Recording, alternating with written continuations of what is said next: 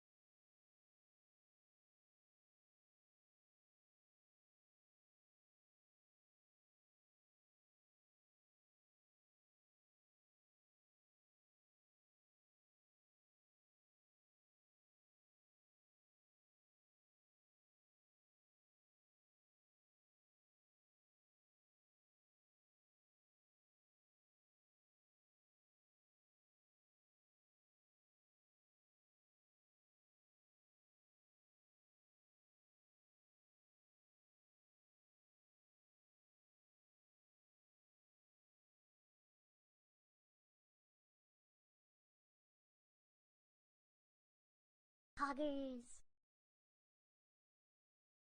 Achoo.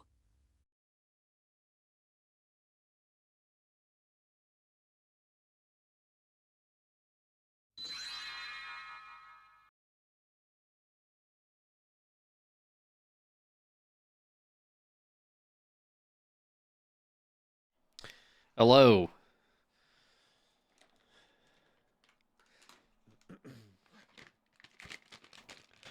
It is ya boy. What's up, guys? What's up, everybody? Welcome to another fantastic, fabulous, Nice to meet you. amazing live stream Munch here munch. at the Alexander Amphitheater. Brought to you by... Crunch crunch. Actually, I had a sponsor this week, and then I got sick, so I couldn't Big do the 70 sponsorship. Pog All XH. So this is brought to you by nothing. Brought to you by me. This is brought to you by me hitting the start streaming button. And you play anime games. Oh so you're man, like a weeb you hero. finally got I'm a sick sponsor. too. Well, I'll tell you. Totally I'll feel tell you that. after this. This sponsor's not calling me back. I'll tell you that right now.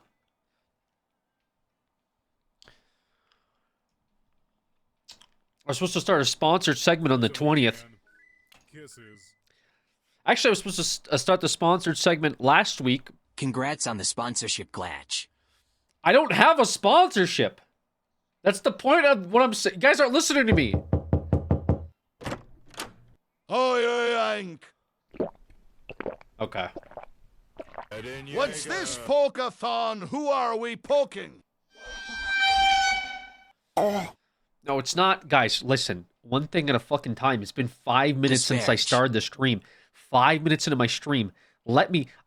Dude, I sound like I have the fucking bubonic plague. Sponsorship, You let's guys go. can't give me 5 minutes to pop my cough drop, chill with you guys, tell you what's going on. You guys are already hitting me with fucking TTS memes, just straight up ignoring what I'm saying.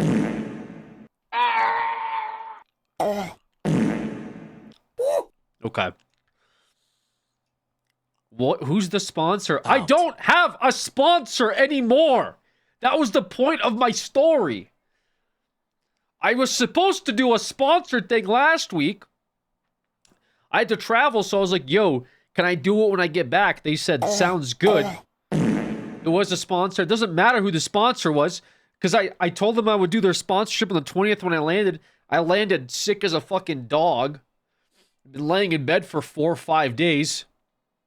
Like a Renaissance child. Send me a link for the sponsor. I'll support you. Dude, I'm timing you out because now I know you're trolling me. Why is your name Squanchy Me? Are you like like Sasquatch's alt account or something, bro? Or is Sasquatch like triple posting?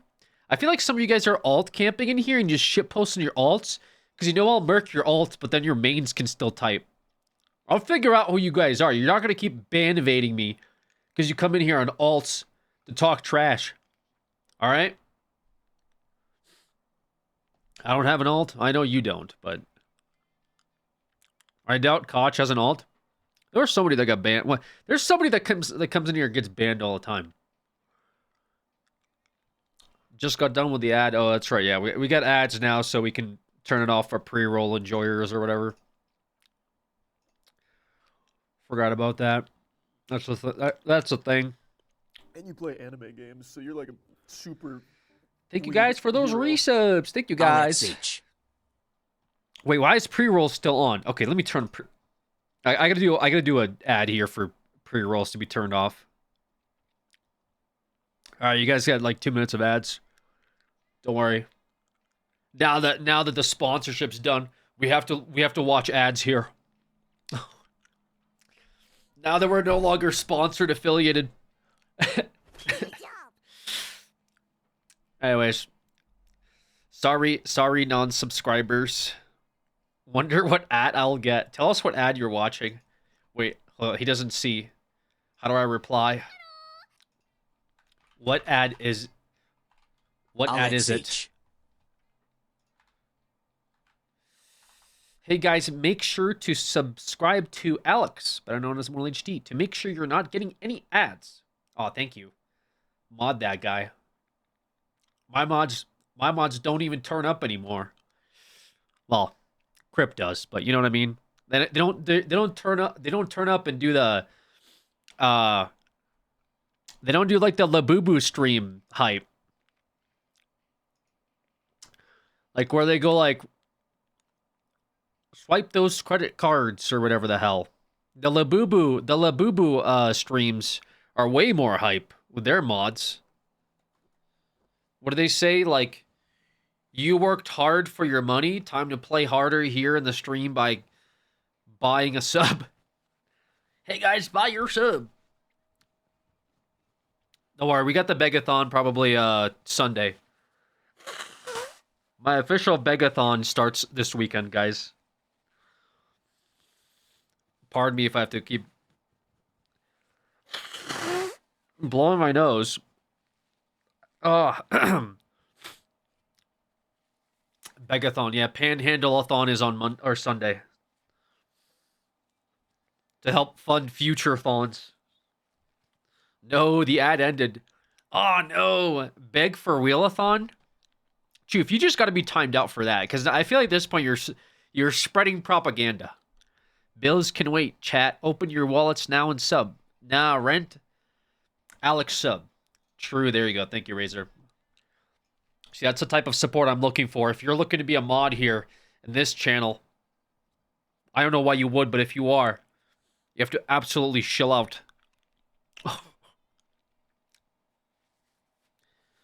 Insurance ads? Wait, did Koch ever respond, or did he, like, get stuck in ad purgatory?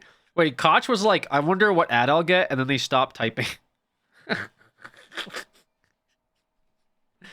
Did they click on the ad? No, I did. Oh. Oh, I'm free now, and I can't remember. I kind of tune off and zone out. Bro, I literally asked you immediately after the ad played what it was, and you tuned out? Like, within fucking 15 seconds, you turned your brain off? Brother. That's actually impressive. Yo, thank you, Razor. We get another Jesus Christ Lover. I feel like I would remember that name. I don't know why. Jesus Christ Lover 10. Billions must sub. Thank you for the 3 months. Kalazy with the 59 months. We got Choofs. Beaks Meep, Space Romantic. Thank you, guys. Pepper does not serve. We got a few resubs. Yeah, it's been a little bit, guys. I lost a lot of subscribers on my lack of activity here on this channel. Don't blame y'all. There's probably better things to do with your money at the end of the day. However, I will still sit here and panhandle. Officially. I'm trying to get the last of my sniffles out before I, what do you call it? Turn the cam on. Bless you. I didn't sneeze. I just blew my nose. All right. Buy Pokemon cards instead. True. Actually true. Actual content, too, with the Pokemon cards. Professor Pumpkinface, I'm so glad to catch a stream. Missed the hell out of you since Couch Up ended.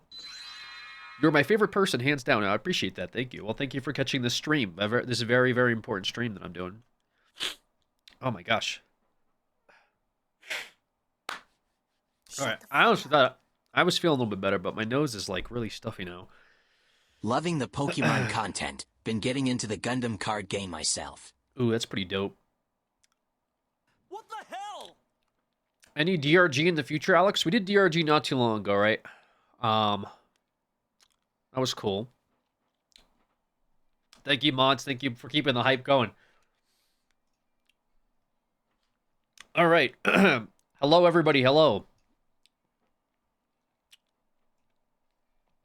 Pardon my demeanor / appearance, my lack of authenticity, and the ability to entertain you like the good old days. This old dog has worn out his limbs, but he's still trucking along. That was my opening monologue for my playwright. I'm going to call it Alex the Troubled. It's sort of like a autobiography / like, I don't know, inside look into the earlier years of my life. I'm still working on it. I don't know how it ends.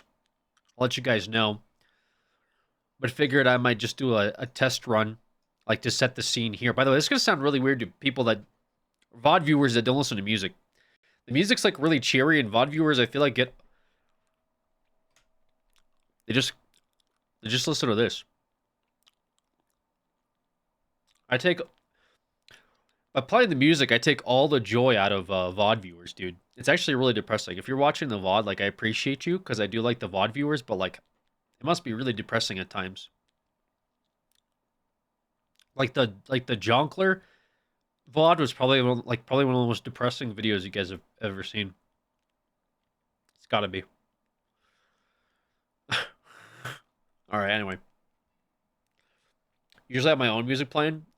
That's good. I'm glad you drowned out the...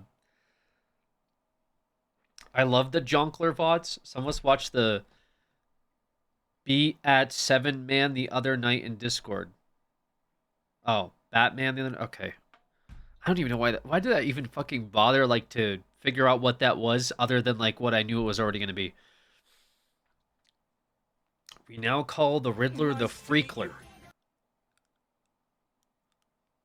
Love your Pokemon content on YouTube.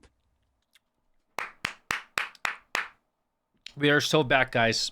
We've pivoted fully into Pokemon. This is going to be the new arc. This will certainly bail us out of financial ruin this time. We just have to believe. It wasn't being posted on the fail Reddit for our RuneScape journey, but this time for sure with the Pokemon journey, we're not going to end up on a fail Reddit or in a fail comp or made fun of on YouTube. This time surely. Yeah, I was supposed to come back. Your sweatshirt looks comfy. Thank you. I'm trying to be comfy because I'm fucking... Dude, I've been laying in bed for the past literally 5 days. I landed on the 19th and I was like, my throat's feeling a little weird. And I hit the bed. Hit the bed that night, woke up just fucking fried, bro. So absolutely fried. I've been going through fucking cough syrup, and then now I'm on my Mucinex sore throat cough drops, along with ibuprofen fucking nasal spray arc, dude. I traveled, my last video kind of insinuated that.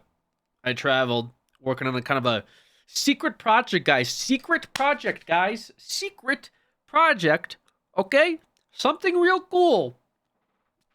Not gonna tell you what it is yet, but I'm traveling again tomorrow, even.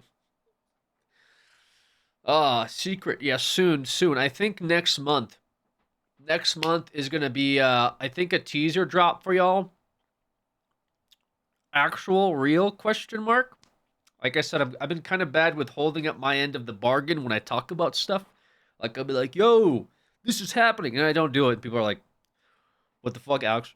So I'm like, "Okay, I'm just gonna hold off on telling you what it is." What Cure? Are you doing a fucking stand-up set in the middle of me like talking about my shit? More like sick ret. Am I right, fellas? Anyone? Wow, tough crowd, bro. Stop trying to do crowd work in the middle of me talking to my stream, brother.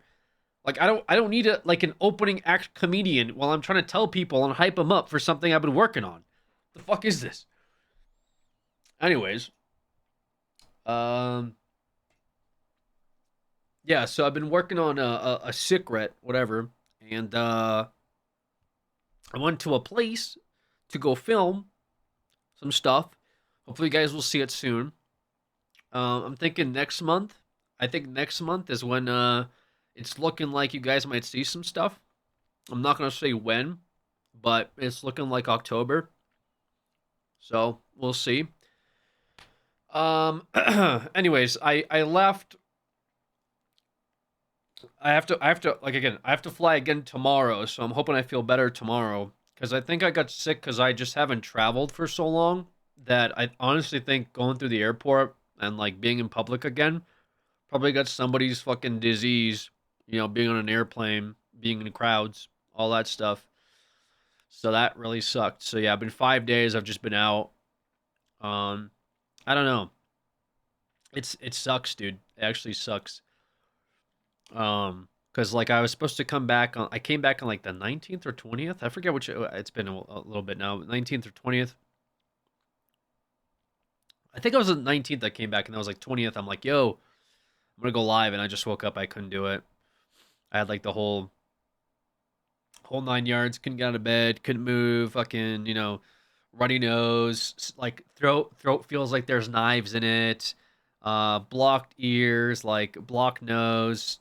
It was awful. In the past like 4 or 5 days, it's just been that. A bit better today, I would say, but I also took my medicine this morning. Just this morning, I only had sore throat, which is better than what it was, you know, initially. So I'm hoping tomorrow I can wake up even better. I'll probably still be a little bit run down, but I gotta fly again tomorrow to film again. And then I'm back on Saturday. I'm flying.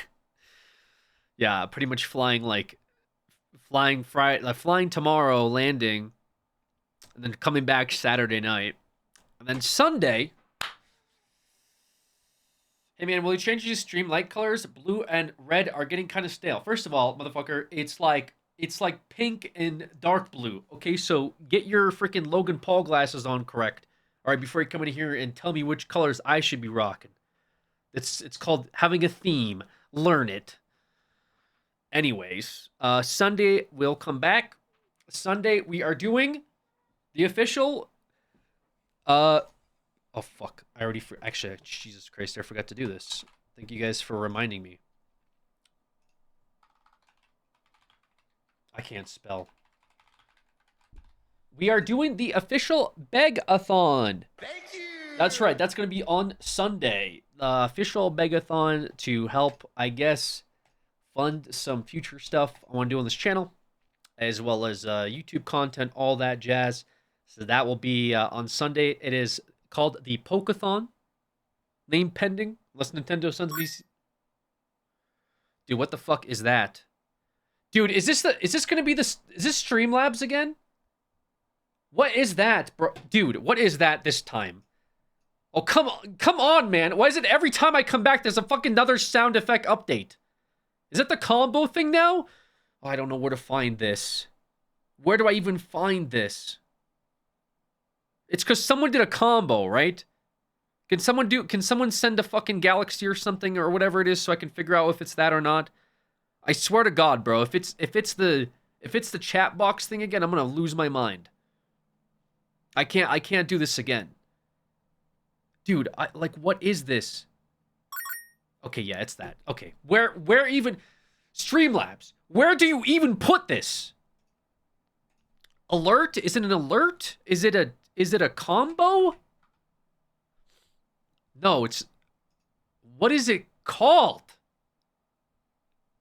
Oh my god, bro.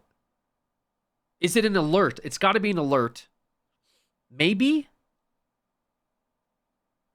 Dude. Subscription bits follows. Guys. Knock it the flip off now. We know what it is now. You guys don't need to keep doing it. What is this? What is it under? Why would they add this? Like, why would they just add this? Why would they be like, oh, you know what'll be really good? There's a new feature on Twitch where people can fucking send you emotes. What if, like, every time someone sends an emote, there's an obnoxious, loud, fucking fairy noise? Bling, bling, bling, bling. Like you're inside of a casino, but you're inside of the slot machine. Oh my god, brother. I don't even know where this is. Like, thank you for helping me achieve level 2. Is it bits? Is that what it is? Is it bits? Bits. Is it this thing? No. Bits, messages, settings? Oh, I'm gonna flip out, dude. I'm flipping out. It's called combos. Yeah, but if I look up combos, is it here? Alert box settings. Yep, thank you for that. Tips? No. No.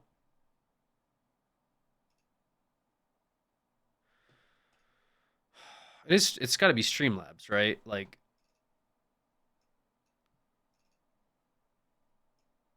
I don't even know if it's, or is it this?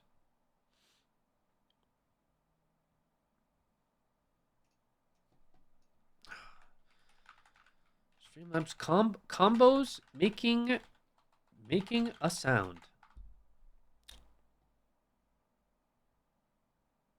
It's not even, it's for some reason too. Whenever something like this happens, I don't get like an update or anything that tells me, hey, we're gonna add this now. So I have to manually find it. You guys are hearing this, right? Like, am I going crazy? Fuck's sakes, brother. Is it? Okay, you hear it. Okay, great. Hearing what? Stop. Now is not the time to gaslight me. Okay, where... Last time, to find the fucking fairy noise, it was impossible, by the way. So... Okay, is it...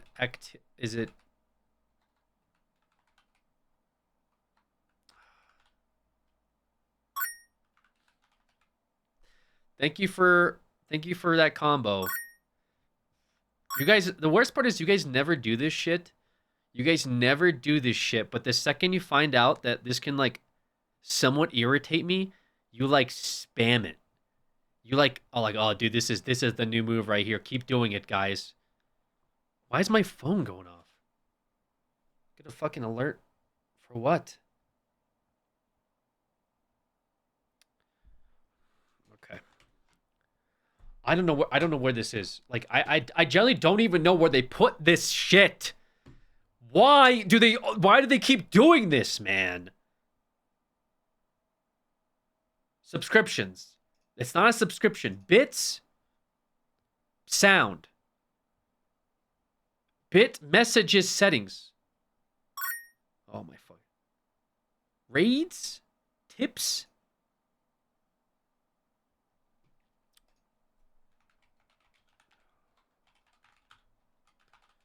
There's no way it's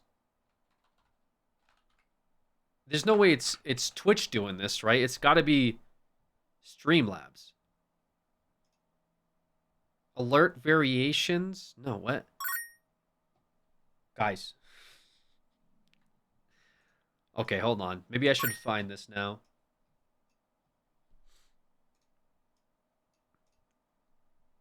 Where is this? Is it OBS? Or is it Chrome? I generally can't even tell. OBS? Why is my Xbox app running? I don't even have an Xbox. Dude. And then it's like, oh my gosh. And then it's like the new update and stuff too. This is literally what it feels like when you hand your grandpa a TV remote. And he just... What the fuck? Grandpa, all you do is you press Netflix. What the fuck? What? Grandpa, you just press Netflix and that will go to Netflix. And then you can watch Netflix shows there. You gotta slow down. You're talking way too fast. Okay. What are you saying to me? Grandpa, on this remote, we put Netflix in for you. What? Wait, this is on desktop. Wait, hold up.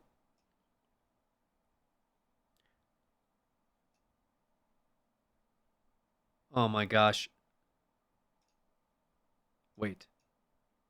Wait, try again, chat? Try the combo. Wait, fuck me. Wait, no, try again. Try the combo thing again.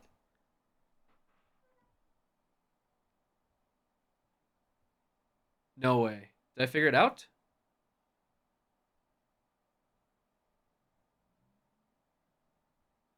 Somebody send 1 bit for a combo. He's begging, not even begathon yet.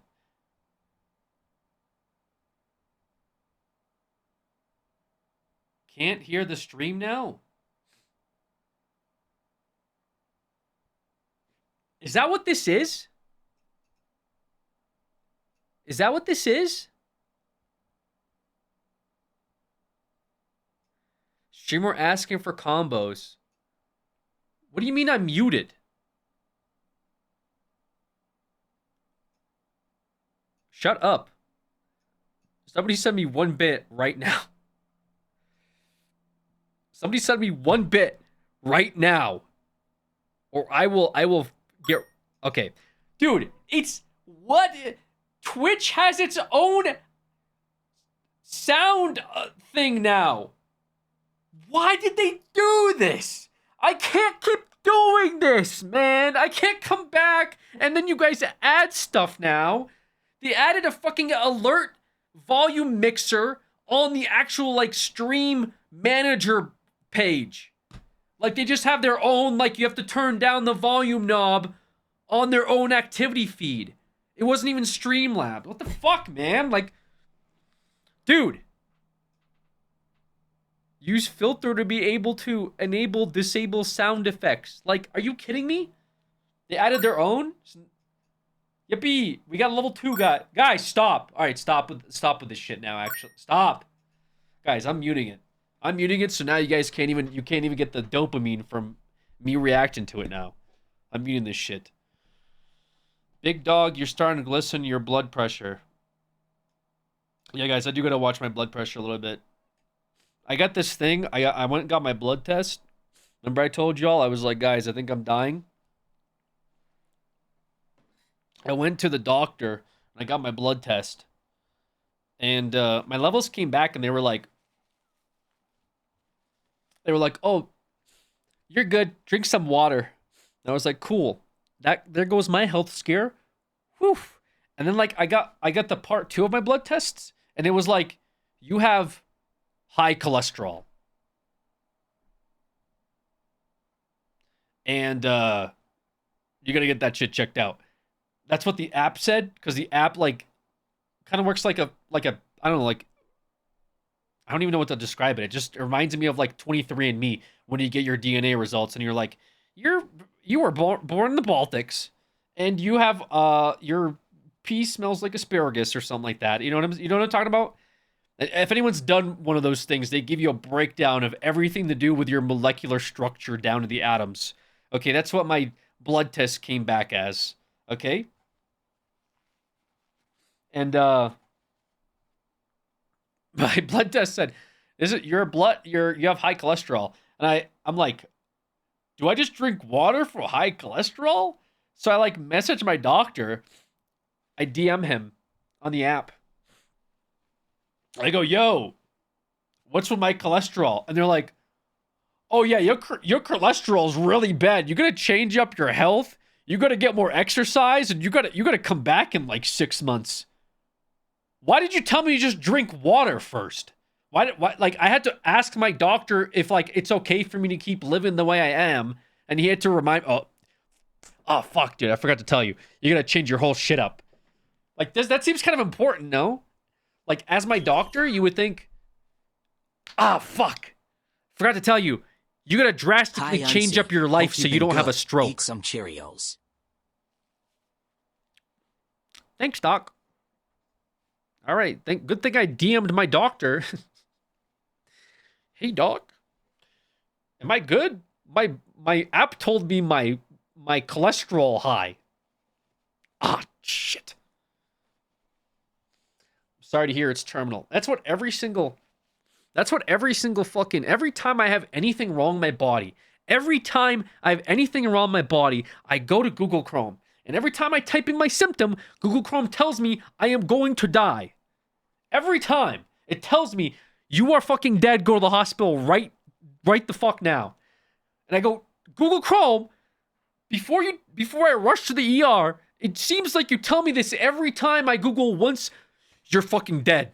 You're already dead. If you're reading this, it's too late. You are dead. It's like, I have like a slight pain in my shoulder. That's where your heart is. You're dead. Oh, today I woke up and I have like, sometimes when I move my arm a little bit, it's like a weird tingling sensation between my right rib cage and my back. You're fucking dead. That's cancer. I moved wrong and I had this weird pain in my right leg. That's where your heart is. You're already dead. You need to make a will right now. Download the will app. Make a will right now. You're dead. Every time. I don't even bother. Like yesterday I went for a walk. I was like, I'm feeling like a weird, somewhat dull pain sometimes here. And it's like, that's the first sign to stroke. It's been telling me I have symptoms of stroke for the past 6 weeks. It's been telling me I'm having a stroke for 6 weeks now. Dying is bad for your health. Just so you know. I've survived 6 weeks of stroke symptoms. Which, when you watch my stream, you can kind of believe that, actually. When you watch the streams, you're kind of like, yeah, I could see that a little bit. Yeah, you just tune in for 5 minutes. Yeah, this guy does seem like a stroke victim. Have you ever considered that we can all tell you've had a stroke? And also, like, the algorithm doesn't help because now I get Quora, whatever the fuck it is, articles every morning. How do you know you have symptoms of stage 4 cancer? It's the first fucking thing I read in the morning. I'm like, oh, Jesus Christ. And of course I click on it and it's like, I have symptoms of stage 4 cancer. Here's my first symptom was I had a tummy ache. Like, okay, great. Like, dude, every fucking week, man. I was getting Quora rabies emails instead. Dude, yeah, rabies seems scary too. And I put it to spam and I still get fucking Quora articles from 11 years ago. Stop searching that stuff in the morning, it'll stress you out. You should read up on current geopolitics instead. Good idea. Let me look up geopolitics news.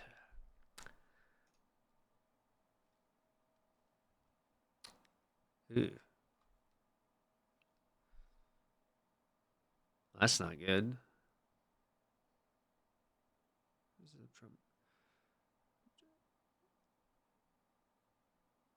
Oh. But they're doing that now?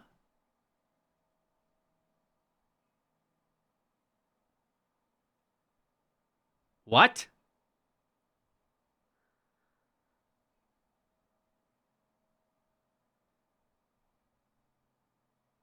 Yeah, no, actually I can't keep reading that. No, you're I can't be bothered to just scroll up, but Shut the fuck up. I should ban you for telling me to do that. Happy days, Alex. Thank you, guys. Thank you. Thank you for those resubs, guys. Means a lot.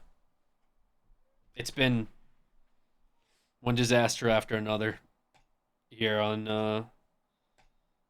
the Alex's Live platform. So yeah, my week has been pretty good. Who the hell do you think I am? Outside of being sick for a week straight, I filmed some cool stuff. Filmed some cool stuff last week that I'm hoping you guys will get to see soon. I think you guys will like it. Like I said, can't really talk about it all too much because I don't want it to be revealed outside of, you know, the correct platforms. Been doing some Pokemon content, as you guys can tell. Doing some Pokemon content.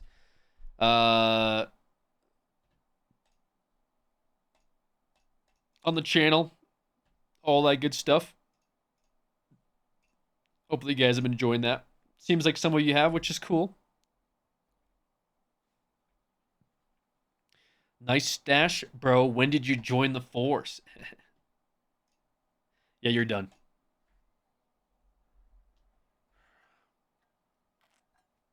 Sick of these people coming in here asking me questions like that. Unbelievable, man. Lighting finally fixed? Yeah, well, I took a gamble with lighting in the first video and it was kind of bad. But yeah, I mean, getting those Pokemon cards is hell, bro. I don't know why it's so bad, right? It's so bad. You had a full beard in the Pokemon video? I shaved a little bit. That's literally when I landed, was a Pokemon video, basically, yeah. I just wanted to finish it out. I was sitting here like trying to fucking cut the thing up. I probably want to get one more out. I was curious, what are the cameras you're using for the Pokemon videos? I know you have a GoPro. I have the GoPro and I have this camera right here. So I just take this camera off. I bring it downstairs where I film. I just set it up. I have like a little, I don't have it up here, but I have like little, my freaking lavs weren't working for it correctly. So I got the lavs working this time. Need more lights? Dude, I need to not film in the middle of the day is what I need to do. You make YouTube videos? I do, Lunar Tide. I do. It's on my Alex Extra channel. You can check that out for my latest and greatest collection of self-edited videos. That's right. I edit those videos by myself. Too cheap for an editor, too lazy for consistent content. Anyways, we're going to do some chill stuff today. We're going to do some Pokemon-related stuff today. And then, again, on Sunday, I think is when we'll do our official Begathon, where I beg you guys, please subscribe so I can continue putting out slop content here on this Twitch, as well as helping fund some future stuff, like we have the Scare-a-thon coming up, but if we do this, probably won't be a Scare-a-thon, it might just be a week of scaries or something. And then obviously things like the Simathon, hopefully, and eventually some other stuff too. Like the multi-streaming, which has been highly requested. Poke-a-thon into Scare-a-thon? Possibly. I gotta fly again next month too, but I got a little bit of a break. But yeah, I'm flying tomorrow for just a day. Hopefully I won't get sick again. Corona-a-thon? Yeah, just now I'm gonna pivot to Hololive instead. Can't believe it's almost been a year since Zoocosis. Guys, that game is so bad, man. I don't know why you guys continue to die on the Zoocosis hill. Zoocosis is not good, you guys. Can we get a Cursed Baby playthrough this Scare-a-thon?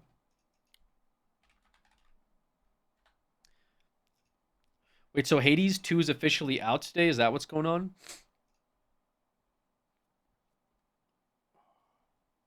I guess we played it with early access or something.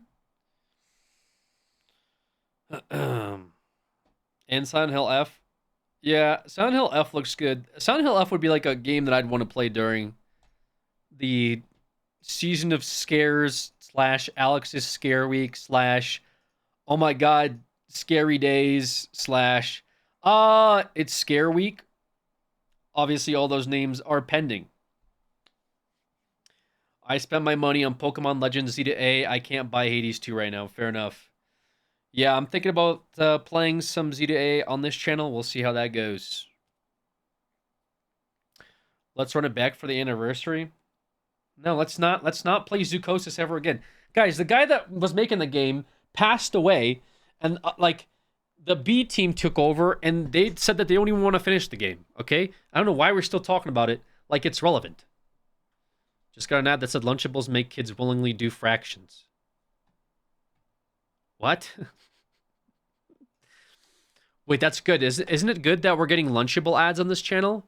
Does that mean that the content here is appealing to the youth once more? Has there been any updates to the game? I don't know. Let's check. Let's take our time to see if Zookosis had an update.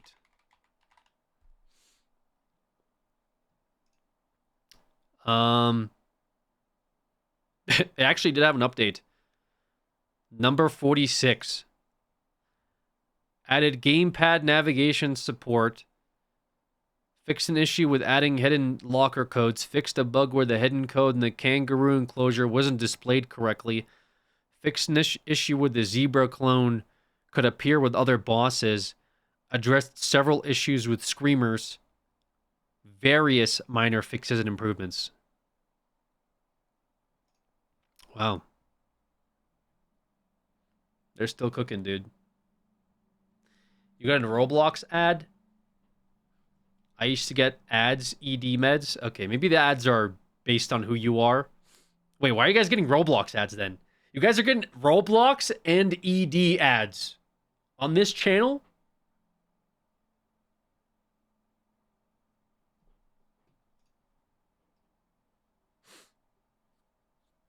Okay.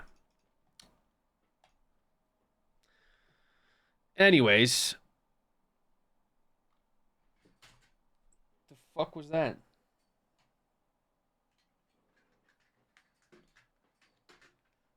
Oh, my fan fell over. My number one fan.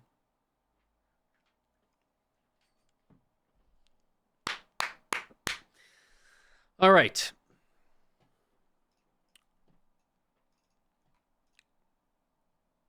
Guys, stop doing the combos. You're pissing me off. Is transition into dad jokes is complete. That's right. Yeah, so that's about it for my updates, I guess. See you guys next stream. No, yeah, I'm planning on doing my like the Kai Sinet style beg for your subs please on Sunday. That will be the goal. Like I said, I do fly back Saturday. Hopefully I don't get COVID part 2. Sleep stream, 3 seconds a sub. We might do something crazy like that, guys. We might do like 5 seconds every sub.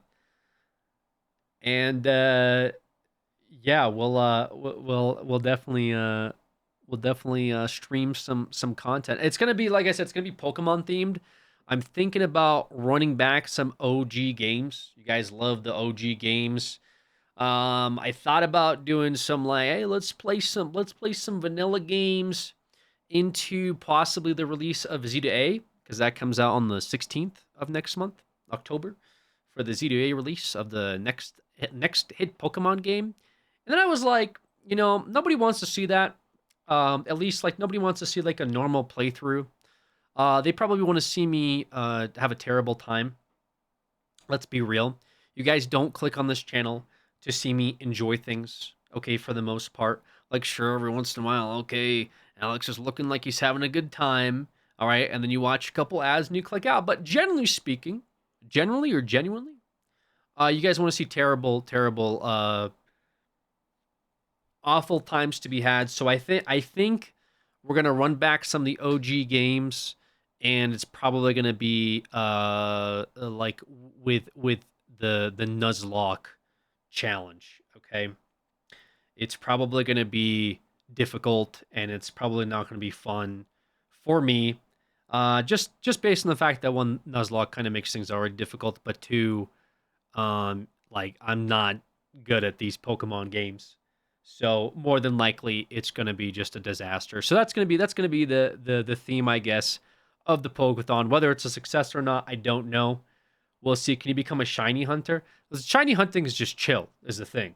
Shiny hunting is like you're just sitting there spamming the same patch of grass for 35 hours until you hear like a shiny, sound effect. Like the fairy noises that we had.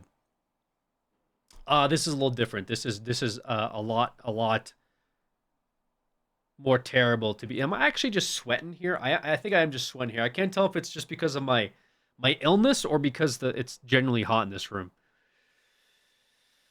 Okay, I'd rather watch paint dry than shiny hunt. You should play the Pokemon Fusion mod. Take a shot every failed capture. Take a shot for every failed capture. I mean, you'd be sitting here for like 30 hours, and if you fail capture one time, that seems like a one shot. Anyways.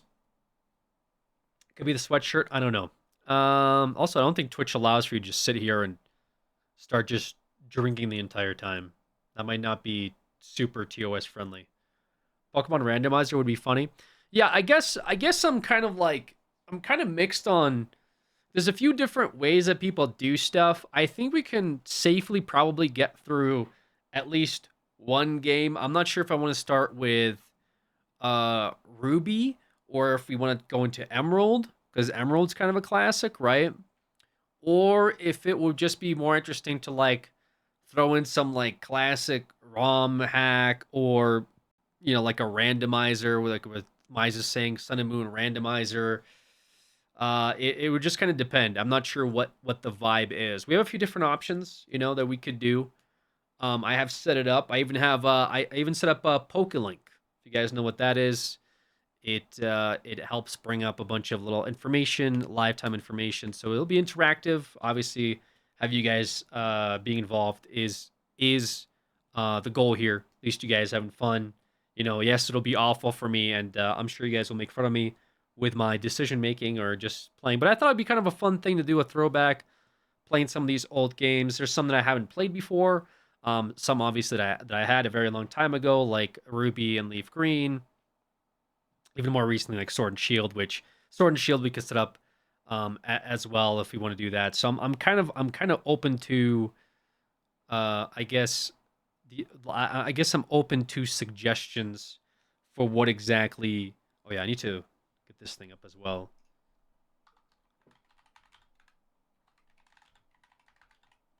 I'm open to, I guess, suggestions. Point Car's been playing a Pokemon game where it's all gambling. Randomized Nuzlocke will be fun. Do you ever play Arceus? I kind of did a little bit. I didn't beat it. I played like the first two bosses or so, right? It was like, was it like Scyther or something? No, or was it something else? It was when you get the rideable mount, I think is about how far I got into it. You could make a suggestion channel in the Discord. I could. I mean, like we have like a bunch of different games I could load up. Obviously, I got the 3DS, and I have like the Switch, and then if there's like randomizers and stuff, that's gonna be something different, obviously. But I'm kind of open to suggestions in terms of making it last a bit longer, because I don't want to just sit there and be like, we're gonna do. I'm not gonna. By the way, I'm not gonna do like Kaizo Ironmon, because that shit is never gonna end. Okay, I seen that. I participated in it. Worst experience of my life. Okay, so I'm not gonna sit here for the next 2.5 months trying to run it down with 4,000 resets. Okay, that's what we're not gonna do. Okay, but like a general Nuzlocke, I can at least see getting through it, and that's kind of the point. Is at least getting through a game. I saw that people did like Generation Nuzlocke, which they did like, right. The idea is like when you beat the Elite Four at the end, you take that team and then you breed that team into the next game. But it seems kind of difficult to do with how you have to trade Pokemon between games. If you don't do that, then you have to do some, you know what I'm saying? some Matrix hacking level stuff to get it to work. So it sounded interesting, but like logistically sounded like a pain in the ass to do. But just something themed around at least going from a game to the next. If I could get through one game, I think that would be good. Okay. But if we could get through a couple games, that will be an accomplishment. All right. My goal is like at least 2. All right. At least 2 full Nuzlocke completions. But if we could do beyond that, obviously that'd be pretty good. Which I think from reading, some people said that there's some games that are easier than other games. So we'll have to see how that goes. Watch Arix play Pokemon Heart Gold and Soul Silver randomized every now and then looks pretty cool. If you could get through another DJ Funky Fresh albums, that would be great. All right, brother, I'm working on it. Give me another. It's been 10 years. Give me another 10 years. Check back in 10 years. I should have something related to that out just for you. Have you ever played Poke-a-Rogue? No, what's Poke-a-Rogue? What is that? Poke-Rogue. Classic update guide for beginners? Is this like a ROM hack?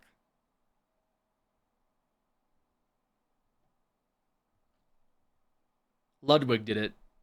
Oh no. That means it's totally cooked. There are ROM hacks that make the game harder as well. I mean, how should I do that then? Like, I guess I could do like a. I guess I could. I don't want to say. I'm not going to call it the wheel because I really don't want to call it the wheel. First and foremost, okay. But like, we could do a ROM hack. We could do a randomizer. Or we could just send it with like an Emerald Nuzlocke, right?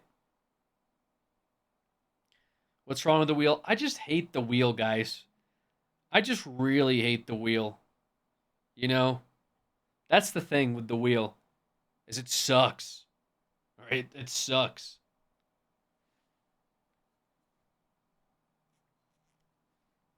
You have wheel PTSD? Yes, I do. I don't like the wheel. What do you want me to say about it? Wheel was the only chance I got to see this channel touch One Piece. Set up apple bobbing thing, and then just rig the apples to have all minus 5 minutes. Bro, I'm not going to set up a fucking tub back here of apples, and then I sit here and I bob for apples as part of like goals, or what are you even saying? I'm not going to set up a fucking carnival behind my chair so you can watch me trying to like fish apples out of a bathtub. Like, what are you talking about? Might be too intimidating for a new beginner like Alex. What is that? Working on a new type of a rule set called Triple Bond. He just released a pre-release version. It's pretty neat. Hey guys, I'm not going to sit here and like fucking solve quantum mechanics in a Pokemon game, all right? I'm just saying, like, there's some options we could do, all right? Now, it's just a matter of, like, order of, like, do I start with, say, we start with, like, Pokemon Red, Blue, or Yellow, and then we work down, or do we just, like, randomize or send it, or is it, like, all Nuzlocke? Is it some randomizer? Like, what is the vibe, I guess, is what I haven't exactly nailed. I feel like most people in the suggestions, if you put up a suggestions thing for Discord, will probably be like, yo, Alex should play this game from this thing. And then that's kind of how it's going to be. It's pretty much going to be what the wheel turned into and why I despise the wheel. Some of everything.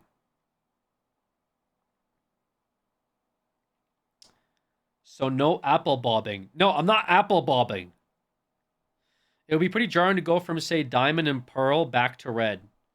That's a good point, Trails. If I do it random like that, it might be kind of awkward to be like, yo, let's start with Sword and Shield, say, and then, okay, now we're playing Pokemon Red.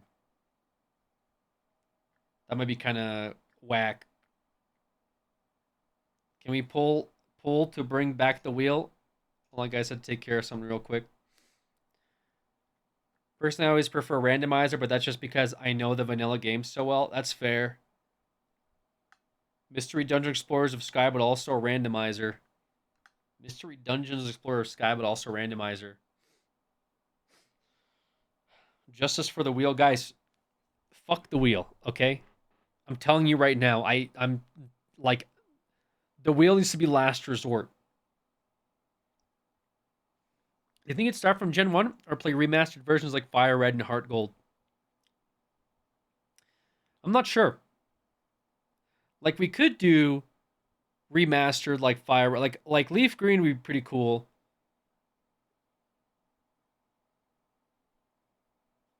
What about one of those lottery ball machines?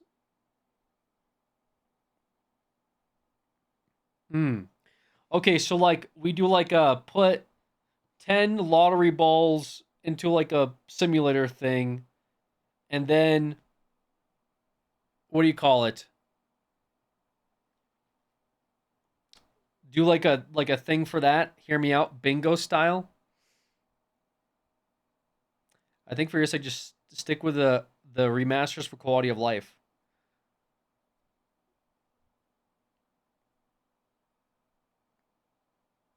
You like the Storm Silver and Sacred Gold as ROMs are just harder versions of Hard Gold, Soul Silver, some things added in. Would a Pal World Nuzlocke work? Some people have done Pal World. I don't really know what you would like. What would you do though in Pal World? You just like try to get to the. You try to beat the raid bosses. Is that kind of the goal of Pal World? And then like, I guess it could maybe work. Is Pal World worth getting? I liked Pal World a lot. I think Pal World killed it.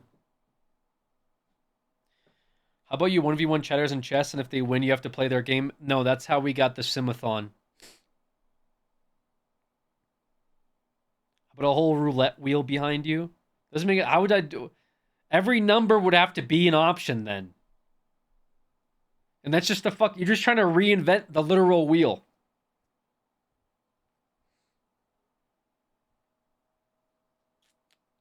Hitless Pokemon run? How about something not well, first of all, what how would you even do that? Just like you just sand attack your way through the game and pray? How about blind throwing at a dartboard? No, I'm pretty sure I already lost my security deposit, okay? Due to the fruit fly incident, so I'd rather not put holes in my walls. Listen, the wheel was invented in BC. It's due for an upgrade.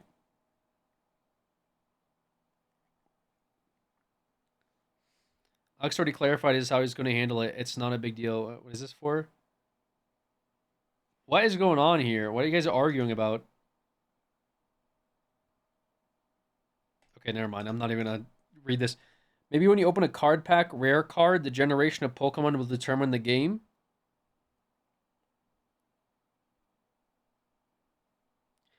Wouldn't, like, the card pack have to be... I don't even... Like, how would that... Oh, it's funny. Are you going to play Silent Hill F? I'm not sure yet. If I do, it'd probably be, like, at the end of October. This is why you don't do Pokemon Man in the chat? No, the chat's fine. The chat's just very passionate, okay?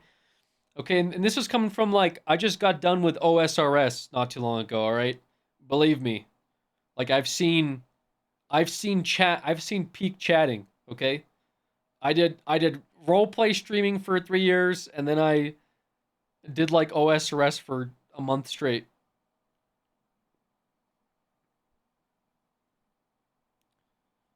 I guess I'm just not sure if it's, like, better to just have, like, a set schedule of, like, these are the games I am going to do starting on Sunday, and then we start with, like, Pokemon Yellow, and then we try to work our way through, or if I'm like, let's do it by choice, like, people voted in the Discord for this game, you know what I'm saying? Or if we do it by like a random, we take top 10 viewer votes and we put them into like a bin and then we spin it like a wheel, and whatever it lands on is what we'll do, like we'll try to complete. Does that make sense? Like that's kind of what I'm stuck on. Sounds like a wheel. I'm really not trying to call it a wheel. I really don't want to call it a wheel. We'll call it a bin. We'll call it a bin of balls. Why not play them in order? I think all of them have their own upsides and downsides. Does that make sense?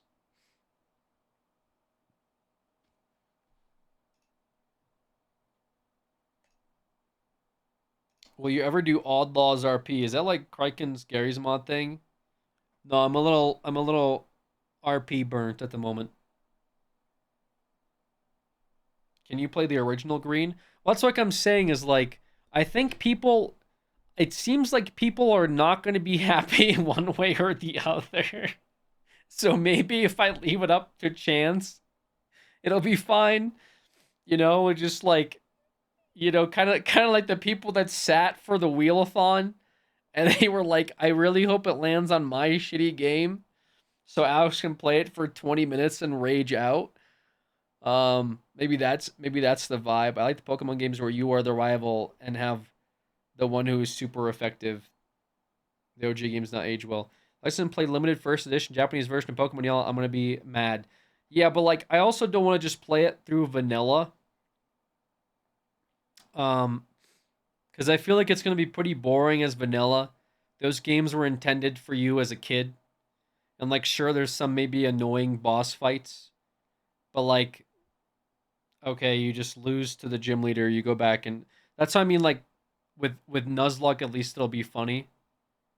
At least with that as a challenge set, I think that'll be at least good content. We're ever gonna see you play Cult of the Lamb again? I don't know. Cult of the Lamb was pretty good. Maybe we'll run it back for the Scarathon. Who knows? I tried playing Pokemon Fire Red in my old Game Boy, and it definitely ain't the same. Pokemon Coliseum is 100% worth different kinds of Pokemon game. I mean, Pokemon Coliseum is one of my favorite Pokemon games, but it's kind of difficult to like. What do you? You can't really Nuzlocke it. Yeah, I don't really know how you'd play it. I guess because that game had a very set amount of like Pokemon you can capture and have in your party. I believe like one playthrough would be kind of interesting, Shut but the fuck up. other than that, Have you seen the game Living Hell? There is a trailer for it. I've seen the game Living Hell. What's up, real? Living Hell. Iron Man, Kaizo, Nuzlocke make Pokemon games really complex.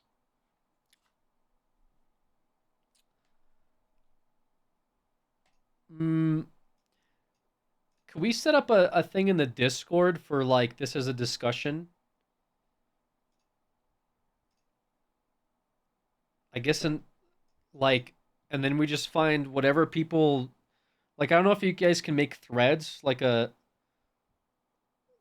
thread where people can like vote the thread up, or if people can like I guess vote on what they want to see. That makes sense.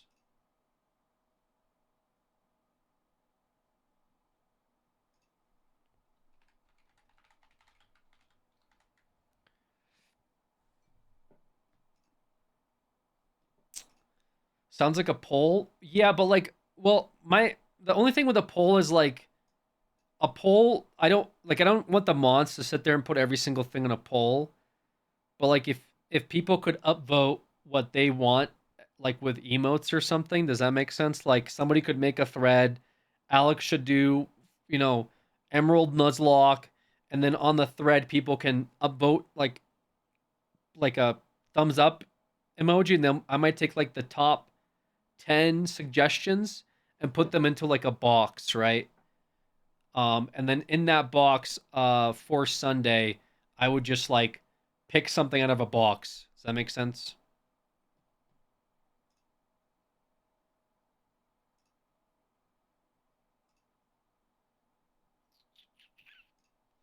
Because I might do it that way. Let me ask.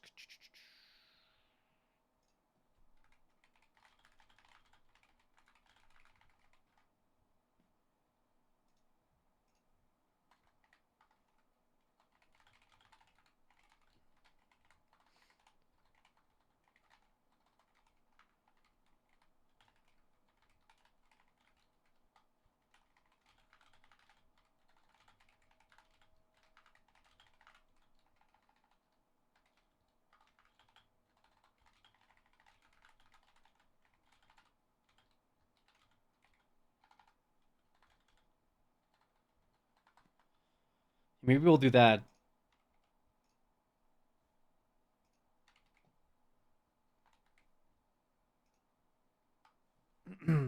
Hi, Art.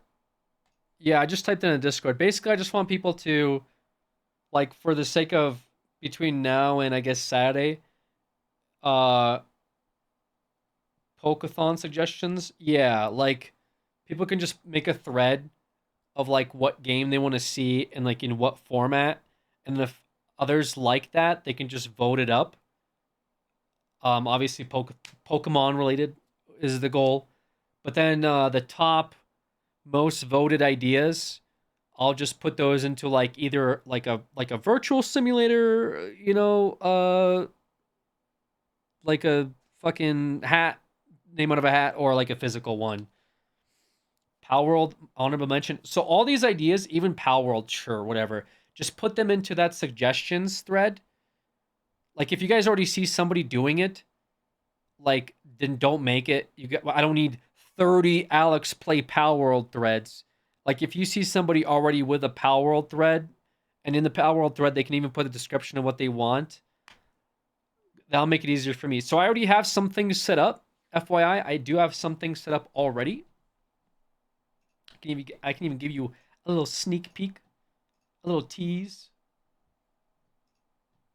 But if you see somebody already that has like somebody made a thread for something I want, just vote it up, and then we'll just take the most voted stuff. I'll put them into a box, okay? And the idea will be basically that I'll try to get through as many as I can in the amount the thon is going for, and even if it's like if the thon's too short or going for an extended period of time, whatever, we'll try to get through as many as we can. Everyone vote Pokemon Go, make them go outside. Pokemon Go might be kind of difficult. It might be kind of difficult unless it's like specific, because I'm not going to go outside and like show you guys where I live. I'd have to figure out a way to stream, which I thought about doing Pokemon Go content like in the future with some stuff. I had some ideas, but that's like future note. It's that outside. So maybe if you have an interesting idea, sure. But if it's like, Alex, go play Pokemon Go, I don't know if I'll just... First of all, number one, I realized my phone is so bad. I literally was walking my dog for an hour the other day, listening to a video, and my phone died in an hour. So I need a new phone, okay? So reason number one, my phone, I need a new fucking phone to stream. All right? It's not going to be able to stream for more than 2 hours with the battery hooked up to it. But number two is like, yeah, walking around outside. I'm not gonna show you guys where I live because obviously I don't want people knowing where I live. So yeah, that's a couple of reasons why. But if you have a good idea, I'll look at it. I'm open to suggestions. But we'll throw that in the we'll set up a thread for it, and then once they got that going. If Art or I don't know if Coffee's in here, if they could get that set up, it just needs to last for a couple days. But I'll take the best suggestions and I'll throw those into a box, and then we'll try to get through as many as we can. Play Leaf Green while on a treadmill. You want me to go get a fucking treadmill? You want me to go buy a treadmill for this bit? I'm working on it. Where I play Leaf Green on a treadmill. Like, this is what we have. Would be good for your cholesterol. The thing is, I'd ban you just for saying that, but like, it's a pain in the ass because then I have to remod you, and I don't want to go through that hassle, okay? So just pretend I banned you for 30 seconds. for talking about that. Very sensitive.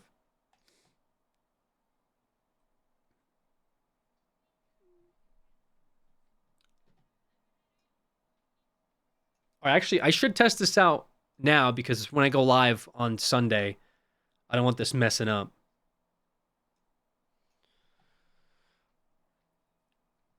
You gotta mod view for 30 seconds.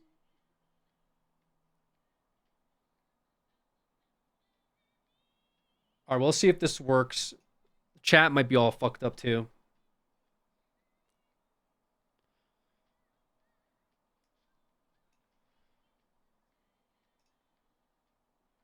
All right, there it is. Made beautifully. Okay.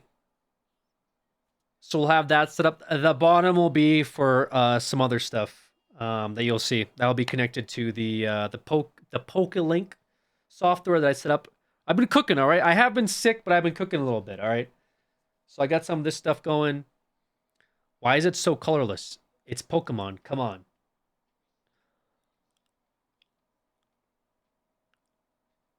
Because it's as if you're a child in the 90s with a Game Boy. Mostly want to see how chat looked. I guess chat looks fine. Yeah, it'll work. Whatever. It'll work. Anyways. Change color scheme based on game. Honestly, I could do that. If I needed to, I could do that. Should it be the background or should it be the frames? Like, should it be like if it's say like Pokemon Green?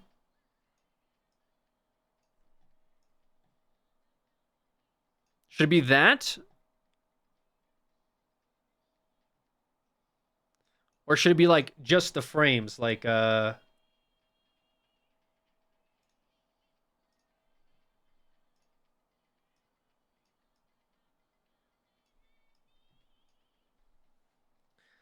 Hey Alex, hello, hello.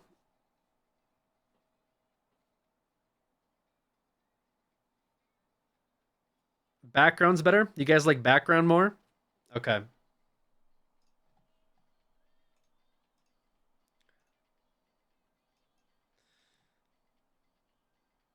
Why is Bulbasaur the only one in the graveyard? This is sad. Oh, because I did a test run and Bulbasaur died. I did a test run and Bulbasaur fucking died, bro. I had to kill somebody to see if the graveyard worked. Okay?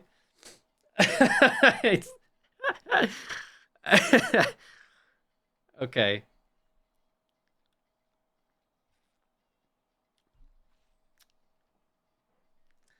So yeah, with Nuzlocke there is like perma rules, right?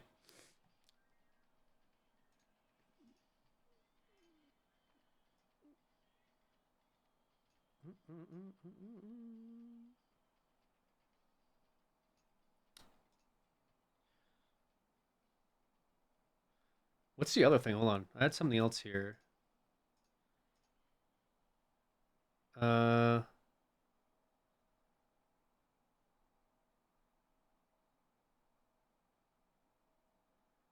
had another... Oh, this.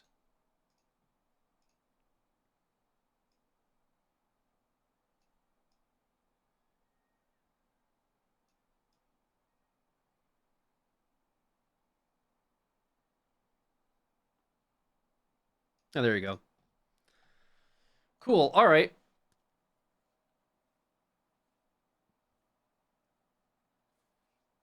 What was his name? It was just, I think the letter A was his name. So yeah, that'll be okay, cool. Poor A. You want Streamlabs in chat? To be fair, I guess not, huh? I guess I could get rid of Streamlabs.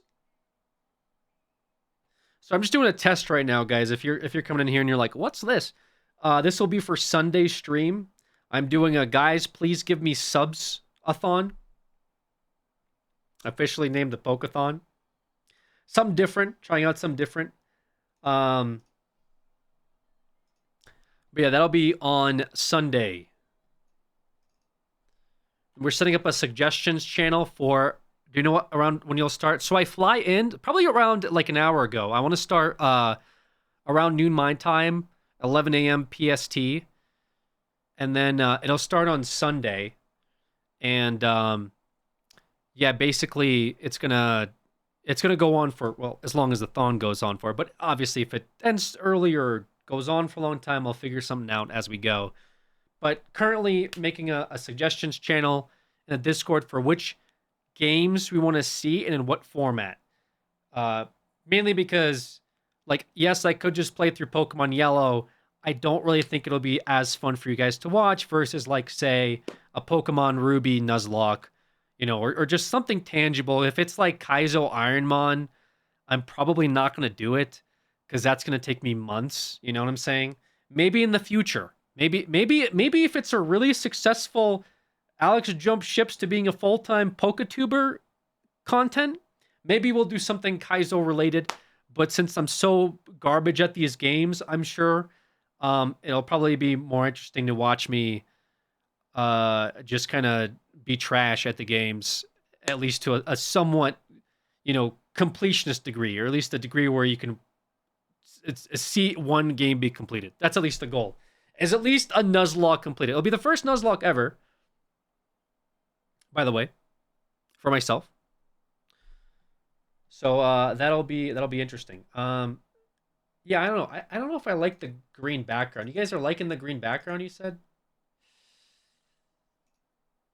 I kind of liked it because the thing is, it's probably fine.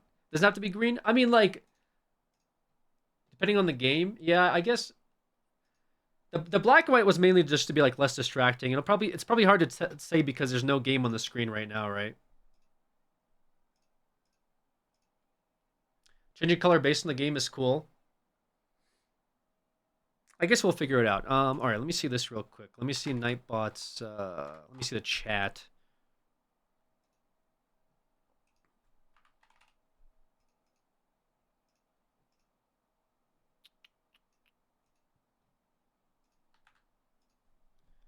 Let me see if I can get rid of the bots, because somebody did bring up that. Do I want bots?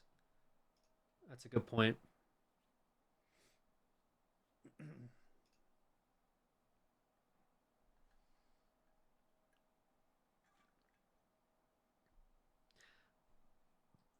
Damn bots, I gotta go. I think you guys will like.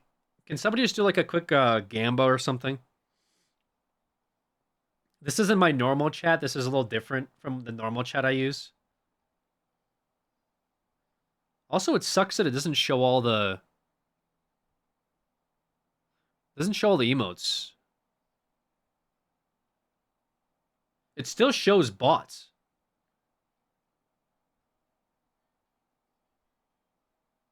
Weird.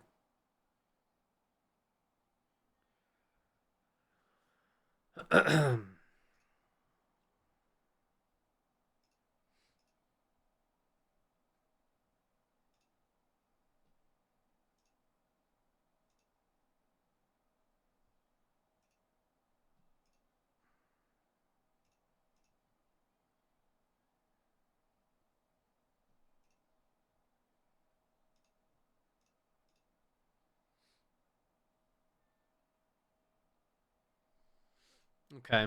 I guess it's fine.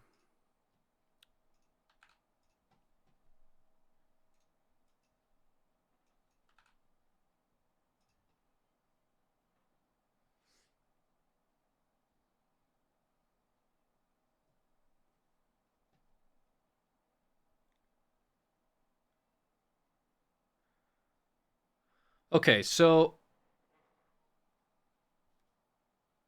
I think it's pretty much ready for our big stream. Anyways,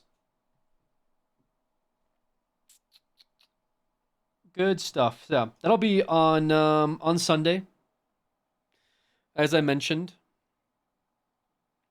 There, I did it. You're welcome. Thank you, Coffee. Appreciate that.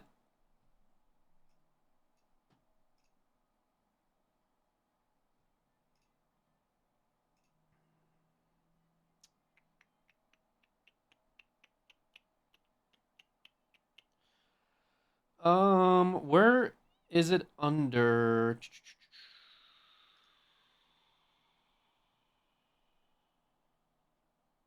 Am I dumb?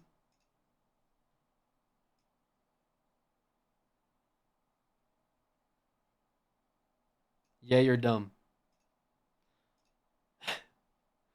What the fuck? Under arcade. Oh, I see.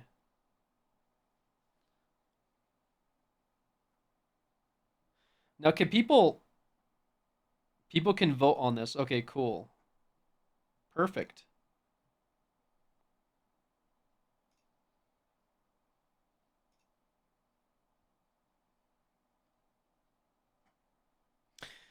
Sweet. Okay, so there will be a poke-a-thon suggestions thread in the Discord.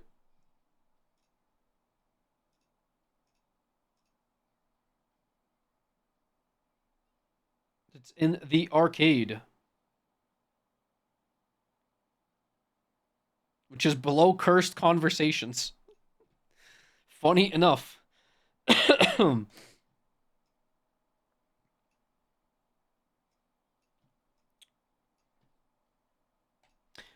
I may stream tomorrow as well. Um, to give you guys another update about it. As in, hey, if you want to see a specific game for the Pokeathon, go make a suggestion thread. And again, you guys can vote on the suggestions. And the suggestions with the most votes, I'll put it into basically a hat, tentatively. And we'll pick out from that for Sunday stream. So we could start with one of you guys' suggestions straight up on Sunday. Can you do a type advantage quiz to check your Pokemon knowledge? Okay, let's do that.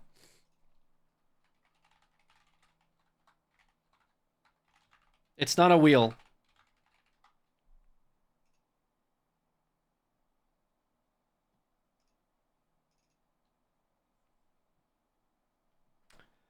BuzzFeed Pokemon?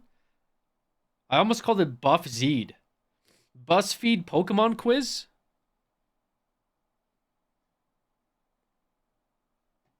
BuffZeed? What?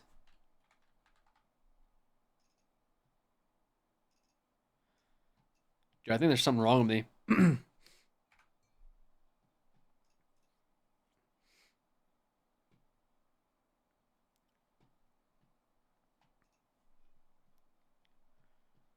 How do I play this? Is this... Wait, this has sound as well? Okay.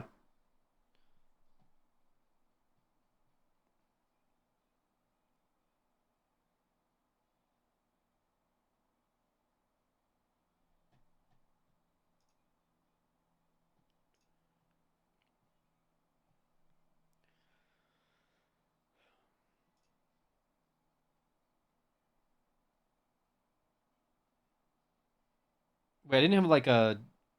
Where's my...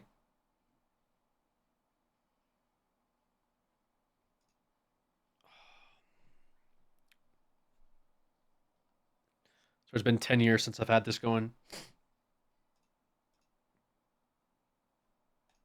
I don't know what that is, Art. How effective is Steel against Psychic? Oh, dude, is this going to be one of those?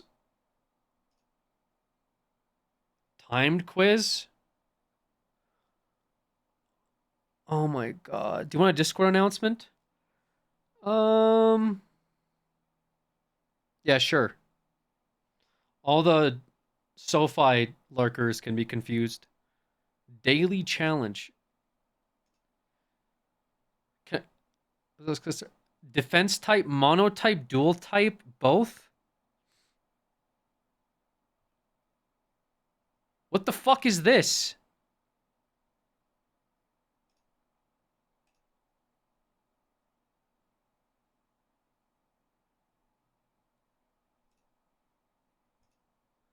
There's 153.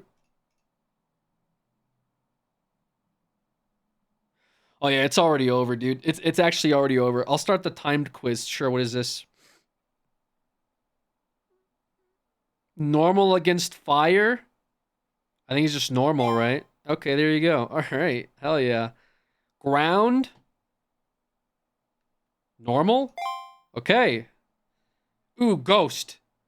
Is this the one that does nothing? You can't touch ghost, right? Okay. Normal versus fighting. It's weak. Fighting beats up normal. So 0.5? Shit! Sorry, that was an overreaction. Okay. Normal versus grass.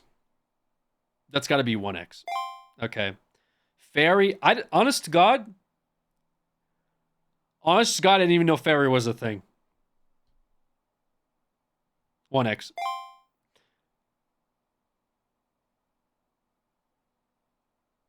One X? Bug? I don't know. Okay, electric. Is this all the same? Normal versus whatever? Is this all just versus normal? Why is it all just normal? Wait, how do I... Oh, because I selected it. I'll do a...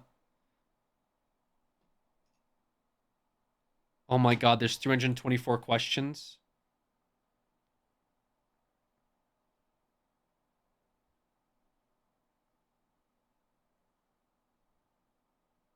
Guys, I'm not doing 324 variations. Didn't even know there was that many variations. That's crazy. Can I just do practice mode? Okay. Steel versus psychic.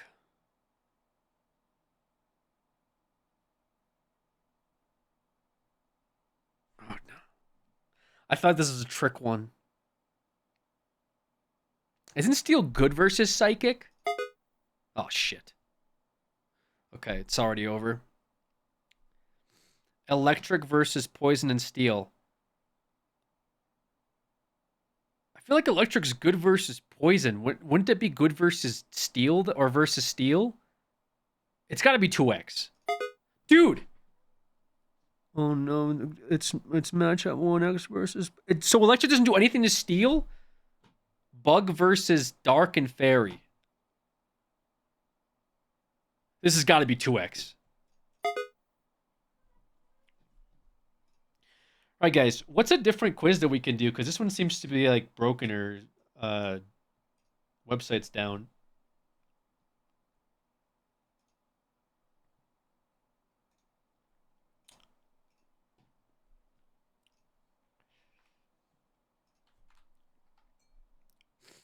Art, what is this that you linked me?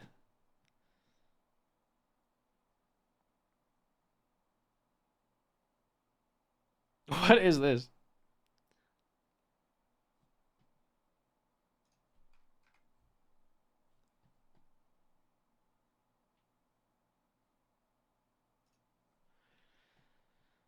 BuzzFeed Pokemon quiz. I have a big break package ad. Is this a real Pokemon or a fake one? 12 people shared their last straw moments before cutting off their MAGA family members. All right. The cast of Detective Pikachu finds out which Pokemon they are.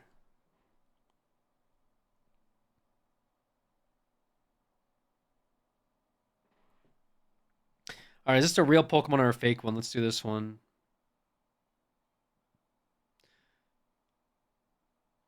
All right, Sudowoodo is real.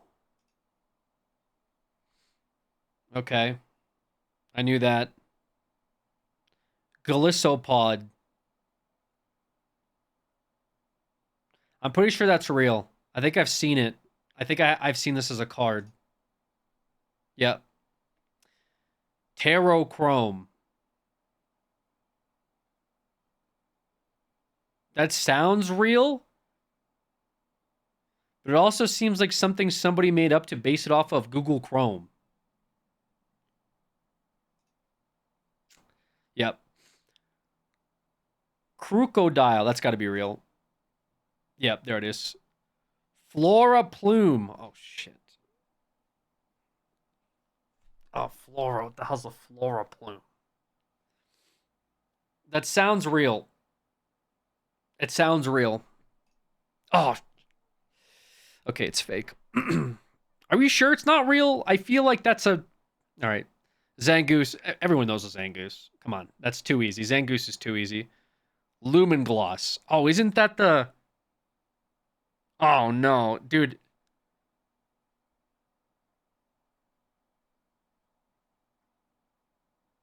Is that the guy that, like, is the Zigzagoon Final Evolution?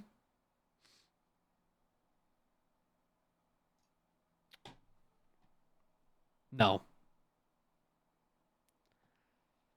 No. Aegislash?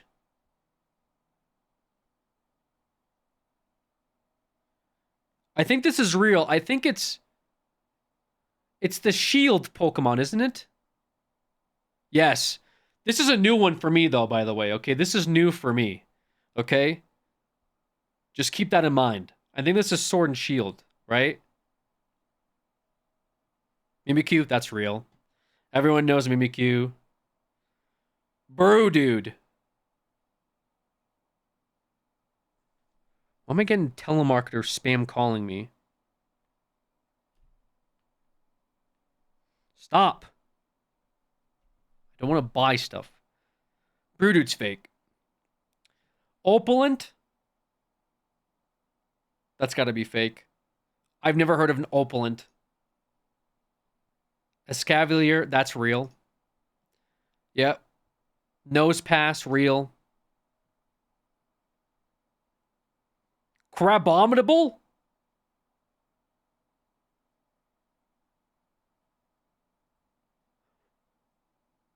What the hell's a Crabominable? That's real?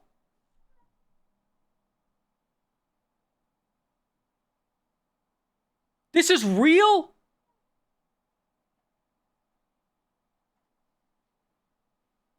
Dude, it's an abominable crab. Who the hell do you think I am? Mo, thank you. A fighting and ice Pokemon from Alola that evolves when you take it to the highest peak in the land? You gotta be shitting me right now. This guy evolves when you bring him up a mountain. Yo-Yo Trill? That just sounds like slang. That can't be real. Yeah, it's not real.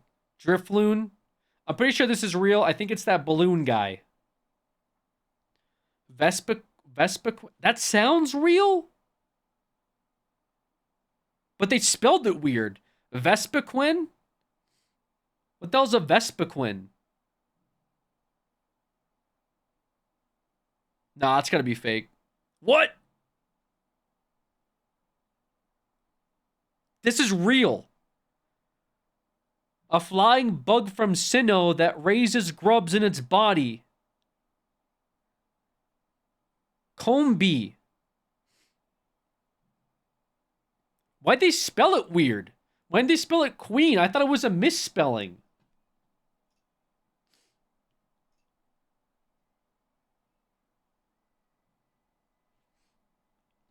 Thank you, Coffee. Okay. That's gotta be real. It's not. Fuck me. Great, I got 13 out of 18. Alright. Alright. This was kind of bullshit though, guys. I feel like this I feel like this was kind of bullshit. I'm not gonna lie to you. Nah, I don't nah, that was a nah, that was kind of BS. Let's be real, dude. No, that's gotta be like that's some BS. Which type of Pokemon are you? Ooh. Choose a place to travel. Ooh, I like this. Okay, let's go to... I'm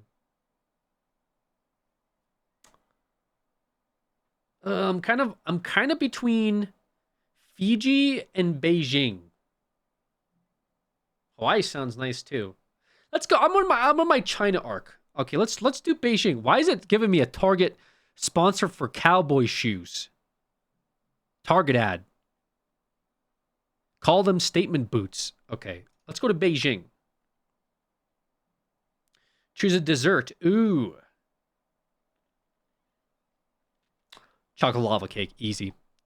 Easiest decision of my life. Chocolate lava cake. 100%. Choose an activity to do. On the vacation or just in general? Hang out with friends? Hang out with friends or read a book?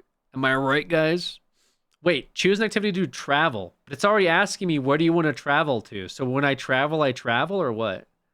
Or is this just a... Okay, I don't know. Let's go to an amusement park. That sounds like fun. Choose a gemstone. Okay. Diamond, I guess. I don't know. Like, what does it fucking matter? Choose a personality trait? For me? Just for me?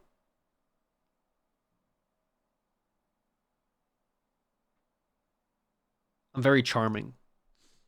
Choose a Pokeball. Ooh, dude.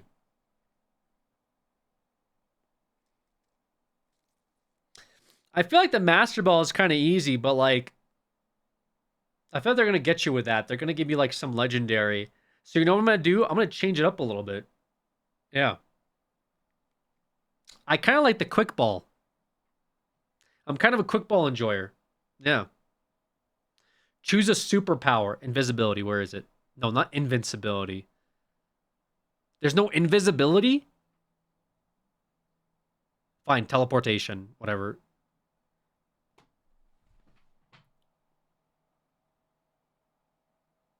You've got to be shitting me. You've got to be shitting me with this one. How the fuck do you even... How do you even get there with the choices I made, bro? I chose chocolate lava cake, teleportation, quick ball. You're hardworking and you're not afraid to make your own rules. Dude, get the fuck out of here. How am I a Psyduck? No, he means psychic type. It's got to be psychic type, okay? Guys, it's psychic type. Okay, it doesn't mean that I'm Psyduck. It means I'm psychic type. Which, that's okay, okay? I don't know why they chose Psyduck as the representative of psychic type, though. It's not 100% Psyduck. No, it's not. No, it's not. No. No, it's psychic type. It's different, guys. It's different. It's just showing you Psyduck. It could have been Espeon. It could have been Mr. Mime. Okay, Psyduck's the only thing they could come up with. 100% Psyduck, you have the noses to match? Yeah, you're done. Psyduck is cool, though. On what planet is fucking... What planet is that cool? And never was I a kid being like, damn, Psyduck's actually kind of cool. You see this motherfucker on your screen and you want to mute the television. What are you talking about? He's cool. It's like, bro, it's like, you're like, dude, Misty, what are you doing with this thing? She's like, come here, Psyduck. He's like, Psy! Brother, get this guy off my fucking screen now! I am sweat. My forehead is very glistening. All right. Psyduck compression's on point. Okay, so Psychic. Actually, that's pretty valid, dude. I'm a big Psychic enjoyer. Yeah. For sure. Can you name these Pokemon that I drew from memory? Okay, sure.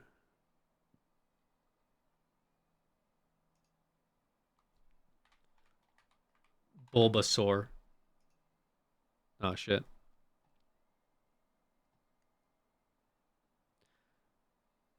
Are these... They actually draw... Okay, let me... Charizard.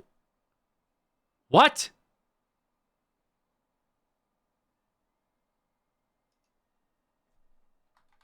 Charizard. Charizard.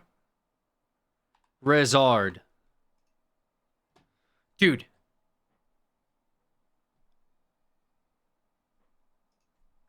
How do you spell Charizard?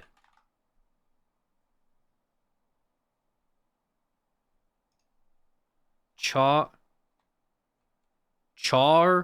is ard.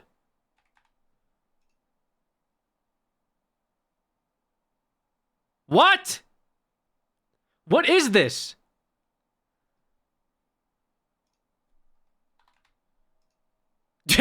I give up.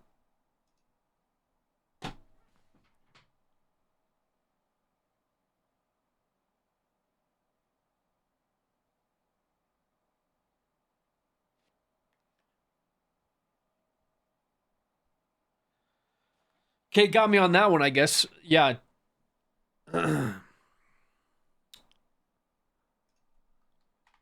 Oddish.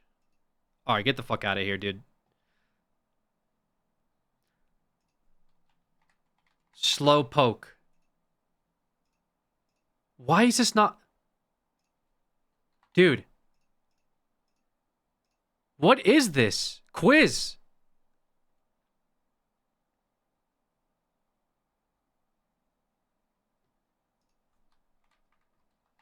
Blaziken.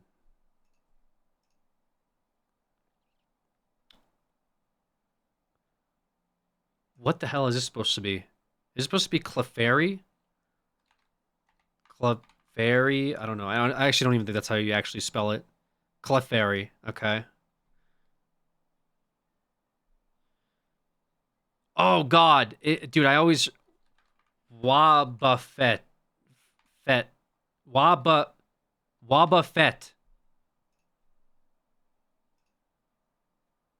Honestly, close enough. Okay.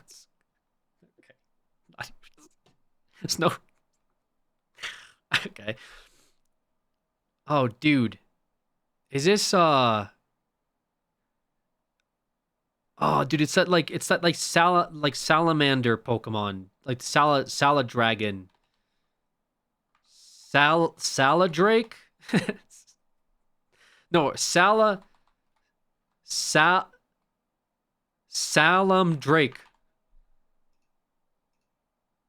Okay, Salamence. All right. Honestly, dude, I was pretty close. All right, I was actually pretty close on this one. All right, it's not Salad Drake. It's Salamence. The fuck is this supposed to be, brother? Is this Krabby? Scizor?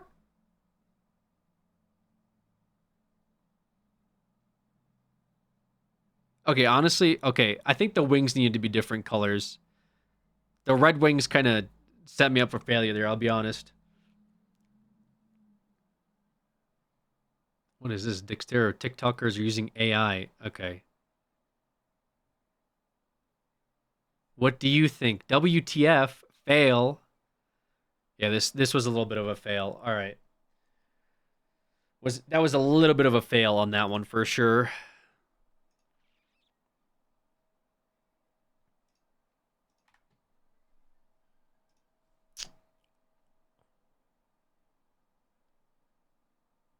Okay. Those are very, very good BuzzFeed quizzes. They're very, very good. Guess the Pokemon from the emoji. The pet one now? That's boring. All right.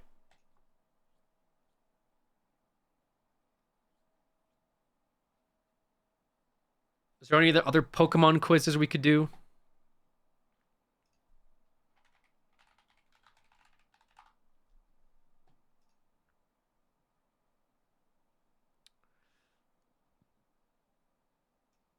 What is this?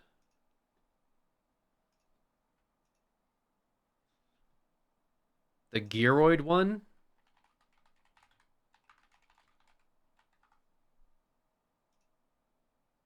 Nice to meet you. Joe Maji, thank you so much. The hell is that? That looks like a virus you linked.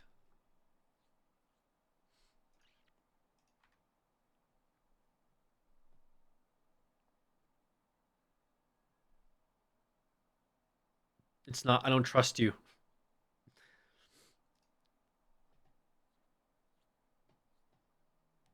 What the hell is this?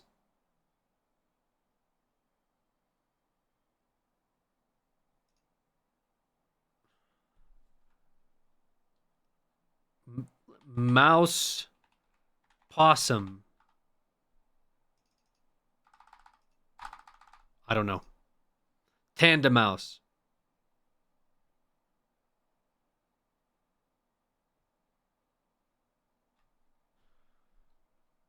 What the fuck is this, dude? Woodpeckeron. I don't know. Picky peck? Slub. Snob.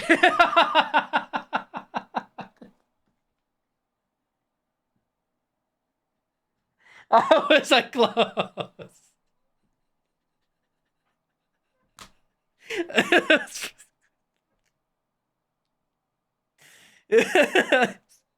No, not this again, bro, please. I need this one. Thank God. Oh my God. Oh, dude, this guy, fucking this guy, bro. Nozzle Pozzle, bro. Dude, I know this guy, but I don't. I don't. Nuzleaf. Of course it's Nuzleaf, bro. Oh, it's, this is, I'm gonna spell it wrong. Gardevoir. Okay, thank God.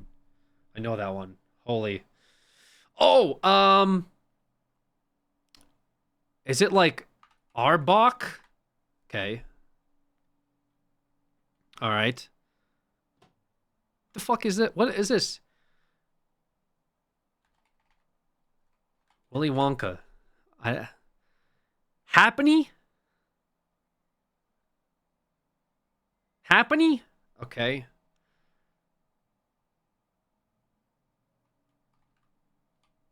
Ratfly.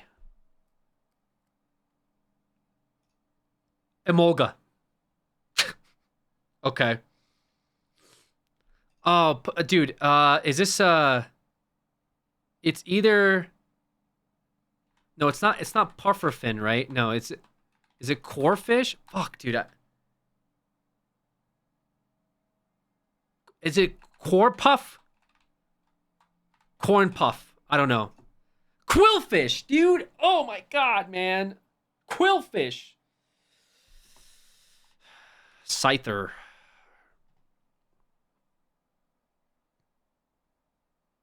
Brother, what the fuck is this? A protein bar?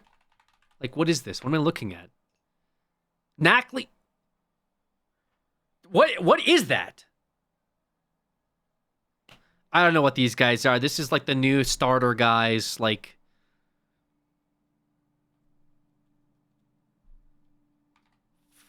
Flufffire. Sprigatito. Of course it's Sprigatito. That just straight up looks like a dolphin. This doesn't even look like a Pokemon. It's just a dolphin. Finizen? That's a dolphin.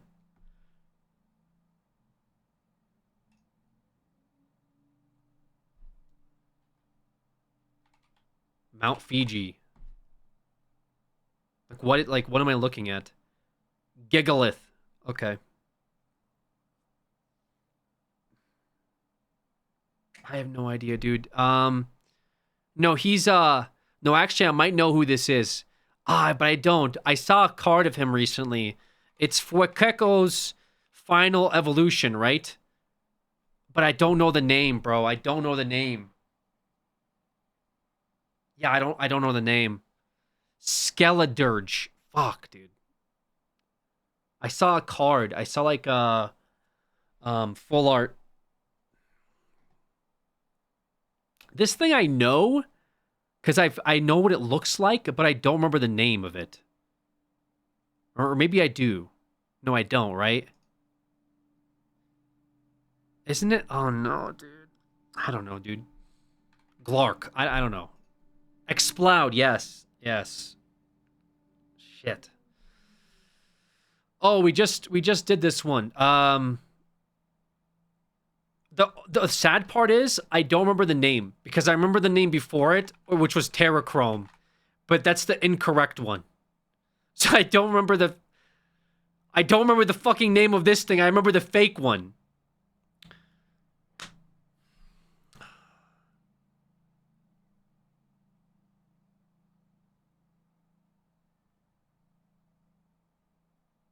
I don't remember, dude. Dude, my memory's too bad. Galissopod. Oh my gosh. Okay. Oh, dude, is this like freaking Spoink's evolution or something?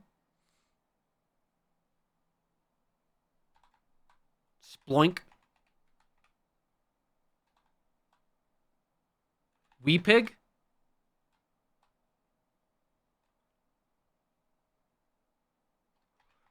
Porco. Grumpig.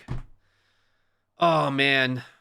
Oh, this one's super easy. Everyone knows this one. Everyone knows this one. Yeah, dude, what is this guy's name? Is this like Hoppit? Hippot? Hippoit? Hoppoit? Hip hop?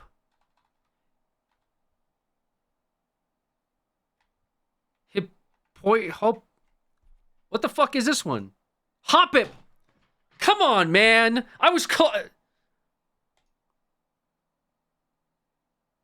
Oh, we had this one. Oh, we had this one. Oh my god. Oh my god. Oh.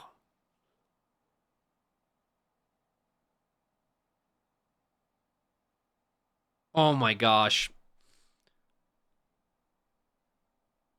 Yeah, I'm not gonna get this one. Arkansas. Ariados. God damn it, man. Ariados. It doesn't even make sense. Oh, is this Wheezy? No. No. No, is this Drowsy?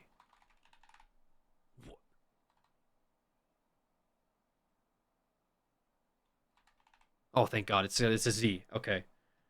It's Drowsy. Dude. Who the like this what even is this? Dude, it's a stupid looking thing that nobody cares about. It's a stupid like face on it, man. It's just the stupid big eye face thing.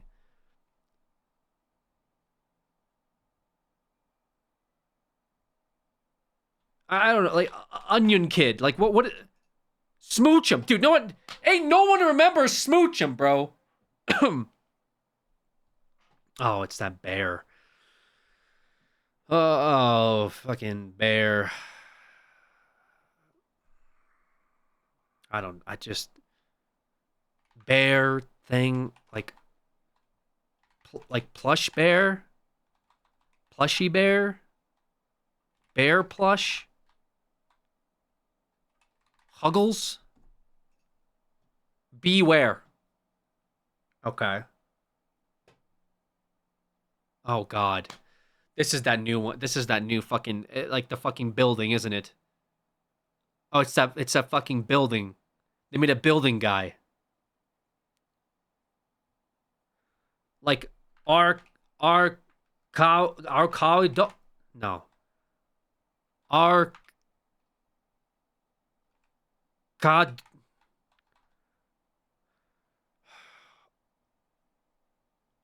I don't know, dude. I don't know. Dude, I was close, man. Arcaludon. How was I even close for that? Like I only have the card of it, man.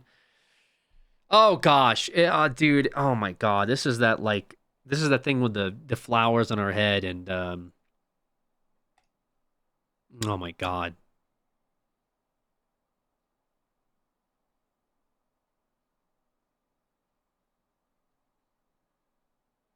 Brother, I'm not I'm not gonna pretend to remember what this was.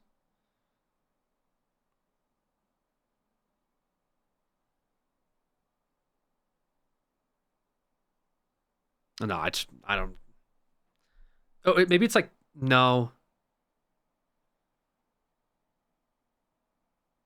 Like I don't petals. Like I don't know. What is it? Blossom. Oh my god, blossom. I don't think I would have thought of that. What is this? Reggie Rock?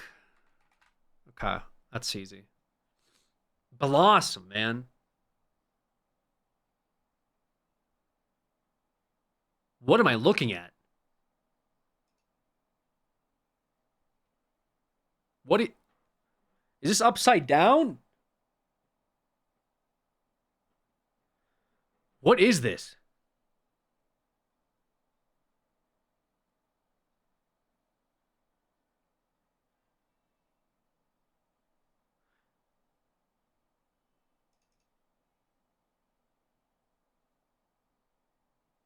It's not that like it's not like that scorpion one, is it? Scorpio Lurantis? Yeah, I don't know what that is. Oh god, dude.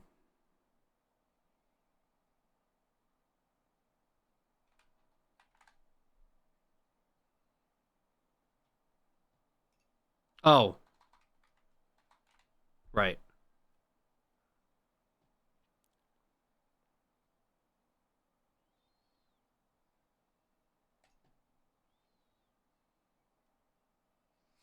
Fucking Acornmon? What is this? Bound Sweet? Uh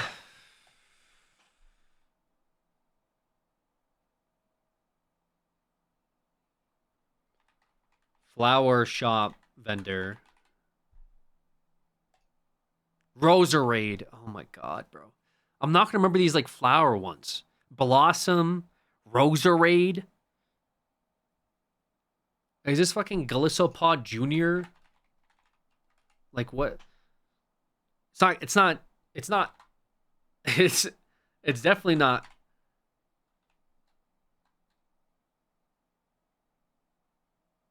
Is it like Archipod? No. Pod?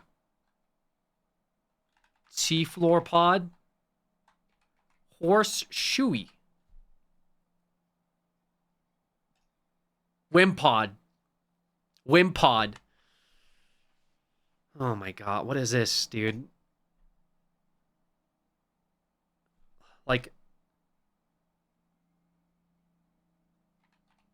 Pickle Crown?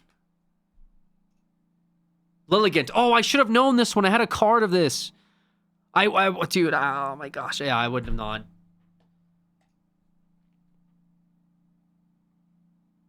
It's not Sparrow, is it? Or Talo? Yeah, I'm not going to know. It's not Pharaoh. Hoot hoot. Talonflame. Oh gosh.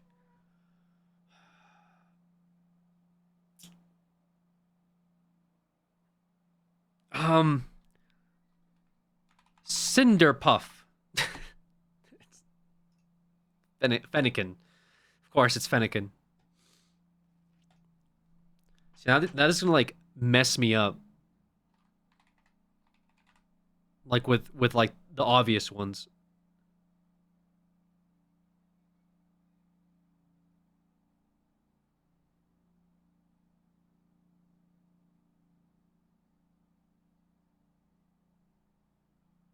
Is this is this an ancient? It's not the, what is it called? Wailing Tides? No, what the fuck is it called? No, it's not. It's not Suikun's fucking ancient, is it?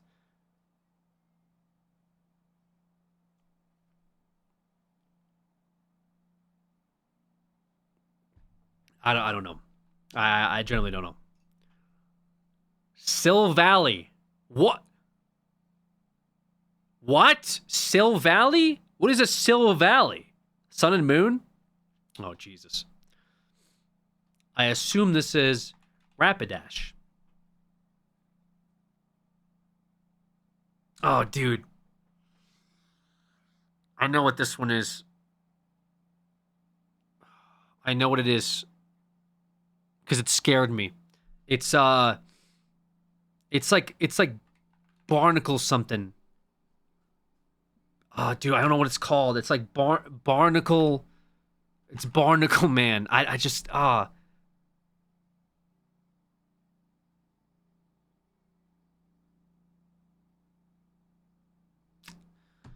forget what it is, dude. Barbarcle.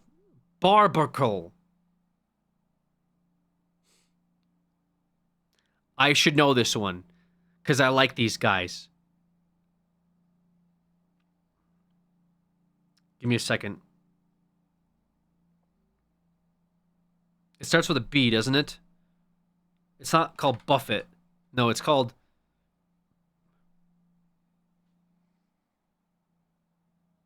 Fuck.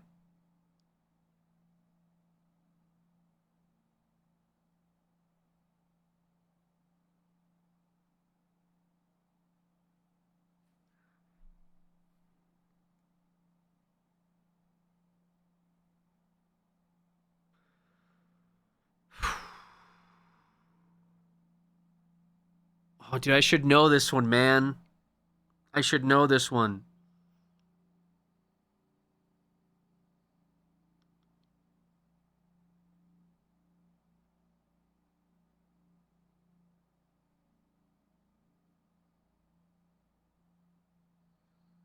It's not Biffon.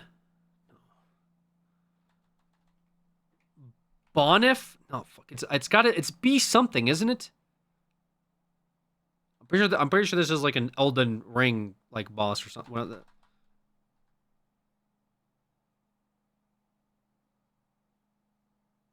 It's not Bo. It's not Bof. Bof.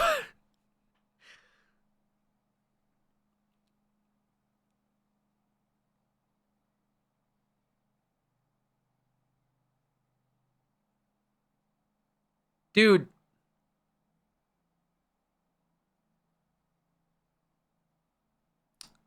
I don't know, dude. What is it? I don't know. Bidoof! It's Bidoof! Oh my god, it's Bidoof! Okay, I know this one. This is from Sword and Shield. It's Eternius. Eternius? Oh, is that not it?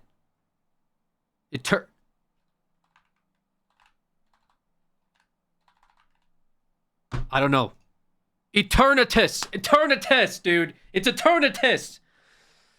Come on, man. Just give me a break. I was close, man. Just give me the break, man. Give me the break. Eternatus.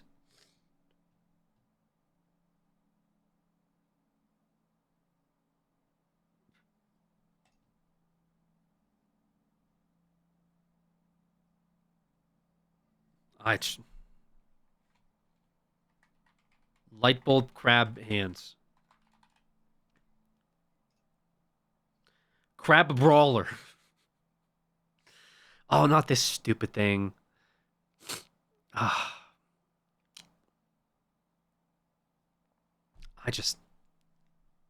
I don't remember. I don't remember this. I don't remember this. I know what it is, but I don't remember it.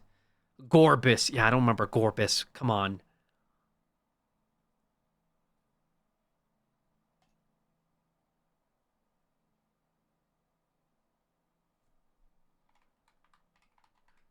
Mega Knight.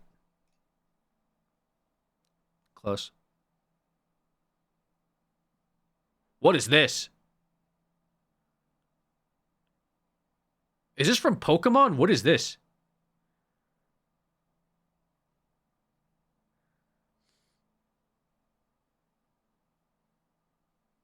What the fuck is this?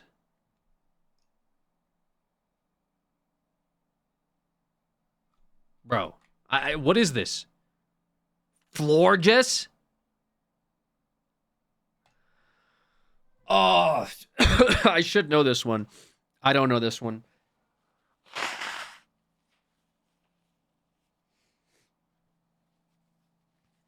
I know what it looks like, and I know its evolution. I think Claydol is its evolution.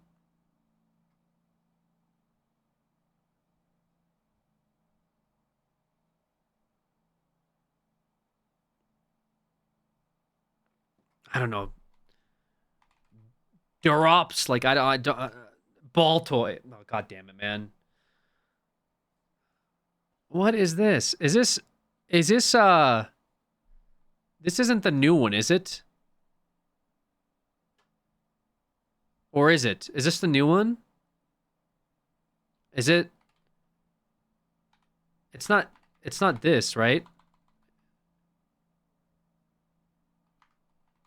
There's this one. It's like Zemizon or something. There's like Zyken and like Zemizon.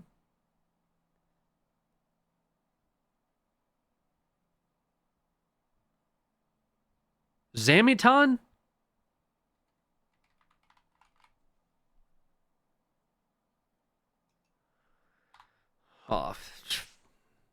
Oh, I had it, man. Zach, dude, I had this one, man.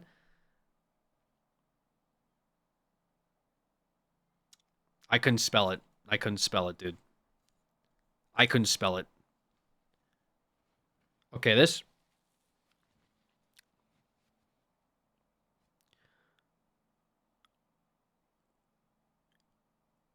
Is this Tentacruel's pre-evolution? Oh god.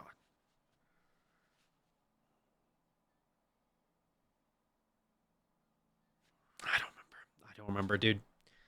I don't remember, man. You can't not get this.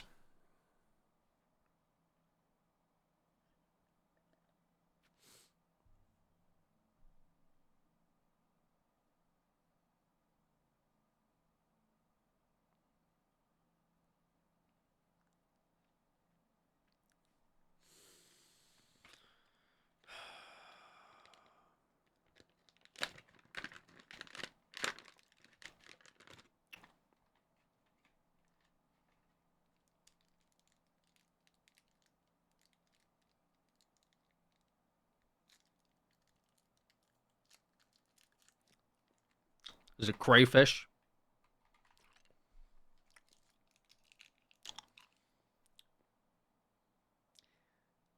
Tentacruel's pre-evolution's Tentacool. I'm gonna fucking lose my shit, man. Are you kidding me? Tentacruel's pre-evolution is Tentacool. Are you kidding me, bro? Come on, man. It's Tentacool.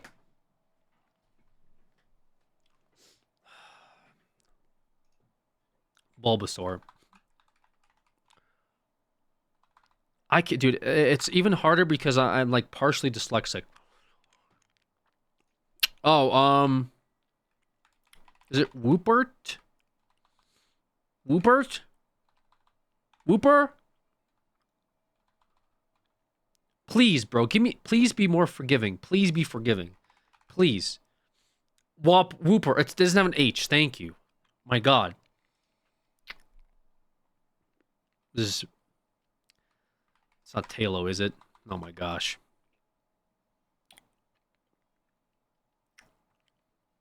It's like it's evolution.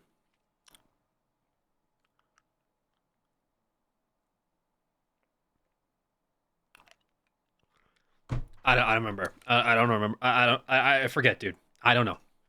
Swellow. Okay.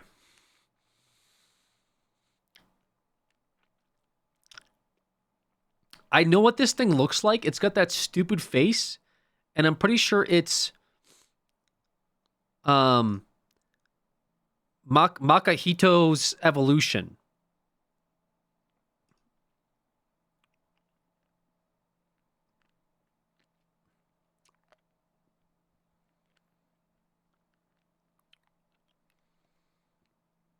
Right? Makahito's evolution.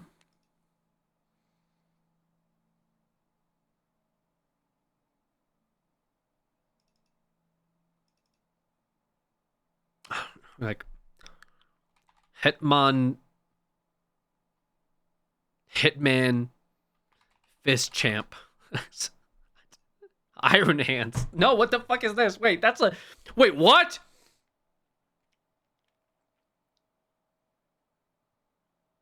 What? Oh, is that the future ones? Dude, okay. I was never going to get that.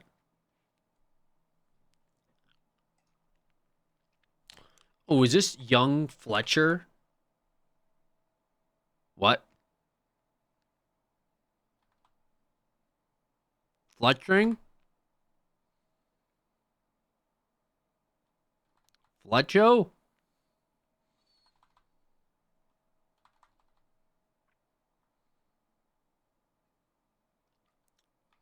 Fletch? Ling?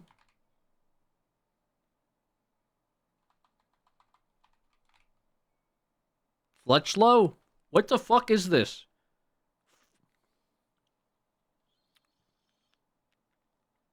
It's far-fetched. I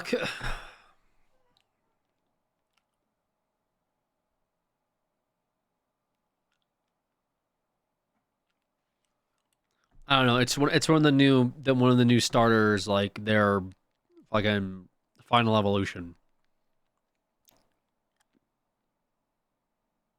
It's not Chimchar, is it? No. Infernape.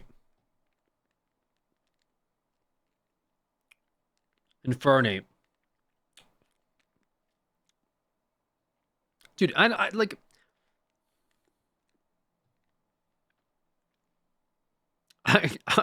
this looks like a Legends of Zelda, bro. I have no idea what this is. I have no idea. What is that? Okay. Arceus. Arceus. Okay. Sorry, Hitmonchan. I know I typed in Lee. Yeah. Get through the... like, we don't need the Gen 1s, dude. Maybe we do, actually, because I skipped, like, 3 of them. Those...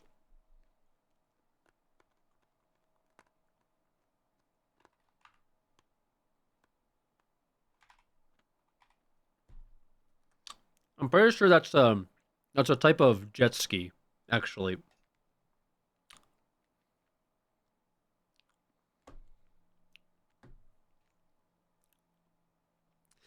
I know what this loser looks like. All right, he's got that clamp in his mouth. Okay? He's got like this eye over here. He's got like this giant mouth. I don't know the fucking name though. Like clamp mouth. Trapinch. Yeah.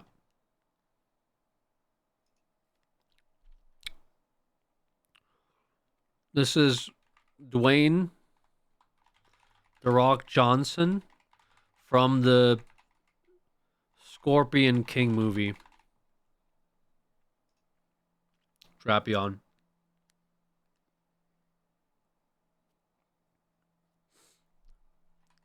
Pinecone. Burmy.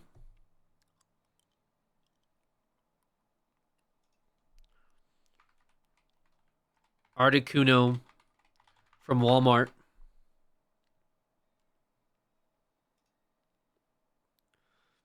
Unfazant.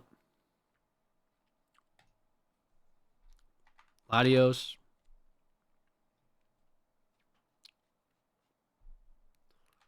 Turos. Tauros.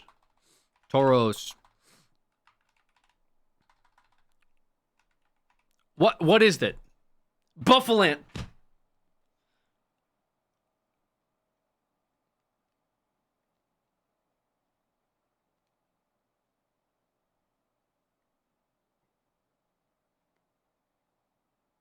You know you're old when he gets the Pokemon names right?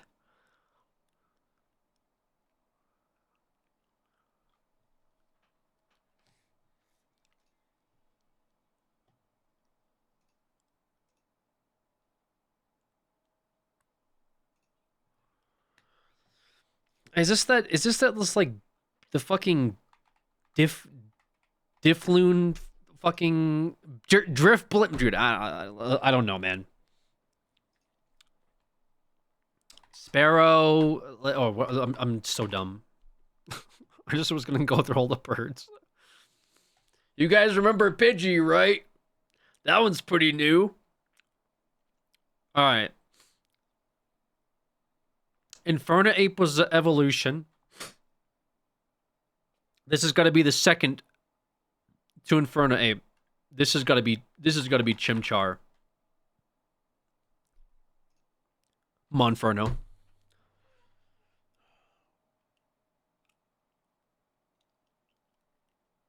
Okay. I generally like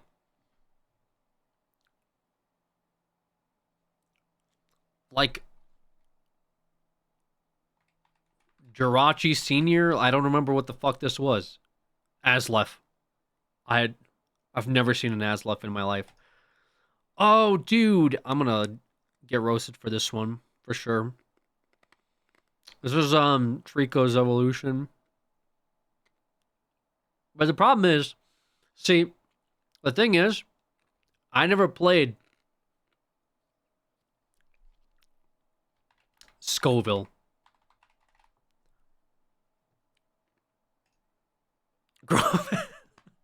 I was like in a weird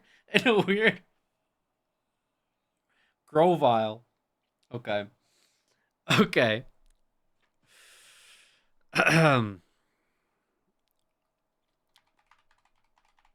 Remember this one, guys? Brother, I know kind of what it looks like. It's got the eye right here. Fucking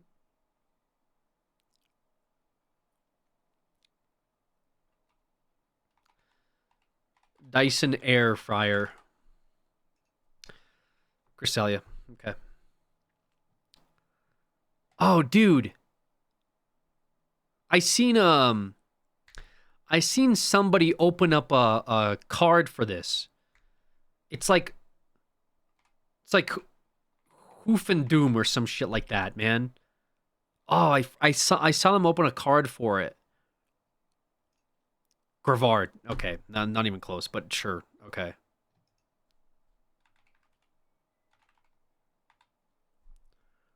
Okay. Grevard. Brother.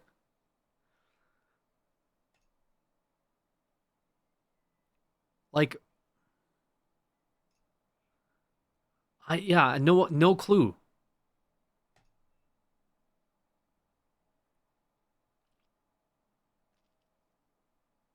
See, I know what this thing is, but I also don't know what this thing is. It's like precipice. Priceps. Piss. Precipice. Parasect. Yeah, good enough. Oh no, is this the this is Sword and Shield, right? Like Inteleon's Paraevolution. It's like called like Snoopy or some shit like that. Snubby? Slobs? Snup? I don't remember. Sobble. Oh, come on, man. Oh, this is Flygon's pre-evolution. I don't remember what it's called though. I don't remember what it's called. Like fly larvae or something? I don't remember, man. Vibrava. Okay, yeah, I wasn't gonna get that.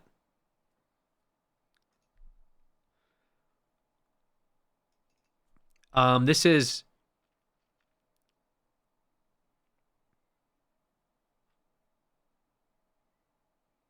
Metapod in the fryer.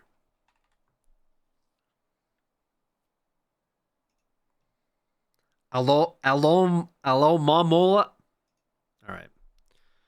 Oh, dude, this is cheap. This is cheap. Cause yeah, I need to stop after this.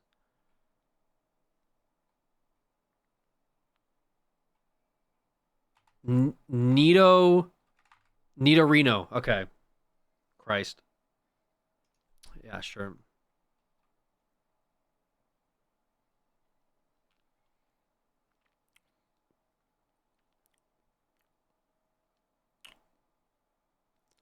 Like, I'm looking at this.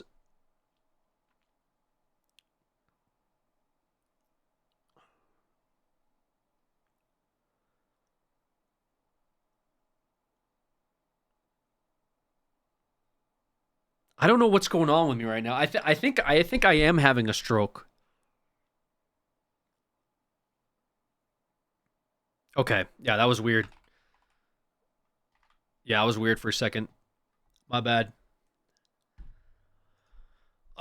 This is that like this is that catfish guy. It's not called catfish, right? Watfish?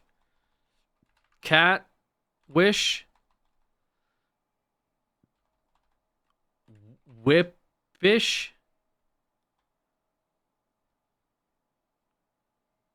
I don't fucking remember. I don't know.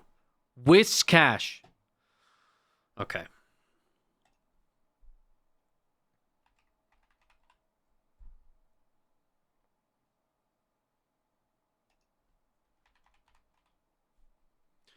Ponita. Some muck, is it?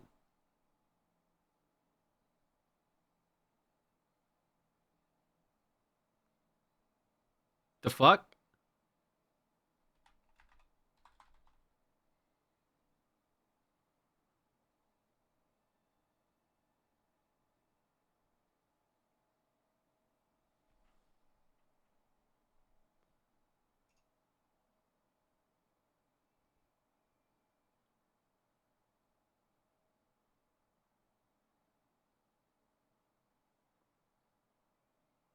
Am I crazy? Is this not muck?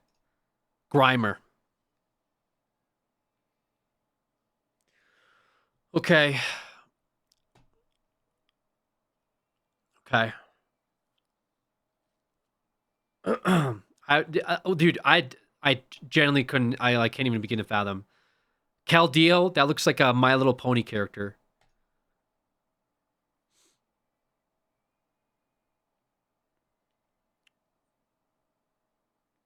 Yeah, this is. I don't know what this is. Tyrant. Okay, that's your boy.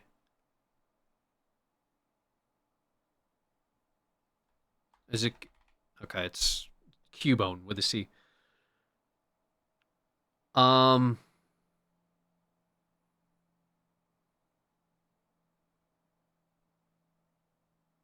don't know what this is. Hydragon. Oh, this is Cutie Fly. Isn't it? Wait, is this not it? Is this not Cutie Fly? The fact I even know what a fucking Cutie Fly is. What is this? Ribombi?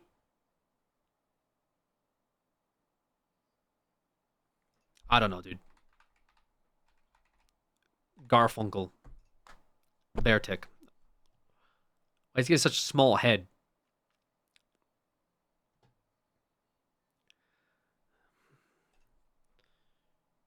Shoe in the Macy's display window.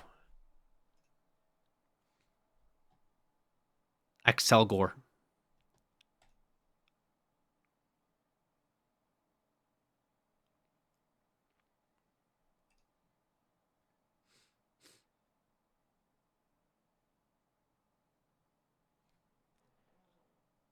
Brother, what the fuck is this?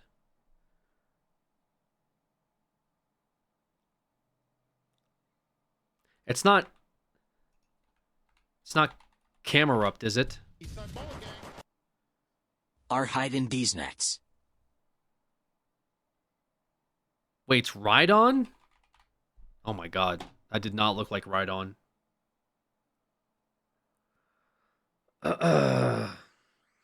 That's crazy. All right. Bro, I don't remember these, man. Like Swellow, the fucking the Swablu, dude, I don't. It's a whole.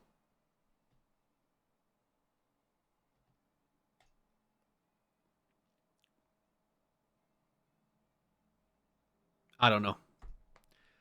Seismitoad. Okay.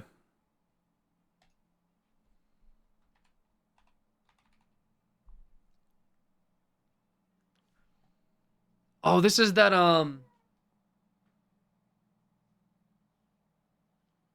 I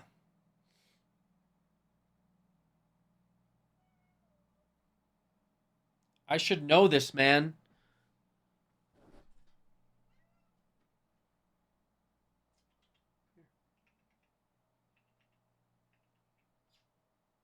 It evolves from that really ugly fish. I have that card, like Cynthia's oh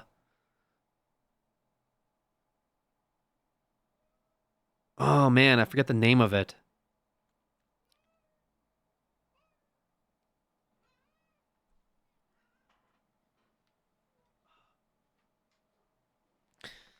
I forget, dude. I forget. It starts with an M, doesn't it?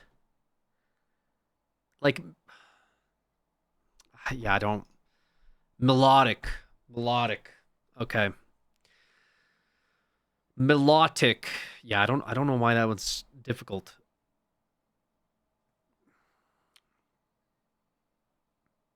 No clue. Hoopa. It's just a fucking hoop.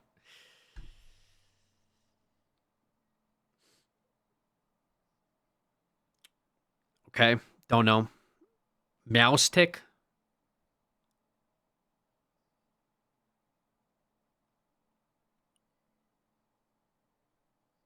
I don't know. Yeah. Kilowattrel.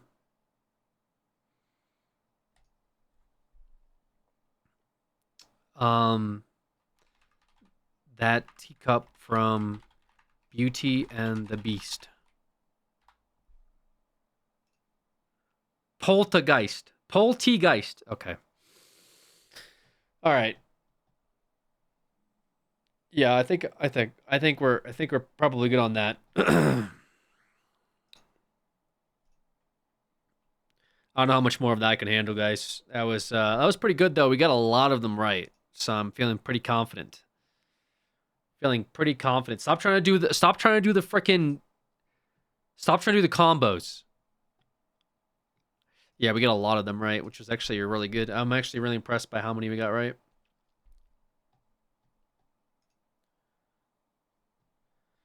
Posted a Pokemon guessing quiz in the Discord thread for chat. Why?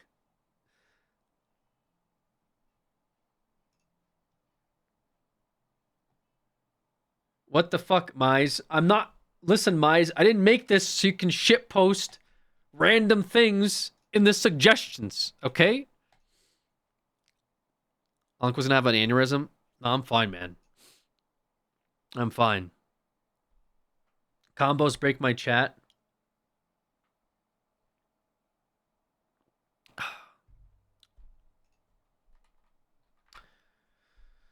Okay. Well, that was really good. That was really productive.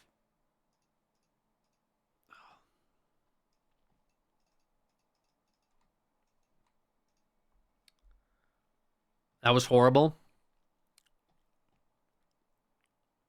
Yeah, well, you're wrong. So.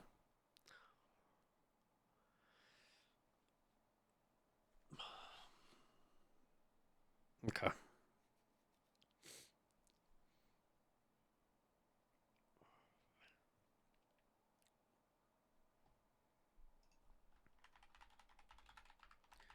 Did you guys know that there's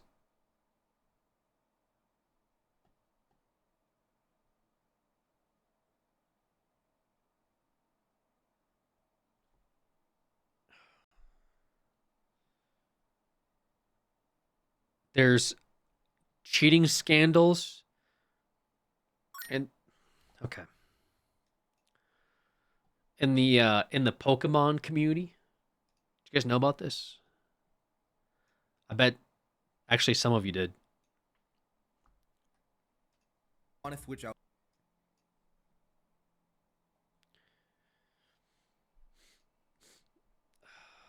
It's called Competitive Pokemon's Greatest Scandal, the Mazar story.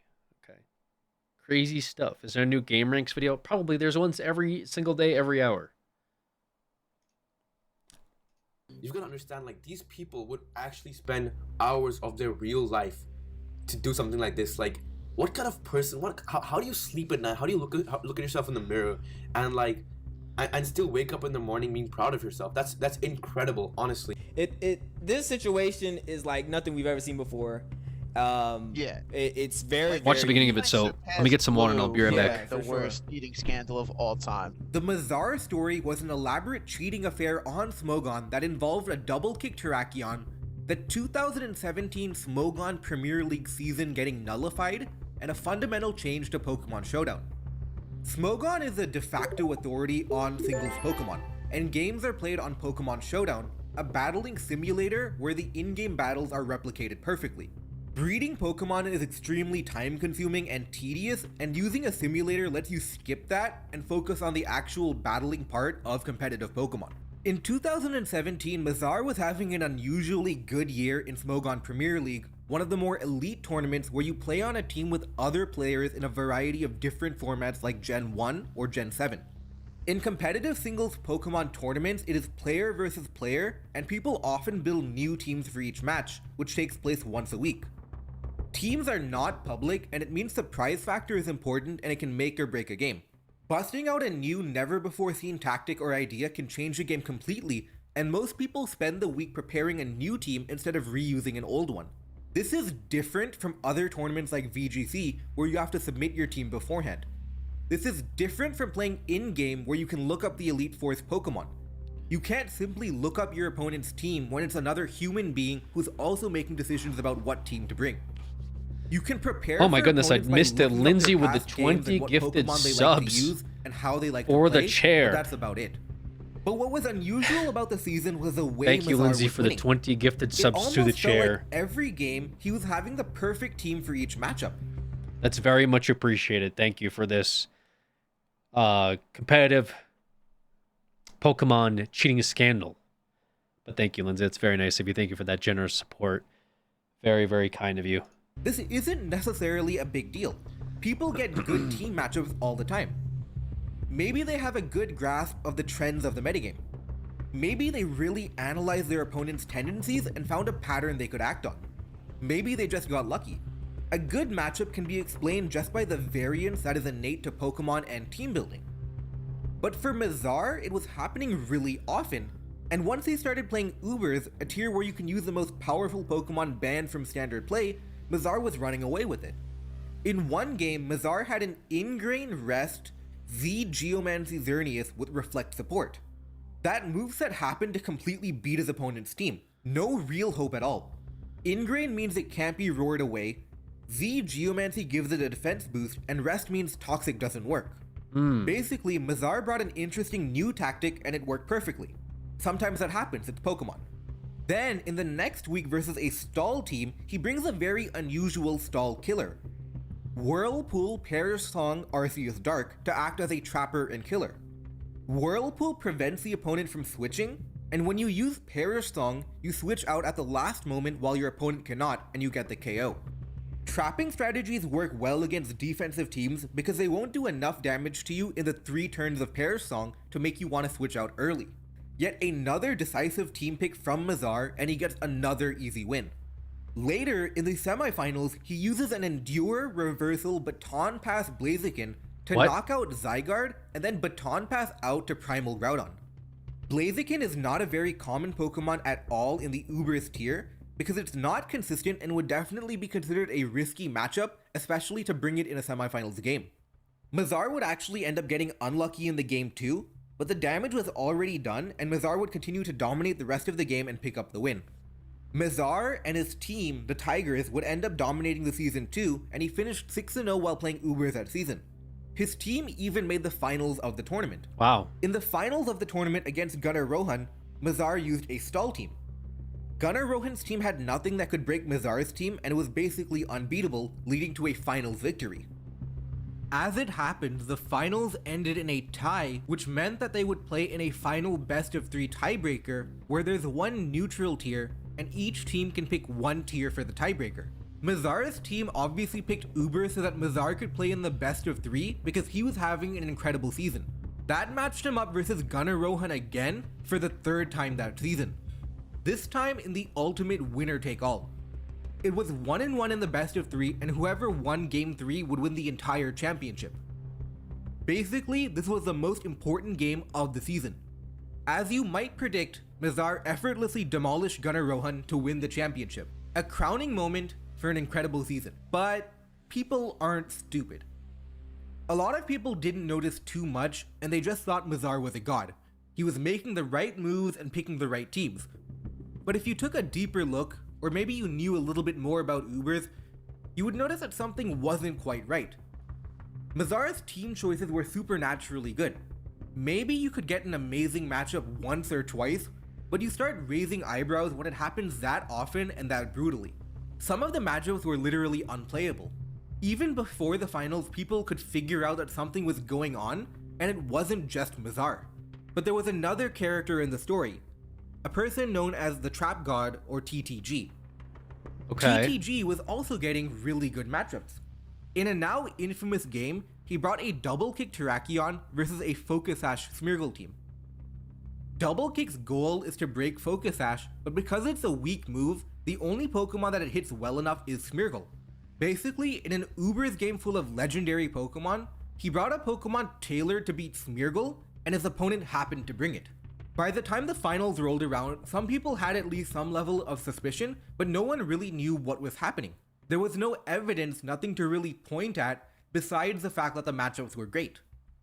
The obvious answer would be, what if someone on the roster is leaking the team? But that wouldn't make sense because Mazar was getting good matchups versus everybody, not just one team. Okay, so it's like, so these people know about the matchups going into the match already, and so they can like perfectly play teams to counter them? Is that kind of what's going on? There's surely not a leaker on every single team ready to give Mazar information. And that's how it ended, with no evidence. People pushed for their own investigations, whatever that means, but nothing really materialized.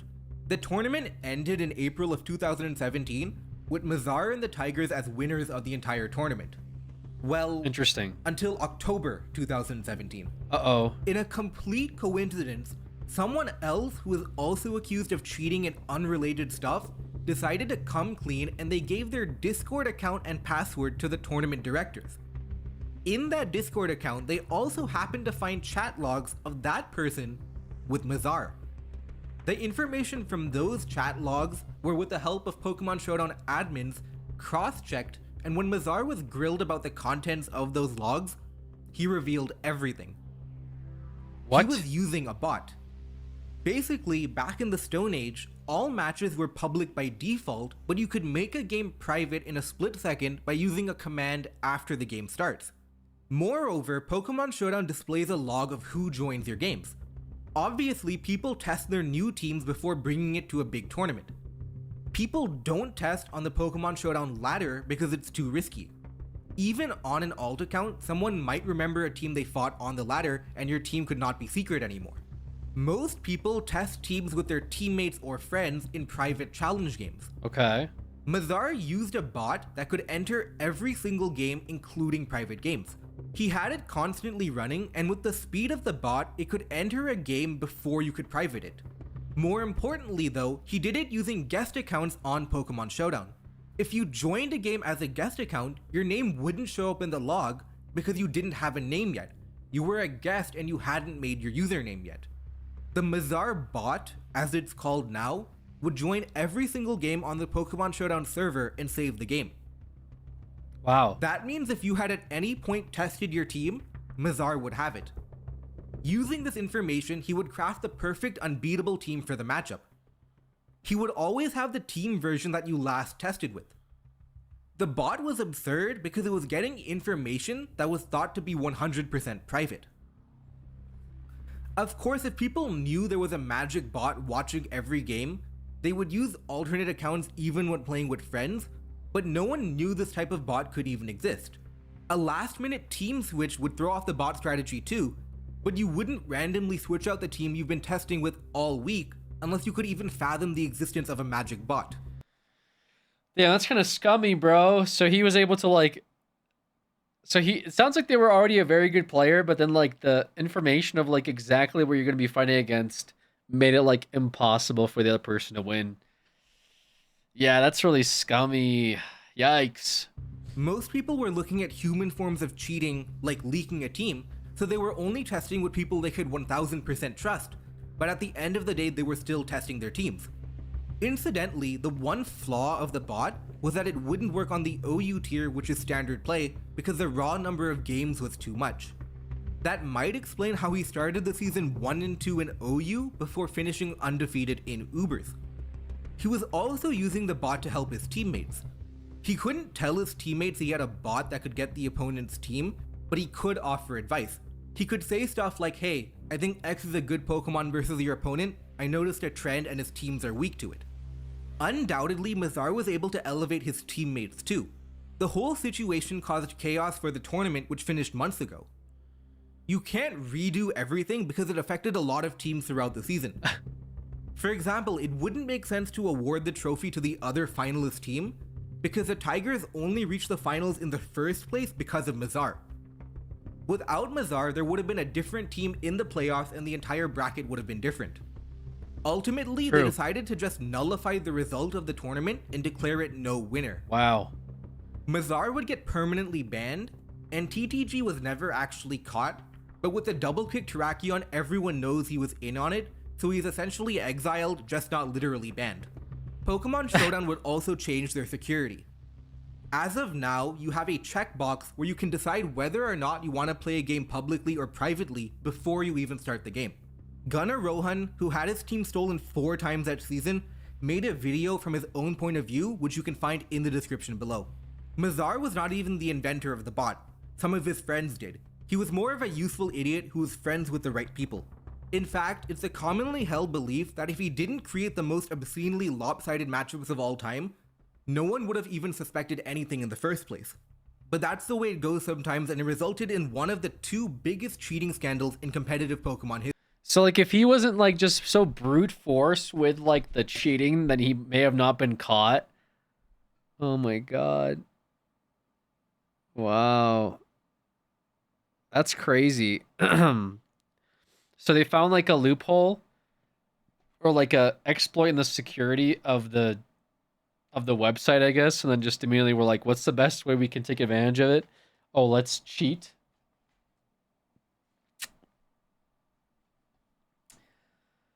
That's pretty crazy, man. I didn't know that was a thing. Wow.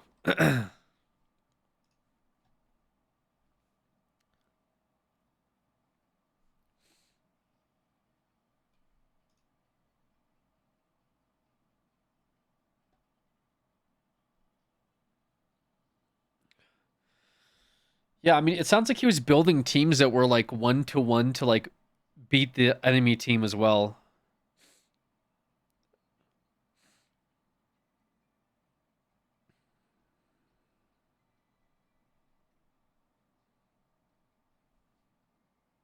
That's pretty wild. Crazy oversight for guest accounts not to show when they spectate. Well, at least that's a feature now, but yeah, I guess back then they didn't have that as a feature, I suppose.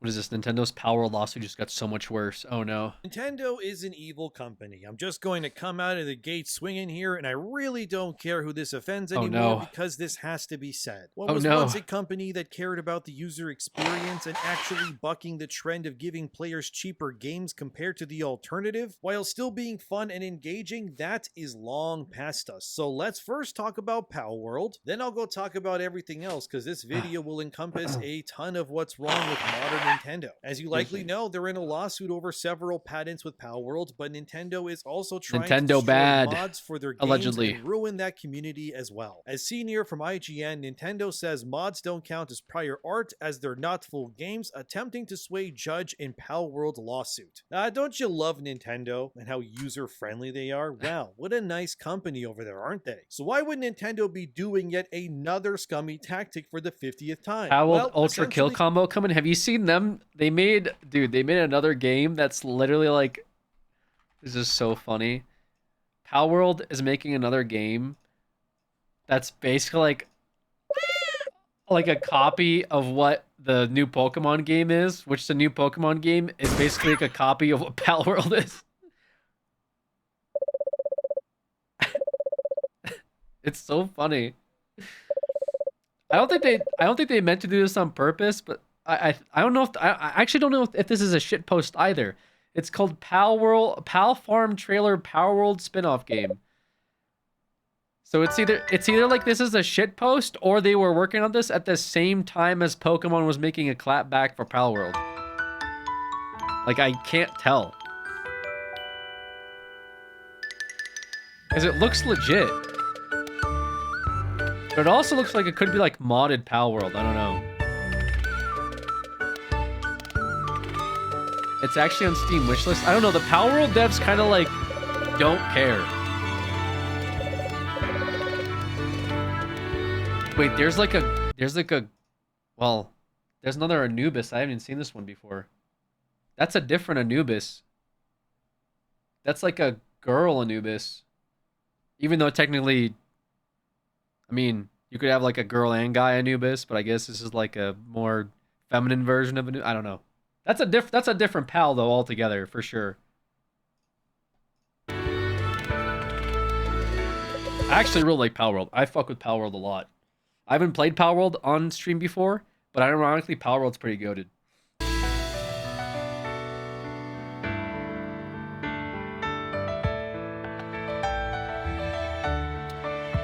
Yeah, this is a new one.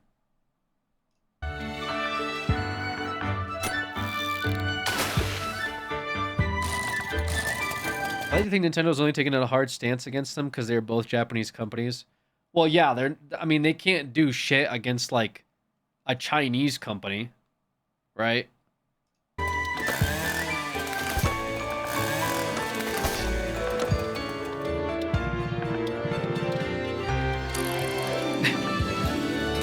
They just randomly have the black marketeer like putting a gun to his head in this like comfy trailer. This like comfy cozy music that's like, oh, this is all sweet. This guy's putting a gun to his head.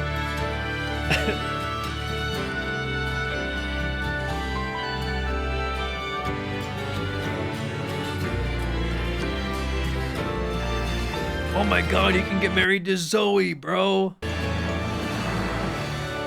Yeah, I can't tell if this is real.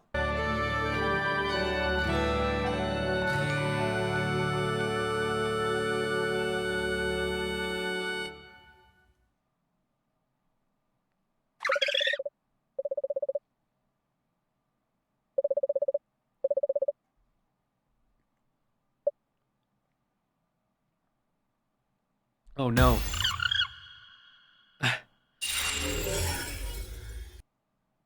So they came out with this pretty much at the same time as like Pokemon announced their like version of this type of game. Also while they're actively suing them for Pal World. So yeah, I don't really know what's going on with that. Power World is trying. So the monsters actually talk in Power World. That's so cool. They don't. Yeah, they don't talk. In this game, I guess they do because they're like copying like Nintendo a little bit.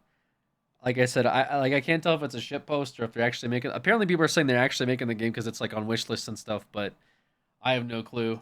To use mods that users have created for Power World and other games as a reason to show that Nintendo's patents against them are not uniquely their own, because they would have already existed and have existed in plenty of other games outside of Power World and before Nintendo even officially got the patents for these so-called gaming mechanics that they claim that they own. However, Nintendo is not buying that, instead saying that mods are not art and are not games because they require a base game in order to function. Okay, so one argument was that Nintendo can't patent stuff that's already been in development, as for example mods.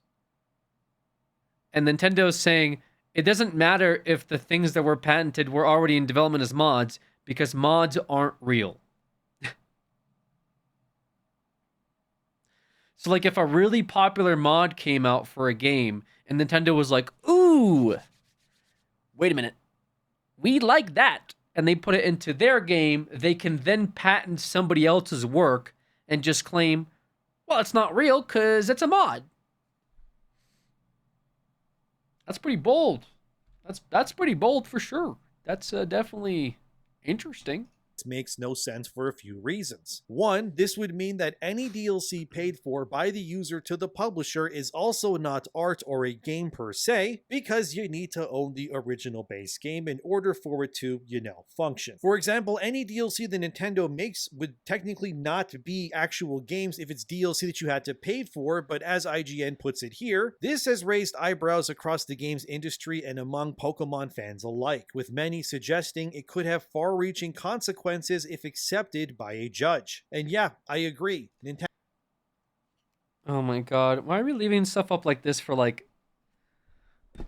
Hopefully there's a judge that can like look at this and be like, what the fuck are you talking about? Let's hope that's the case, because anything outside of that will be like very annoying for everyone to deal with. By that logic, they have no grounds to object to any mod being made from their game, no? I mean, that... Basically, I don't know where this would end up in. That is bringing all their gaming down with him. Yeah, I don't know how this ends, I'll be honest.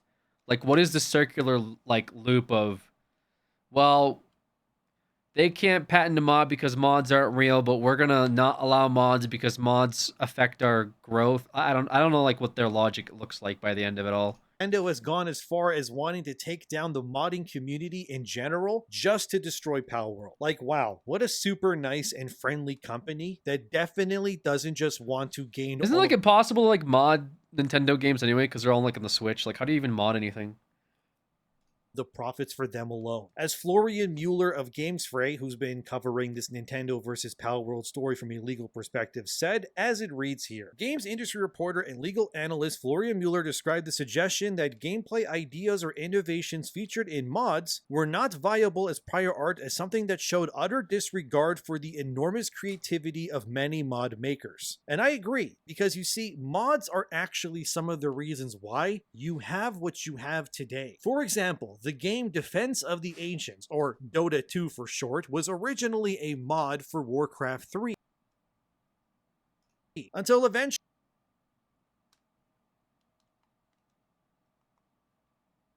We're talking about Han, or we're talking about Dota?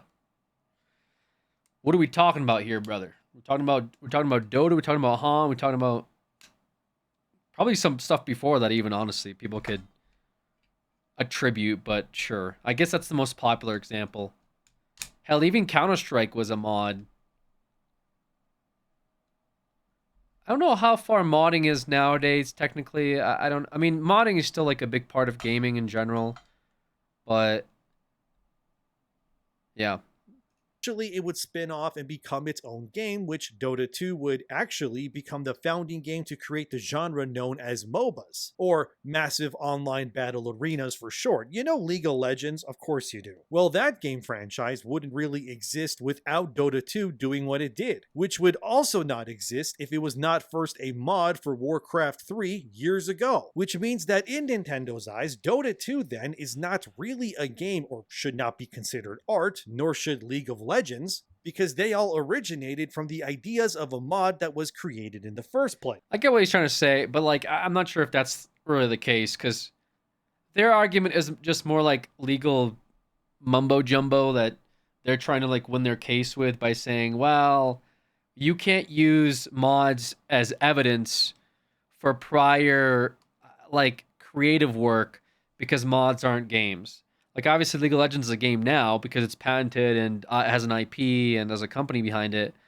But, like, their point is, like, they want to dismiss evidence being used against their patent by just discrediting mods and the idea of mods as a... But, like, okay, let's just say a mod isn't a game, but your patent is trying to pretty much give you ownership over a mechanic or over gameplay that's in your game now that already pre-existed. And I feel like that idea is, in and of itself, problematic. Because essentially you're saying, well, nothing that you ever did as, say, a mod counts towards actual work like our patent covers. So, like, let's say you made a mod 10 years ago that was, like, I don't know, catching Pokemon. Let's just say as an example, right? And then Nintendo's trying to patent it. And if somebody comes out in defense and says, hey, you can't patent that because somebody already came up with that concept, Nintendo's coming out and saying, it doesn't matter that they came out with that as a concept for a mod. We're patenting it because we're a real game. So it's like very... That's very, yeah, like I said, very problematic. That gets into some really dirty water here with what they're trying to do.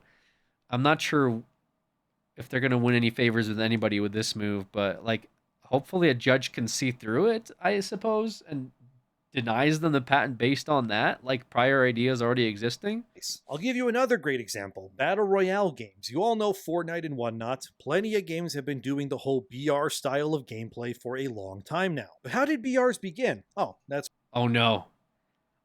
How did BRs begin? Let's see where this one is. That's right, it was a mod first as well. You see, Battle Royales were originally a mod created by Brendan Green, a game developer who went by Player Unknown. This Player Unknown would make Battle Royale as a mod for games like Arma 2 and DayZ, until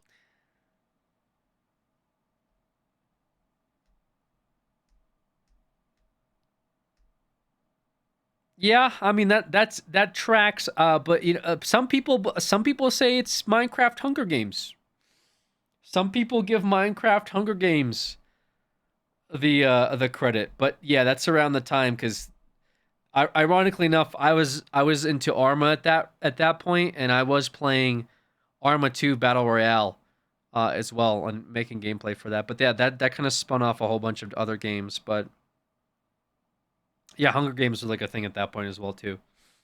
Popular book, popular movie series, and popular Minecraft game mode. Well, eventually, Brendan Green would make his own dedicated Battle Royale game called PlayerUnknown's Battlegrounds, obviously named after his own username. This would then become the foundation of Battle Royales, and since then, a lot of games have copied it. Yet, unlike Nintendo, Brendan didn't exactly sue people for taking his concept because you can't own a game concept. Because what it took for Brendan to reach what Battle Royale was in the first place only became what it was due to the iterative process of game development as a whole. Meaning that all of the incremental smaller changes over years that developers all over the world did in fine-tuning the shooting mechanics or the traversal, the graphic quality, etc., all of that would eventually lead to Battle Royale, or with Dota and its MOBA genre, to existing. Which means it wasn't just one person who owned Battle Royales or MOBAs, it was the natural evolution of game development across an entire industry over years. It's the same reason why From Software doesn't own Souls-likes. It's just a concept that was originally born from Metroidvanias and dungeon crawlers like Zelda, which they also obviously don't own. So with that history lesson out of the way for you, and hopefully you learned something, also consider liking the video, leaving a... We're talking about mechanics here, though. It's like,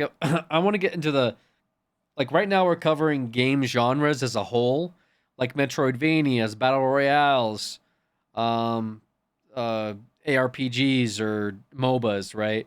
Like, I'm kind of interested in, like, what is Nintendo claiming? Are they claiming, like, JRPGs? Like, I'm not sure what are they trying to claim here? Comment and subscribing helps a lot, thank you. But anyways, Nintendo now believes that mods do not equate viable reasons to deter their lawsuit against Palworld, because mods are not games to them, when in reality, they are just as much games as anything else actually. But this does open the floodgates if Nintendo wins, because let me explain, it's quite a bit. You see, if Nintendo were to win this and claim that mods are not games, it would ruin the authenticity of innovation in video games for the rest of time. So what do Sure, but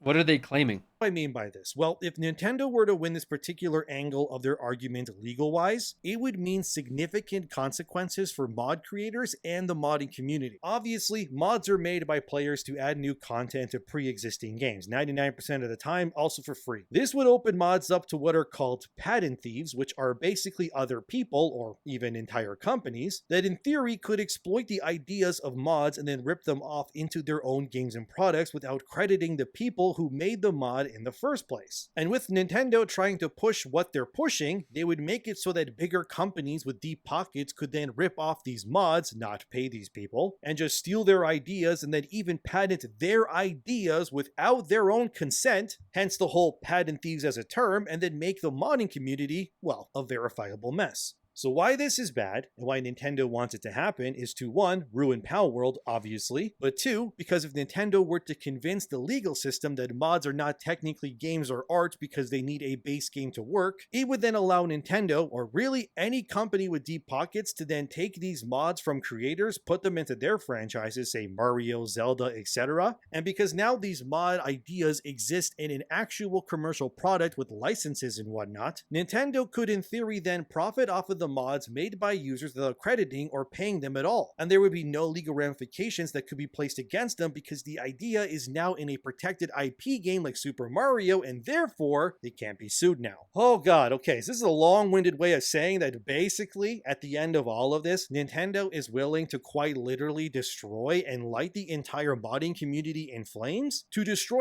I just don't see this like going really anywhere. Like, they're suing them out of Japan, inside of Japan, right? Like, there's so many companies that steal from each other regularly and just, like, don't do anything about it, that for this to, like this would, like, yes, this has some weird ramifications, and, like, it's weird that Nintendo's doing this, but this is just, like, wasn't it weird when Disney lawyers were trying to, like, dismiss a lawsuit because the person that died in their cafe due to, like, negligence had, like, a Disney Plus subscription, right? It's like lawyers just trying out, like, bullshit angles to make their case work. Palworld rent-free, and yeah, Palworld's pretty rent-free. They're getting US patents too. Are they actually getting the US patents? Because what I heard is that in the Japan, patents are different because in Japan, you can file patents while you're in an active lawsuit, right? Whereas, like, in the US, you can't do that, right? Like, there's, like, a difference in how patents work in Japan versus the US. US, you can actually actively file a patent while you're suing somebody, like, in real time, and be like, well, we're patenting this, and then a judge will look at it and will take it into consideration and use it as evidence. Whereas, like, in the US, you can't bring somebody to court and then be like, well, we don't have a patent, but we're in the process of getting one. A US judge will say, well, in the process of getting one means you don't have one, therefore we don't care that you're arguing a patent, because right now it doesn't exist for this per this lawsuit. That's how I understand patents to work. But they're suing them in Japan for this thing. It sounds weird, but, like, I still don't understand what they're suing them for inherently. But, like, yeah, for example, I don't know, what comes to mind? I always compare World of Warcraft and, like, Final Fantasy and, like, even Guild Wars. Like, for example, you could argue that M+ is something that World of Warcraft stole from Fractals in Guild Wars 2, right? The flying mechanics from Dragonflight, they stole that from Guild Wars 2. Tower of Torghast, they stole that from Final Fantasy as the Palace of the Dead. They've like even the new housing stuff, they now have housing patches. You could argue they stole that from different MMOs altogether. But they're not all actively claiming to have patents on any of those things because it would be a fucking mess, right? And so those companies, they steal from each other, and they kind of know that they steal from each other, but they don't do anything about it. So like Nintendo's like, well, we're going to finally do something about it now, right? Blizzard sues Turtle WoW, but that's different. Turtle WoW is literally taking a copy of World of Warcraft and uploading it to a private server in Russia and saying, this is our version of WoW. We like tweaked it a little bit. Please give us money. That's way different than like, we're taking a mechanic that's popular in one game and bringing it to our game and changing it up. Very, very different things. But like, I still don't understand, like, because I feel like Nintendo's trying to go after Palworld for several things, and they're trying to stick to several things, but they haven't been able to make anything stick yet. So this is just like another angle they're trying to like hit them with, which, like I said, I don't think this is going to work because this just sounds stupid. And also to the point of like, okay, what does this mean for every other mod and like every other mechanic that exists in every other game? But it just sounds like Nintendo's just doing Nintendo things, you know. Nintendo used to take down YouTube videos because people used to record Let's Plays. They didn't like that. Nintendo goes after the Smash Brothers competitions because they don't like them streaming Smash Brothers competitions and making their own tournaments. Nintendo now doesn't like another game company that has like similar mechanics and similar style of creatures that you collect, so they're going after them. Like, it's just Nintendo stuff. Like, I don't really see this. Again, this is a legitimate threat to Palworld, but like, I don't see this as like a real threat to the rest of the gaming world. This is just like more annoying stuff that I wish they would just get on board with the rest of the world with hey, you should just play nice with the gaming community. It goes a lot further than trying to like alienate every single pop-up thing that happens, both like inside of the game, like the communities like Smash Brothers, or outside the game, like the formulations of like pocket games like Palworld, or I'm sure there'll be others to come, you know, as an inevitable result of Palworld getting big, but also just like Pokemon growing and more fans of the game, you know, growing up and maybe getting into game development themselves.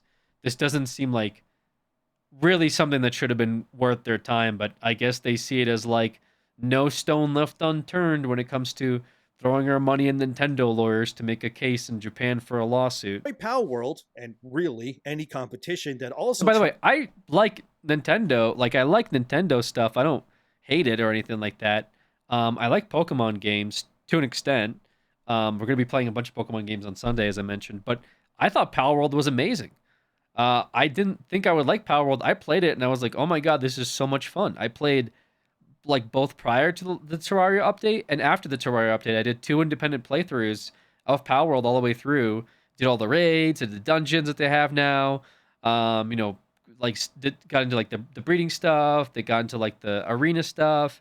Like, Palworld's awesome. I wish that Pokemon made a game like Palworld because everyone would play it. But instead, it's like, well, maybe it's better to just sue them. You know, get them to stop making the game so people can stop having fun. It's kind of just a weird way to go about it, honestly, at the end of the day. But maybe it's just their lawyers and not Nintendo. You know, maybe it's not Game Freak. Maybe it's not Creatures. Maybe it's just Nintendo lawyers are very different than the Pokemon developers. But again, you know, it's like the move's already being made. And people are obviously going to have to like kind of fall in line or approve or disapprove, I guess, of what they're doing. Really, any competition that also tries to copy any of their ideas, even a single iota. Pretty much. It's absolute supervillain behavior of the highest order. It's genuinely Lex Luthor Giga Brain, let's put kryptonite in the water supply so that we can end Superman kind of stuff. I mean, Nintendo would straight up just be able to protect themselves and their ideas by copyright patenting everything, by stealing it and then getting away with it because mods are not real games or art if they win this case. So this means that any game that does a mod that somehow resembles a Nintendo product to their game, they're now cooked. All the mod makers would be in a lawsuit. Nintendo would just bleed them all dry because they can't fight against them, you know, financially. And then by proxy, they would win their Palworld lawsuit too. Is this bad? Oh, hell yeah, dude, it is. Like, I'm not gonna sugarcoat this turd fiesta for any of you. Nintendo is genuinely 100% an evil company now for sure. This company is being ran by actual legions of doomed supervillains now, and there's no point in denying it. But I mean, besides Pal World, let me convince you further, okay? Let's go look at Pokemon, right? Let me show you how scummy Nintendo is being lately to further solidify my point here for all of you that are watching. Remember when Pokemon Diamond and Pearl came out, and it was not even $50 at the time, yet the games surrounding it from other publishers on PlayStation and Xbox costed way more than that? Yeah, those were the days, weren't they, right? When Nintendo used to care about you. Maybe something happened. If I had to pinpoint exactly when, it's likely when Satoru Iwata passed away, God rest his soul, because that guy actually cared about the players and his employees. Remember how in 2011, Iwata, as seen here, took a voluntary pay cut of 50% in order to allocate that money from his position as CEO to ensure that his employees and his creative talent at Nintendo were being paid adequately and kept employed when Nintendo's profits weren't doing so hot due to the Wii U and stuff. Can you name me a single CEO that does something like that these days? Because current Nintendo would throw these devs to the wolves and then forget their names and then go enjoy a nice steak dinner with a glass of the finest wine instead. Probably shouldn't surprise me given that the new head of Nintendo over in America is a guy appropriately named Doug Bowser. And that's not a joke, by the way. Here's a picture of that guy right here. And Bowser and more have changed Nintendo, if you will, from the inside out compared to the Iwata days. I wonder why that is. Oh, right. It's because Doug Bowser, in case you don't know some lore behind him, but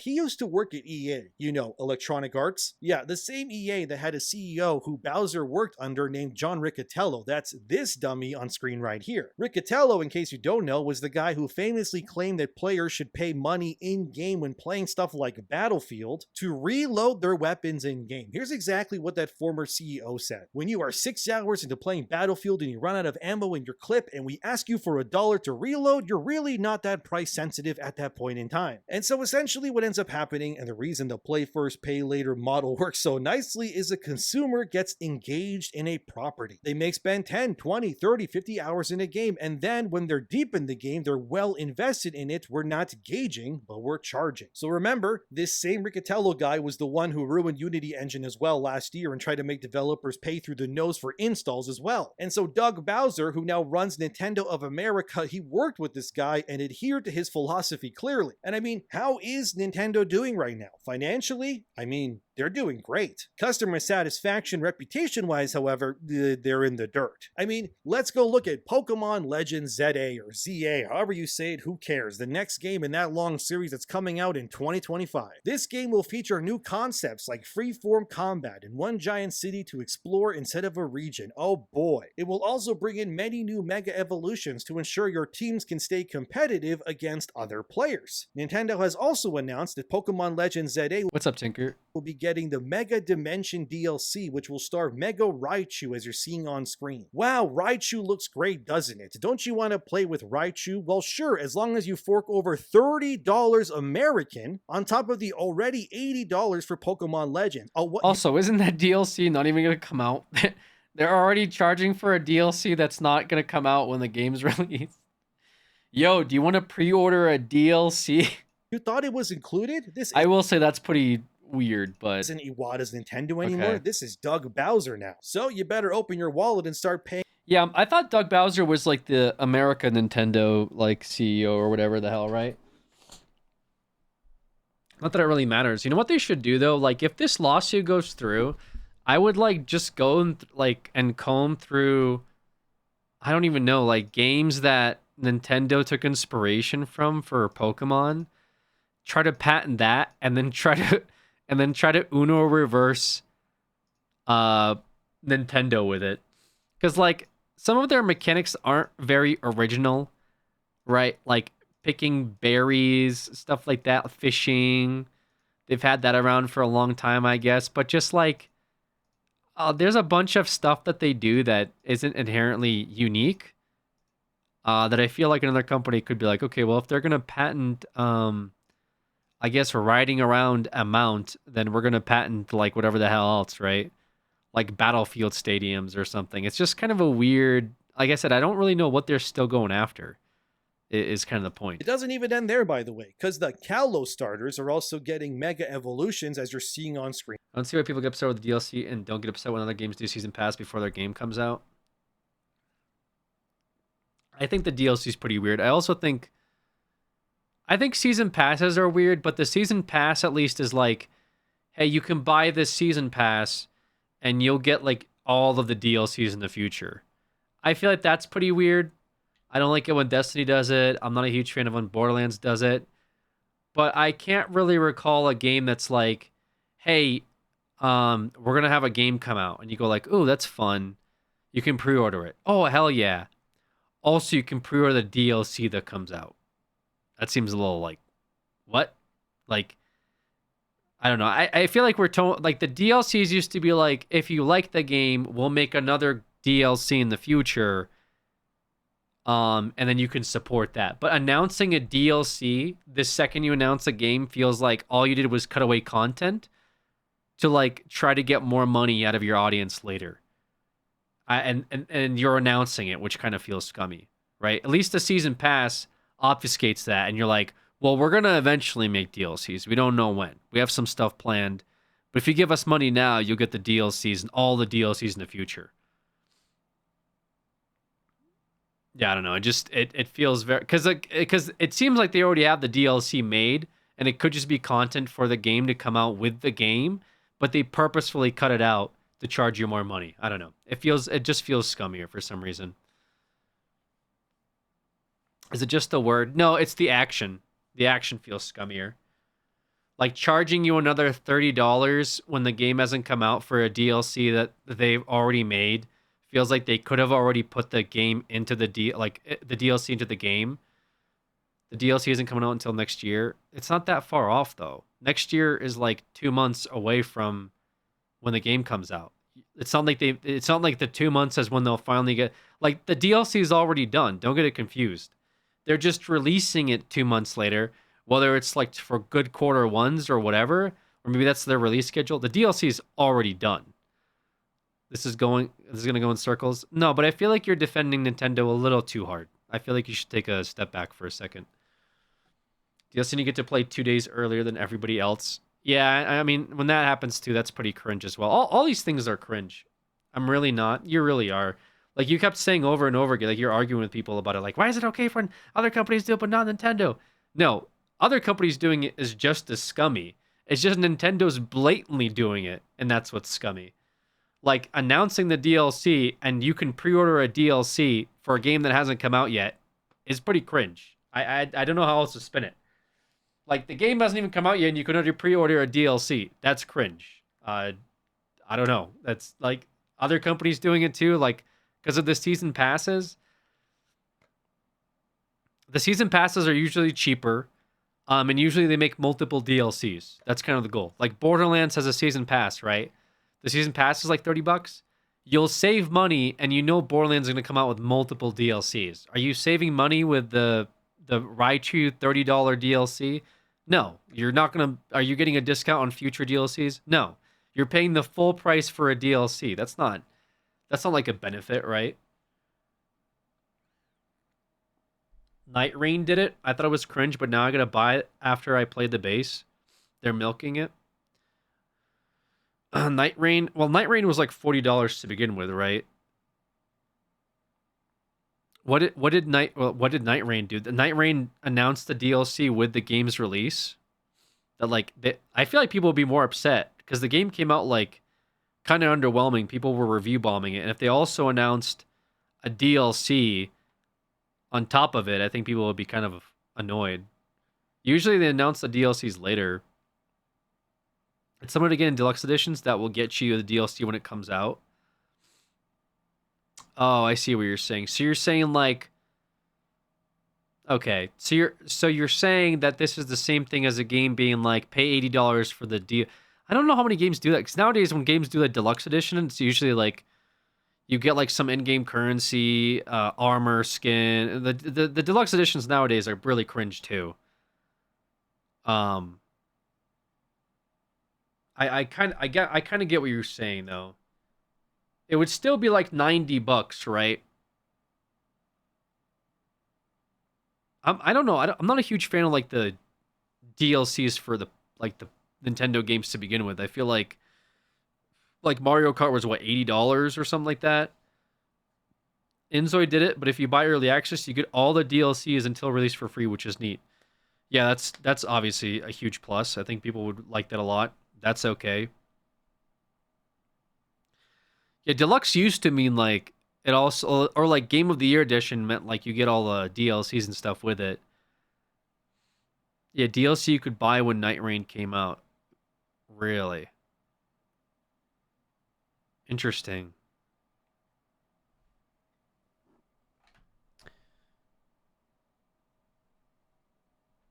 So Night Rain had a DLC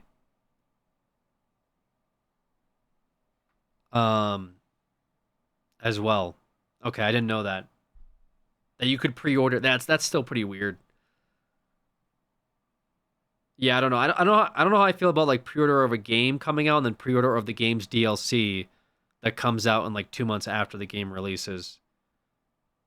I guess that's what people are arguing about. But then it's like, well, if they just combined it into a deluxe, would that be the same?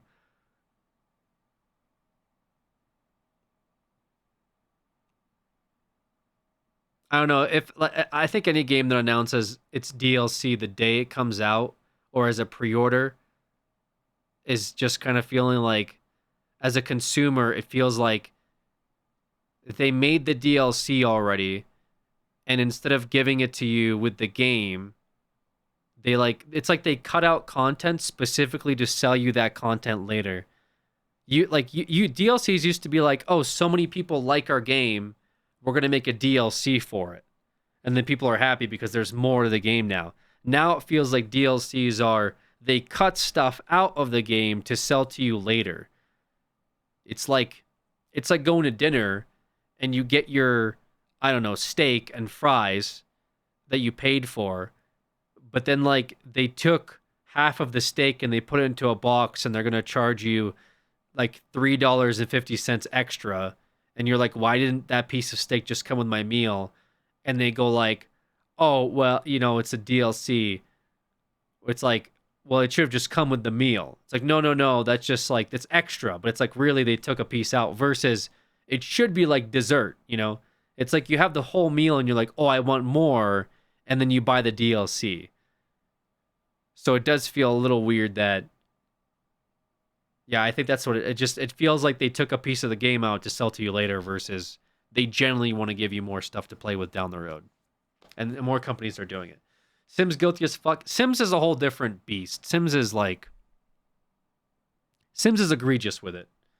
Sims is really, really bad. Like Sims is not even a joke. Sims is genuinely like, he says Nintendo's evil. Sims is evil. Sims is like, they will take stuff people made. They don't even do that. They pay some poor intern to make like curtains and t-shirts, and they'll sell that to you as a $39 expansion pack. And it's broken. It breaks your game. It breaks your save file. It breaks your world. Eventually they fix it, because God forbid they have to make the game work. And then they'll just do it all over again anyway. They don't even look at the stuff that people want. Like, they don't look at the actual mods people want. The modding community is the only thing that makes the game actually playable nowadays. That's probably the only reason that people still play The Sims. But the stuff they charge you $40 or $50 for in The Sims is disgusting. Okay? It is, and every single one gets review bombed. Everybody hates it every single time. It is awful what they do in The Sims, and people still give them money because it's like there's not really anything else. People say like maybe Inzoi, but then Inzoi had like a crash out or something. I don't know what the story with Inzoi is nowadays. People say they don't like it because it's poorly optimized, which whatever. But like genuinely, Sims hates you. I don't know how to. They came out with like the Sims remasters. They gave away Sims for free, Sims 1 and Sims 2. They gave it away for free like 10 years ago. They recently remastered it, which was just applying a texture fix, and they sold it to you for $40. And it was broken. Something you could have modded with the Sims 1 and Sims 2, because there's tons of creators who made better texture packs. Sims 1 and Sims 2 came out broken. $40. Something they gave you for free, they charged you for $40 10 years later. Yeah, Sims absolutely fucks you over. So they're in their own category. I'm not going to say Nintendo's in that one with this. I'm not going to say this DLC is in the same category as what The Sims does, but we're like starting to be between the $80 Mario Kart thing to like pre-order the DLC. We're getting into some weird Nintendo territory now too. And yeah, I will say maybe the CEOs do have something to do with this stuff because I mean, they're in these positions to make their company more money. Let's not get it twisted. These companies are not here to be your friend.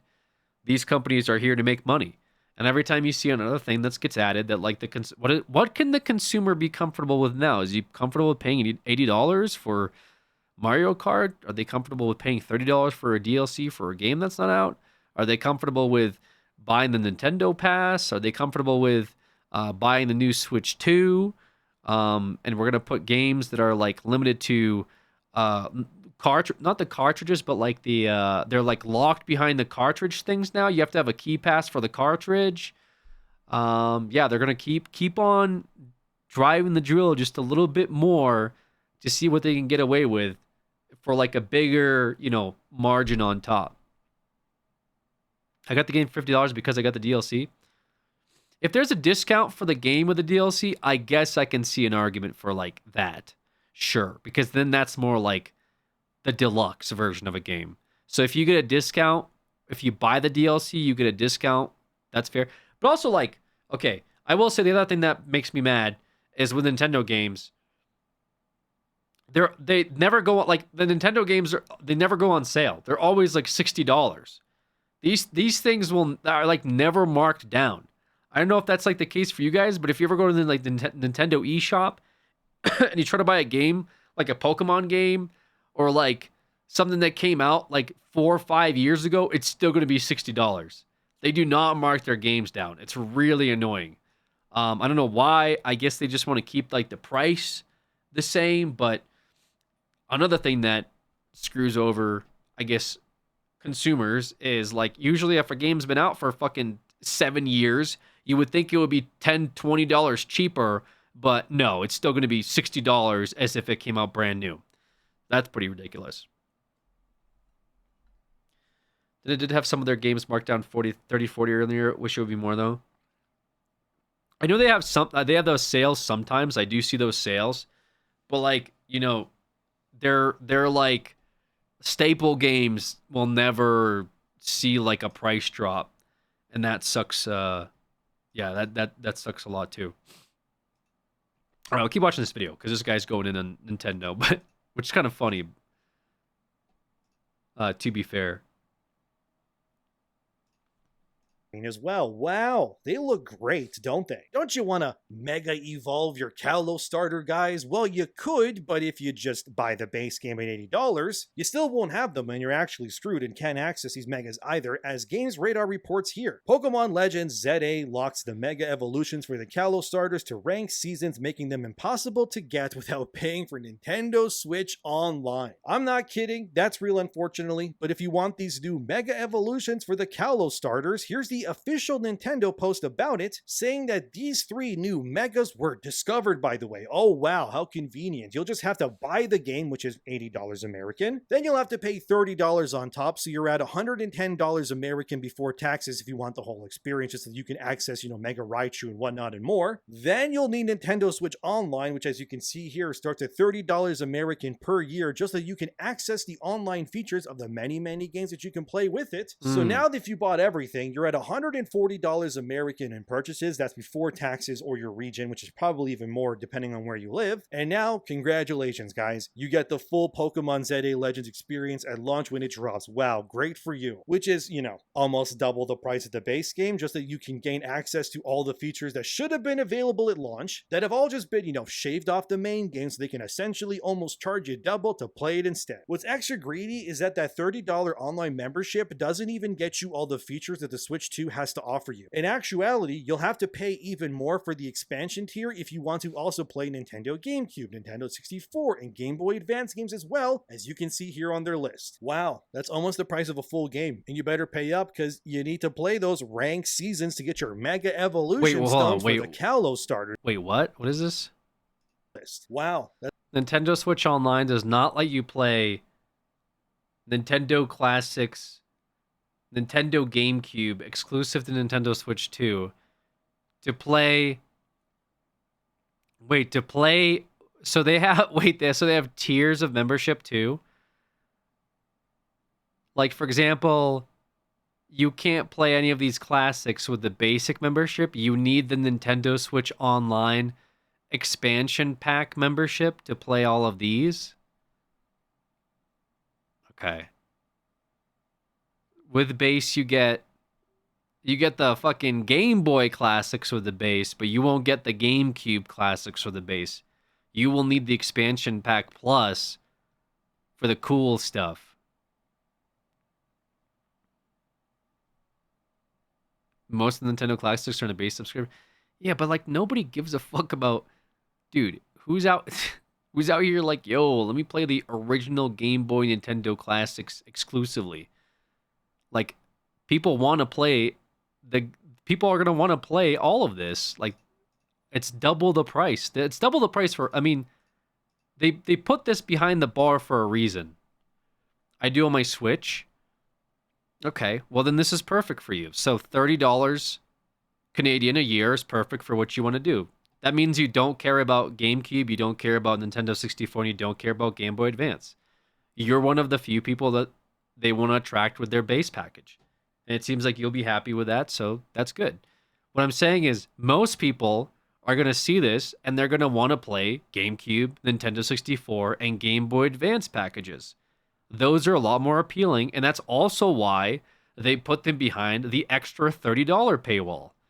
They wouldn't do this if it wasn't appealing, okay? There's plenty of people that are going to be like paying double. You're pretty much paying for 2 passes to play like Nintendo 64 games, right? I'd be okay with it if they offered option to pay just for emulating their old games.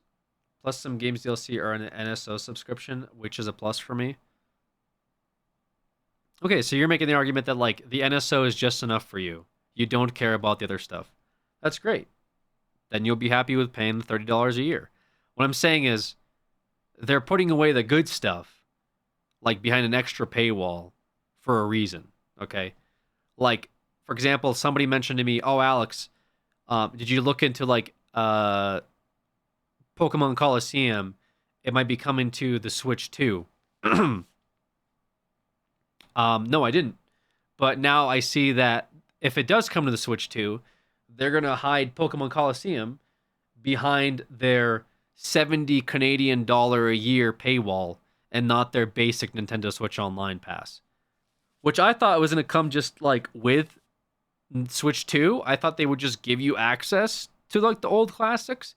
I didn't realize I'd be having to pay an extra pass to access the GameCube library or like the Game Boy Advance library. I guess I didn't realize that was the caveat. It's not even like 10 or 15 more, it's $40 more. Well, it's Canadian, right? That's kind of the argument, right? So it's like 70 CAD to USD is $50, 30 CAD to USD is $20. So it's $30 more. So it's $20, which, like, to be fair, it's not really that bad. $20 a year is really not that bad. It's $50 a year for the expansion pack plus. So about like $5 or something, $4 a month. It's really not that bad. I can't sit there and be like, dude, $50 a year is crazy. Nowadays, it's really not that bad. It's just, again, it's just a little extra chipping away at you as the consumer to incentivize you to pay more. That's all. You know what I mean? Like, these things should have just come with the regular Switch membership, but they have to like be like, well, how can we make more money? And that's when they come up with these like expansion pack plus pass. You know what I mean? If it was just the Switch Online, everyone would be happy with that, I think. But because they're like, well, how can we make a little bit more money this year? Well, there you go. They come out with this thing. So wow, that's almost the price of a full game, and you better pay up because you need to play those ranked seasons to get your Mega Evolution stones for the Kalos starters. Great price compared to PlayStation Plus or whatever. Yeah, I'm not going to argue for the PlayStation Plus. I haven't really been happy with the PlayStation Plus. I actually argue for the Game Pass. I think the Game Pass is a good value. Game Pass has been pretty good and that's like $12, $14 or something like that. So I would say that's a pretty decent bang for your buck. Like as seen here in season 1, you can get the Greninite and Delphoxite in season 2. I don't even know if I'm saying those right, doesn't matter. But those are real words that exist apparently. So if your online subscription ends between seasons, well, too bad for you. You can't access these rewards anymore. Does that mean by not being able to financially afford all of these mega evolution stones and benefits that you were genuinely putting yourself at a disadvantage against other players when it comes to Pokemon online battles? Absolutely. I mean, probably people are going to be upset about that, but I think people will figure out ways to like, is it actually pay to win? Like if you don't get these? I mean, maybe, I don't know. I don't know enough about Pokemon to like warrant whether, oh, you didn't get the Game Pass. That means you won't get the Mega Evolution. So therefore you're going to like not do good on the leaderboard. Depends on the meta. Yeah, that's kind of what I'm trying to say. I'm sure people will figure out like meta breaking stuff that, if it's broken, then yeah, it's like, what the hell, dude? But I don't know. You have to wait and see. I almost don't want to get it on principle just to see like how bad you're screwed over, because I'm kind of curious if it really is that big of a deal. Sorry, I have a little bit of a runny nose. And they put items behind online battles in the past, and I haven't cared. Fair. People are more outraged because it's a lock about their rank seasons. Yeah, I could see that as well. I mean, definitely kind of like as a slap to your face of like you can't get your Mega Evolution. You can't get your Mega Evolution unless you pay for the online pass. It's kind of funny. Like, it's weird, like a weird way. But yeah, I don't know. Access these rewards anymore. Does that mean by not being able to financially afford all of these mega evolution stones and benefits that you were genuinely putting yourself at a disadvantage against other players when it comes to Pokemon online battles? Absolutely. Is it scummy and forces diehard fans to open their wallets to give Nintendo more money simply because they want you to? Also, absolutely. What's extra hilarious is that I'm a casual Pokemon player, so I don't care about online stuff. Well, it's not that like they're locking a Mega Evolution for starters behind a paywall. That's what's cringe. And I agree, that's cringe. Is it going to be like game breaking? Like, it's weird because it's also like part of ranked play, which is double cringe, because if it is like meta defining, it's like there might be an argument for pay to win in there. Like, the online pass is pay to win for Pokemon because of the mega. Maybe, I don't know. Like I said, I'm not I'm not knowledgeable enough to make that statement. Like, I don't know. Like, maybe it's like if you don't have those mega evolutions, you're trolling playing ranked online. Like, what are you doing? Get the pass so you can get the mega evolutions. If not, then it's like, who cares? Which is probably what we're going to see like content for. Like, people are probably going to be like, I can already guarantee you, is Pokemon pay to win? I decided to play Z2A without the Mega Evolutions to see exactly how pay to win Pokemon Z2A is, and I was in for a shock. I'm sure that's going to be a video somewhere. There's probably going to be people that figure out like, oh, well, this starter without a Mega Evolution is actually not that great or whatever, and then they'll probably figure out maybe good like ways to be good and ranked without those Mega Evolutions. I don't know. Who's to say? Like, I haven't played these games currently. I don't know what the metas are like. I have no idea. I've never played ranked online play. I'm just coming at it as like from just like the gaming standpoint of like, does this seem crazy? Does this seem bad? It seems weird. Like, it's just weird. They probably could have like tried to price gouge you in other ways, like with outfits or like what every other company does with like MTX. But if they want to go down the route of like actual Mega Evolutions for starters, that's weird, but I don't know. It's also not that expensive, so if like you're really upset you can't get Mega Evolutions, then pay the $3, whatever it is. That's not a big deal. For players who played 3 or more battles in 2017 International February online competition, a special code was added to the Pokemon Global to obtain a code for Mowlite and Breeder. Okay. I mean, stuff like that's kind of neat, but I like... It's happened before, you were able to get those items. Yeah, but those are like for competition stuff. I don't feel like people care about that all that much, but that's like a whole Pokemon, isn't it? For, it's probably the same. Yeah, but it's like, its starter evolutions are a little different. I don't know. They were Mega Stones, like these ones? Oh, okay. I don't know. It's just, okay. Maybe people didn't care as much, because those were kind of like, I don't know, were those like really good Pokemon? It just kind of depends, because starters, people are probably going to be more upset about than like some random Pokemon. Maybe they're testing the waters.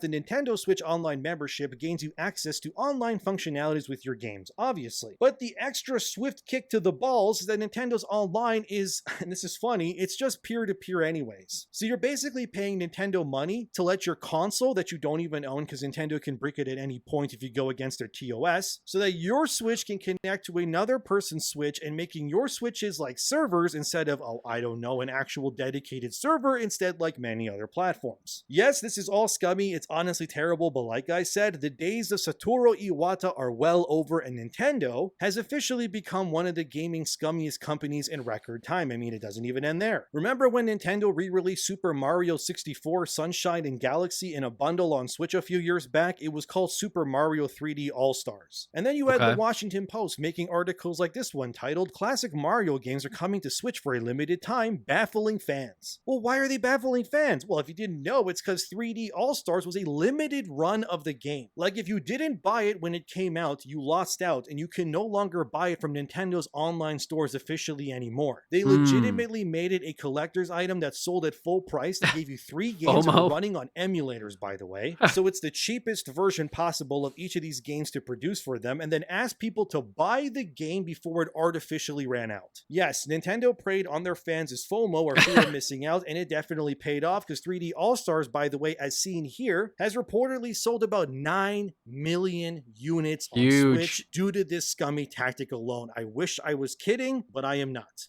That's right, it made hundreds of millions of dollars for Nintendo, and again, you can't buy this anymore from them, even if you wanted to. I mean, I do agree, it's kind of like, it's a little scummy, but like to his point, you could just play this like on emulators or something at any point in time.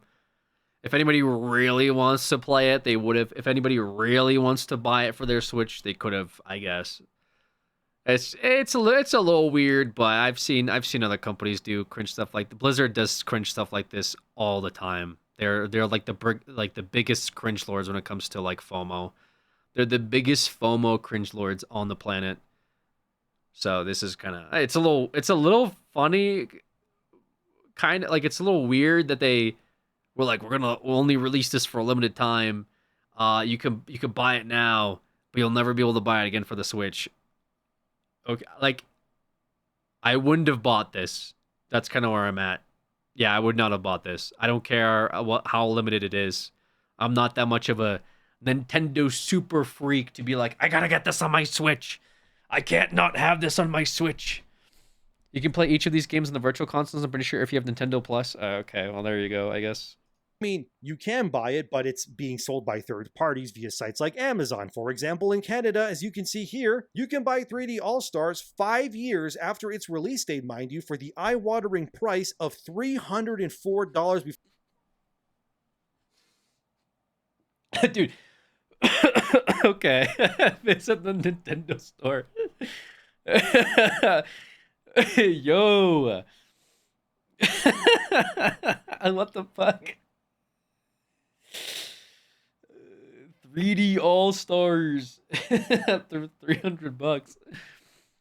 before taxes. Wow, what a steal. Thanks, Nintendo. That's right, it costs you almost an entire Switch 2 bundle price-wise to get just All-Stars now. But don't worry if you missed that release. You can now buy one of those games in that release in Mario Galaxy with another game in Super Mario Galaxy 2 bundled as well that's coming. You just gotta give Nintendo $100 as seen here for Galaxy 1 and 2. Totally not a rip-off and anti-consumer at all, right? Of course not. They're not. Like, brother, okay, I could, this is just like weird, but like, I don't know. I guess I'm gonna say I don't care.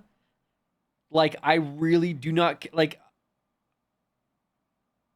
if I was a big enough fan of this, would I buy it? I don't know. That seems still like a pretty high price for like a fan. That's $50 a game. But like I said, they did the same shit with The Sims. They did the fucking Sims 1 and Sims 2 garbage where they're like, Sims 1 remastered, Sims 2 for only $50. And people were like, you gave those away for free 10 years ago. Yeah, but like, this is remastered. You know what I mean? It's just like, yeah, it's EA garbage.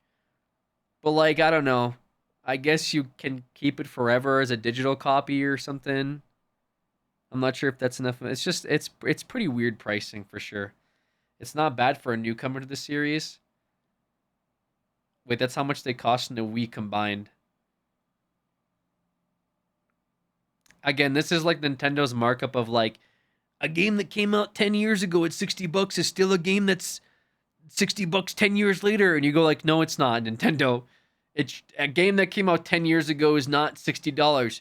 Yeah, it is, dude. It's the same quality. Like, they need to stop doing that shit.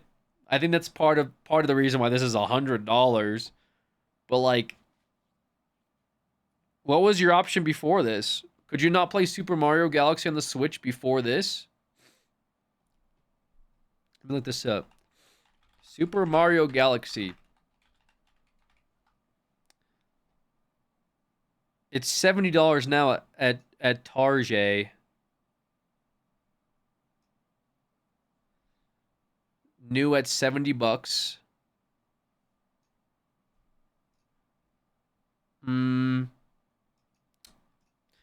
What's it like on eBay? Can you even buy it used on eBay or what?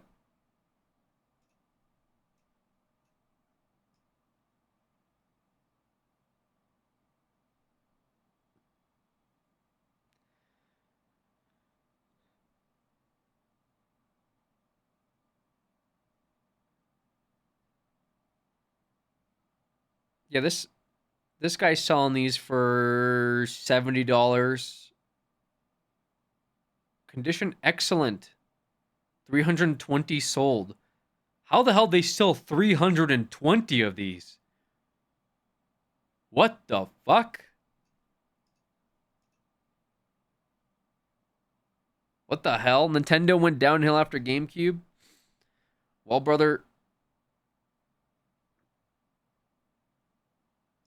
you're going to want to buy the expansion pack plus pass. Okay? All right, if you want the access to the GameCube library, buy the $50 a year pass.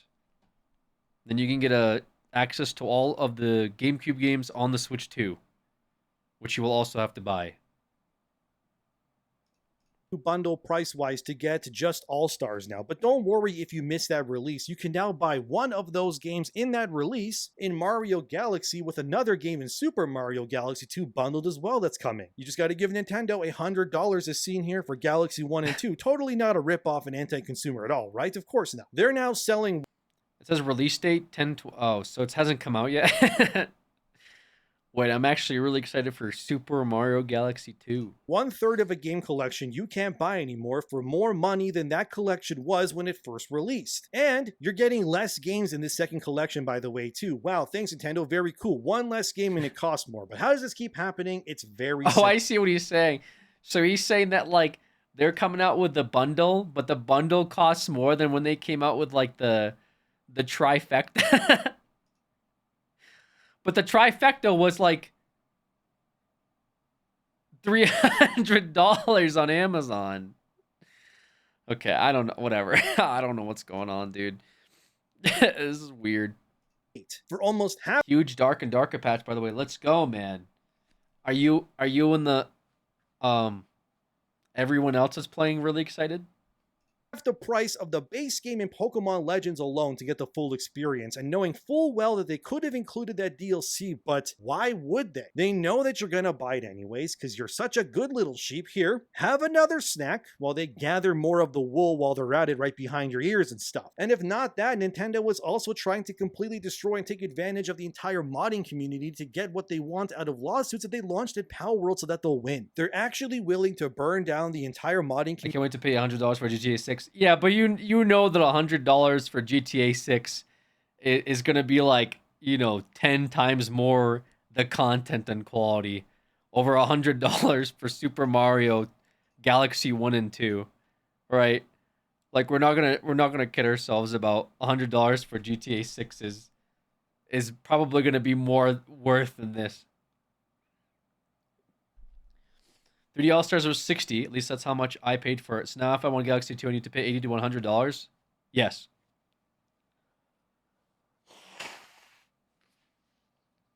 Yes.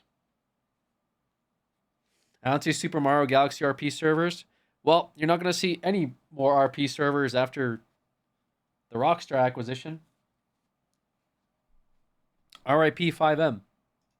Donkey Kong shortly after launch. Bonanza, by the way, came out in the end of July 2025. This Emerald expansion arrived not even 2 months later after release of the game in September, and oh, by the way, of course not, it isn't free either. As seen here, this DK Island and Emerald Rush DLC will set you back $30 Canadian or $20 American. Wow, amazing. A DLC that is like 1/3 the price of the game pretty much for so-called new content to a game that just came out. It's totally not just more shaved off content positioned to force Nintendo players to open their wallets again after just buying the game or anything. Of course not. And if it's not that, you got websites shilling for Nintendo about how the Switch 2 makes your older games that run like dog water somehow now look and run better, like Pokemon Violet and Scarlet as seen here. Wow. Wow, 60 FPS for an older Pokemon game. You just need a whole new console to make it hit that, unlike the console that it originally... PlayStation did that too. I'm gonna say that much. PlayStation 5, didn't they come out with a PlayStation 5 and then PlayStation 5 remaster or something like that? That's like, now the PlayStation 5 is even better than the PlayStation 5. But this is only funny to me because like look at the screenshot. The screenshot has like JPEG grass blades, and they're like 60 FPS. Let's go. You could see a bit more dirt, and the game will not overheat your Switch.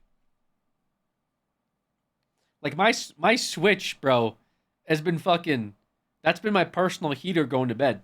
What I do is I load up like Fire Emblem, and then I tuck it underneath my pillow, and then that's been my pillow warmer over the past week while I've been sick. It works really good, dude. This thing kicks up into fucking 200 degrees Fahrenheit like nobody's business. So I wonder how hot the Switch 2 can get. That and my iPhone. Since my iPhone dies after an hour, I've been using that as a battery, but I've been using that for my feet. I've saved a lot on my utility bills, actually. This month. Violet and Scarlet as seen here. Wow, 60 FPS for an older Pokemon game. You just need a whole new console to make it hit that, unlike the console that it originally came out on. Incredible. Look, I could just keep going, but I'm pretty sure this video is long enough already, and for both of our sanities, I think this is plenty enough for now. Maybe I'll make a sequel to this video one day, who knows. Don't worry, if I do make a sequel, I won't charge you an arm and a leg to watch it. All I ask for you to do is like the video. Thank you. But what do you think about all of this? Is Nintendo past the point of no return now? Can they ever fix their public image? Ditto the ew, what is this? That's a very strange freeze frame for that.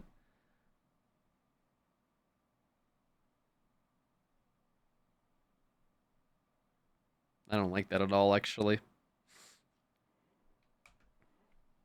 What about wanting to burn down the modding community to own Power World, or the myriad of anti-consumer... The Power World thing, I still don't really understand what that's about, I will say, because the Power World thing, like, I don't really know what they're going after in the lawsuit. Little freak? Yeah, he's a little freak. Power World lawsuit.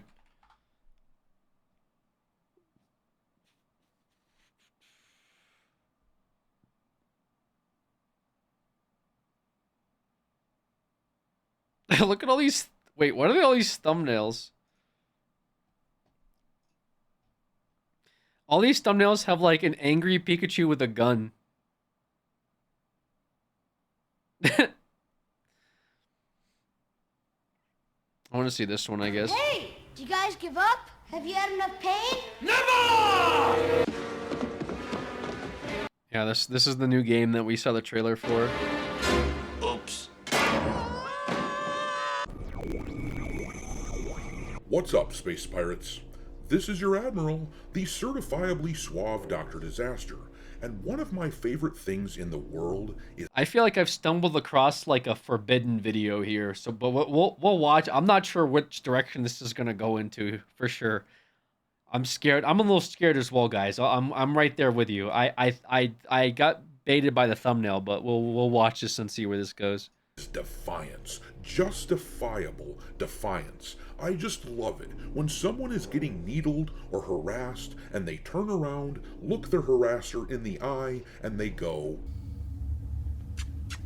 And that is what we have going on in the news with regards to the ongoing legal saga between Pocket Pair, the makers of Pal World, and Nintendo.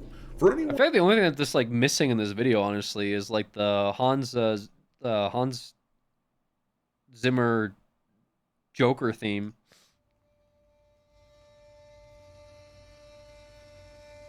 You really wanted to sell this YouTube channel. Who doesn't remember, Nintendo is butthurt about Pal World being successful, and they have been suing Pocket Pair, throwing shit at the wall to see what sticks. Nintendo recently obtained patents for simple mechanics that have been used in games for years, like flying mounts and summoning monsters to fight for you, and they have been trying to use those patents against specifically Pal World and only Pal World, even though these are things that tons of other games have used. You know, I know what you're doing right now, and I don't like it. The case between these two companies has been in the news again now. Pal World pointed at a number of examples of Nintendo's mechanics and likenesses that were being used in other games via mods, which would potentially invalidate Nintendo's entire case, since Nintendo has done nothing to take down Pixelmon, for example, the Minecraft Pokemon crossover mod, but Nintendo just keeps stubbornly plowing ahead. I will destroy you. Well, as I said, I really love it when someone defiantly stands up for themselves against a bully like Nintendo. Pocket Pair just released a trailer for a new cozy game using their Pal World characters, and more than a few people have noticed that some components of the trailer are reminiscent of Nintendo's Animal Crossing, as if Pocket Pair is trolling them. But more than that, this announcement comes just a week and a half after Pokemon announced Pokemon Pokopia, the... This guy has something in his background. I don't know what the hell it is, dude. What is that noise in his background? After Pokemon announced Pokemon Pokopia, the Pokemon version of a cozy game. And I love this from Pocket Pair. It sounds even scarier than the Batman soundtrack I was playing. As if they are mockingly calling out to Nintendo. Don't sing it. Bring it. You bastard!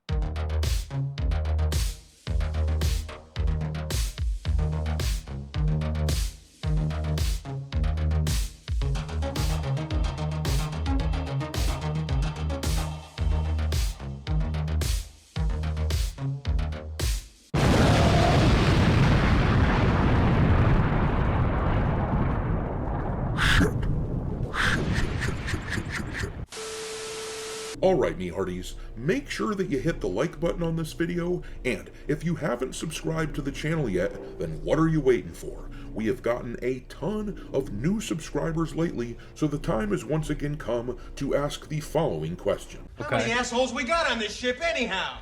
Yo! we now have 155,000 space pirate a-holes in this buccaneer crew of ours, and as is the custom on this channel, with every 1,000 subscribers, I add a new ship to the fleet in order to house the new guys. This time, someone suggested the Rocinante from the old show The Expanse, which can be seen over here.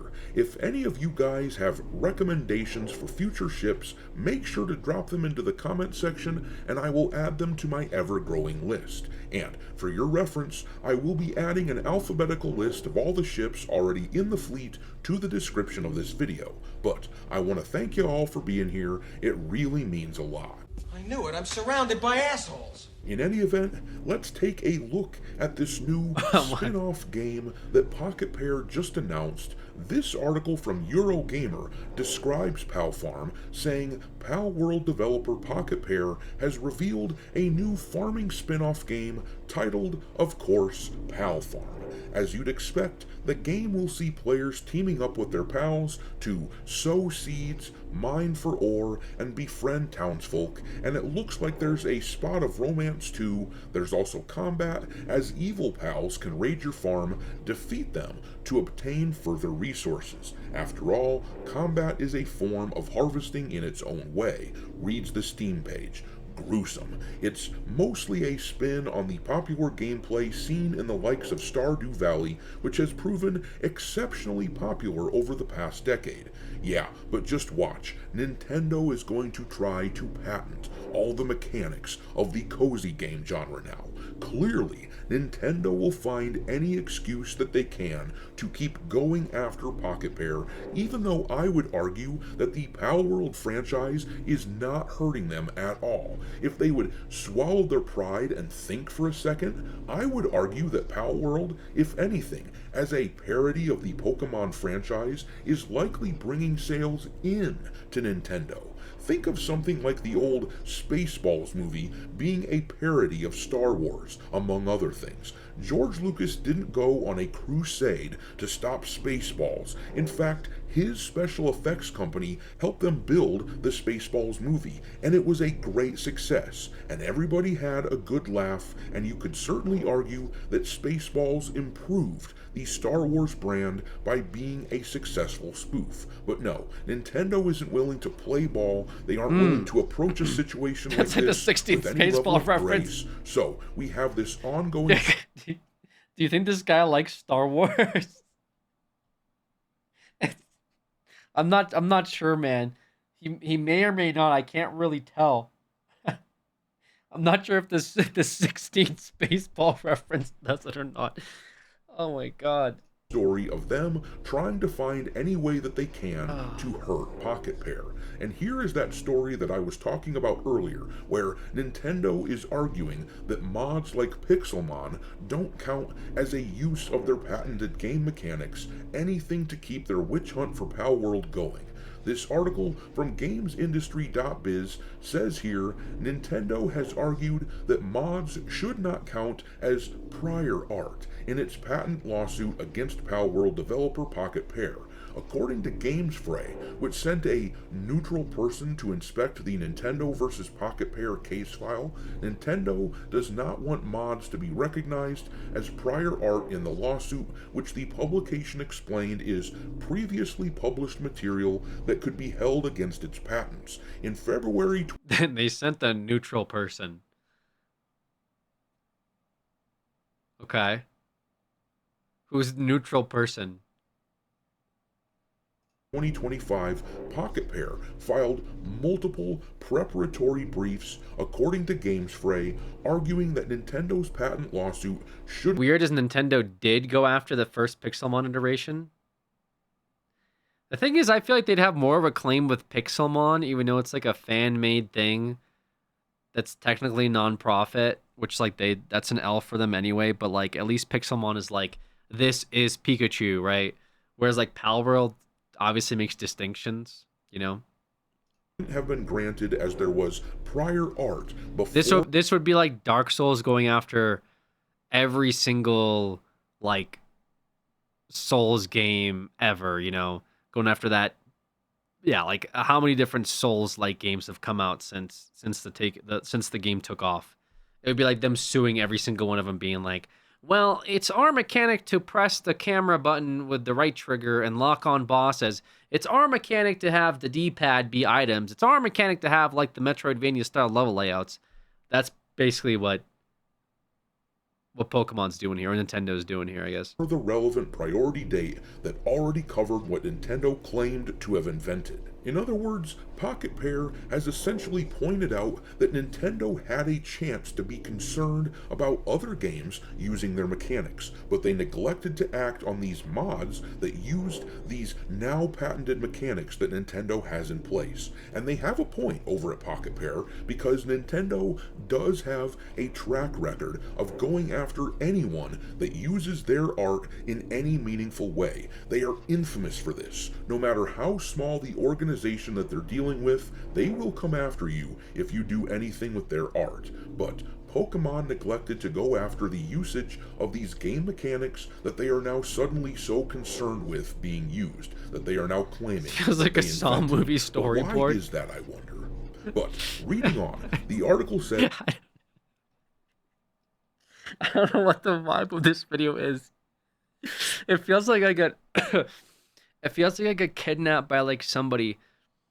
I feels like I got kidnapped by somebody, and it's like I'm in their basement tied up, but they're just like very passionate about like this niche subject matter when it comes to like the video game industry. maybe that's how every single like stream seems like to you. People come in the stream.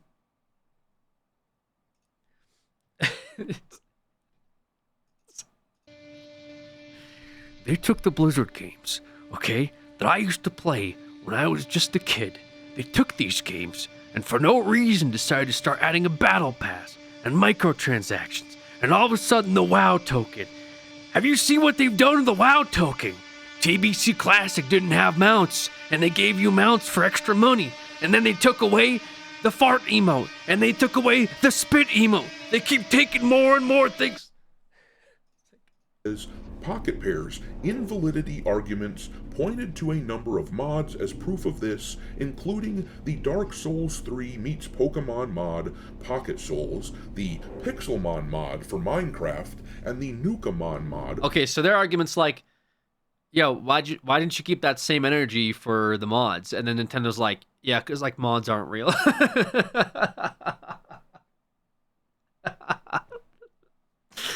Wait, huge W Nintendo again.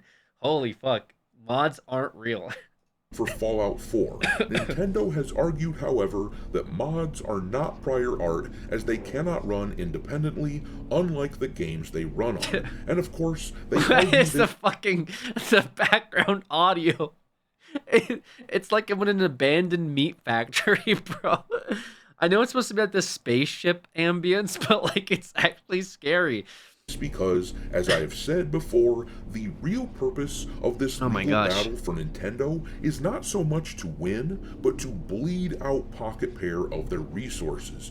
Obviously, Pocket Pair is the much smaller company, and an ongoing lawsuit is going to be much more detrimental to their ability to function. I've said before that I'm concerned that this will prevent Pocket Pair from continuing their good work, because of course these lawsuits can be quite expensive, but with them announcing this new Pal Farm game, it's obvious that they are moving full steam ahead despite Nintendo's bullshit. And they've also announced that Pal World itself is going to exit the early access period sometime next year. I love that they aren't just rolling over for Nintendo, whose strategy at this point seems to be to drag out everything as much as possible. With that in mind, I fully and unironically expect Nintendo to attempt to patent portions of the cozy gaming genre in order to bring it to this ongoing lawsuit. But they're going to patent the cozy gaming genre, which I'm not going to stand for. I'm not going to sit here and let them take those nice games I used to play as a kid on my Nintendo 3DS and make an absolute shit show mockery out of the whole thing. I used to play Animal Crossing all the time, and they're gonna patent that so I could never play it again except for Nintendo exclusive consoles? Well, color me damned! I'm gonna leave it there. Drop your contempt for the way that Nintendo is behaving into the comment section below, and we will talk there. Thanks for watching, me hearties. If you haven't already, your Admiral is inviting you to subscribe to the channel and become a part of the crew. Life as a space pirate may not be glamorous, but there's always plenty of booty.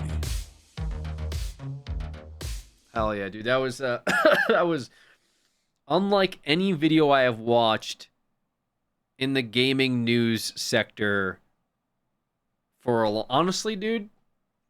I'm gonna sub to this guy just because I am so shocked by what I watched here. I am almost speechless. Dr. Disaster. That was crazy. Such a scary video about Nintendo's lawsuit. All right, there we go. Wait, they have merch too. This guy has merch. Holy shit. Wait, this guy's merch game is fucking better than mine.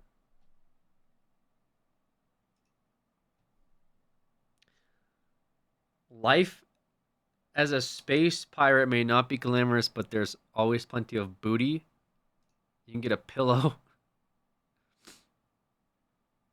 Get this pink shirt. That's gonna look so bad. Dude. This fucking just black giant rectangle. This is a sticker. Why is the sticker? Why is the sticker not just a rectangle? This cup.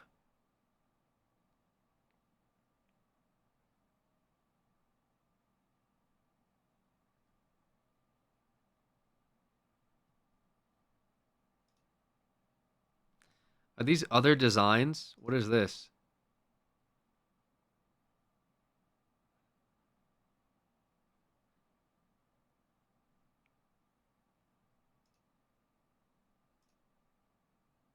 The Force is the fandom.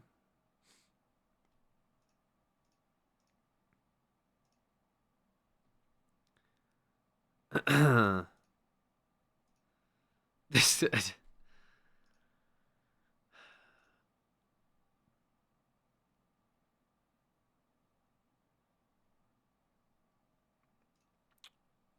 I kind of fuck with that pillow. That pillow is pretty sick. All right. Wow. I think if you buy any of his merch, you will be added to a list. Yeah, the freaking Admiral Spaceship Army list, you mean? Get our own spaceship, baby.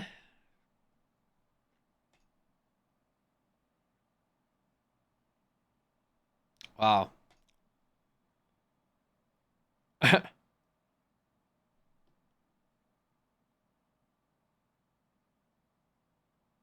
I don't really want to pop another cough drop.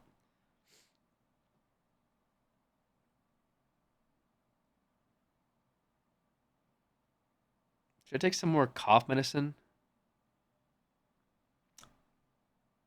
I'm like so-so. Ooh, yeah, dude. You know what that reminds me of? So-so. You guys ever seen that beatbox battle?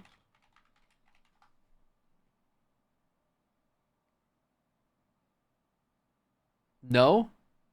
What? You've never seen So-So versus Beatness in the beatbox battle of 2019 Loop Station quarterfinals?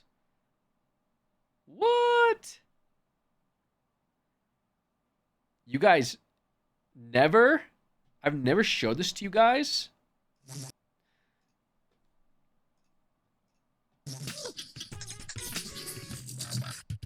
So-So won the coin toss. Who's ready for the third battle? Third battle. The 2019 Grabbox Beat Battle. Beatbox Battle. Beatbox. Give me 3 minutes on Venus. You already know what to do. I say the twa, you say the do, and the crowd. Twa. Done. Beatbox. That's Beatness. We actually want to see So-So. Beatness is okay. I don't want to watch the whole thing. I want to see So-So's part. So-So goes off.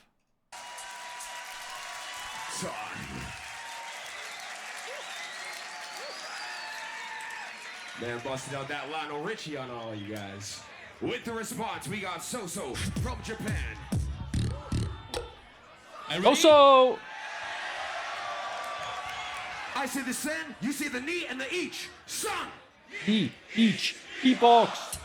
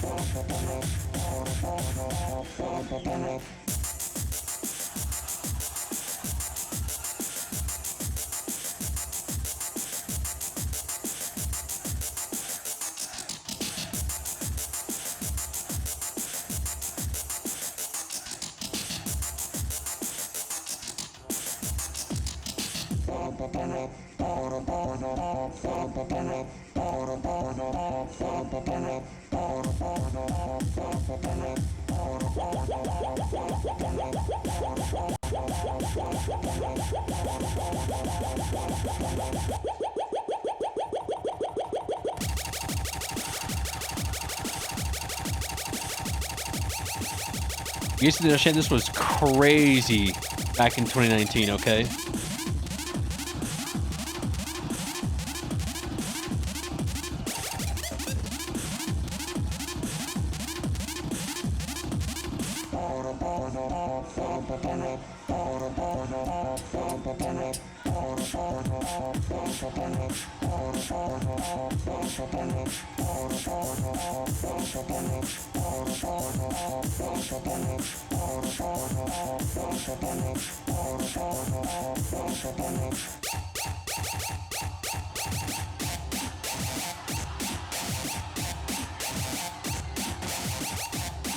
So how do you know who's winning? Can you not tell, bro? So-So's crushing it.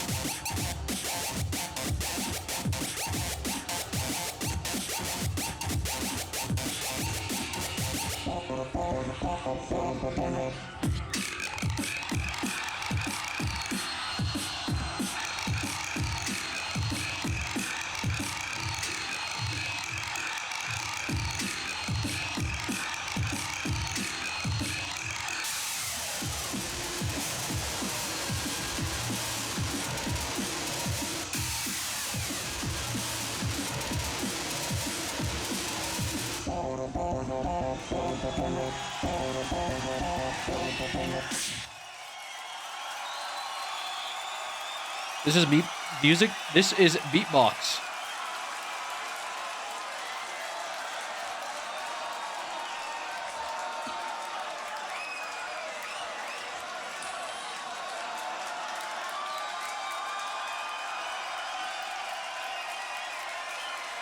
You go from Lionel Richie to some proper rinse down. With the response, we got beat. I wouldn't know what to do if someone told me they bought tickets to a live beatbox show. I mean, who cares, dude? If somebody went and bought tickets to a live beatbox show and they enjoyed it, who cares? Coming back to So-So. I say the son, you say the knee, and the each. Son! Because, like, if you go see a comedy show, which I've done plenty of times, and someone's like, you went and bought tickets to go see somebody talk?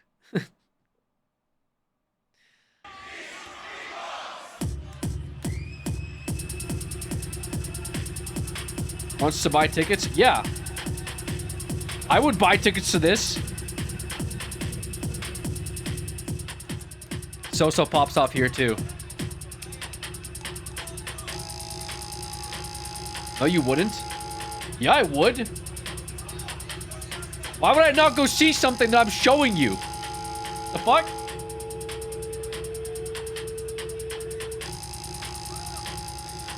Wait, listen.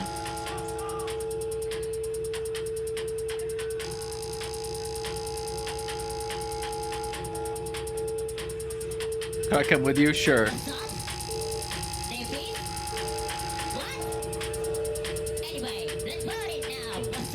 So-so. So-so. So-so.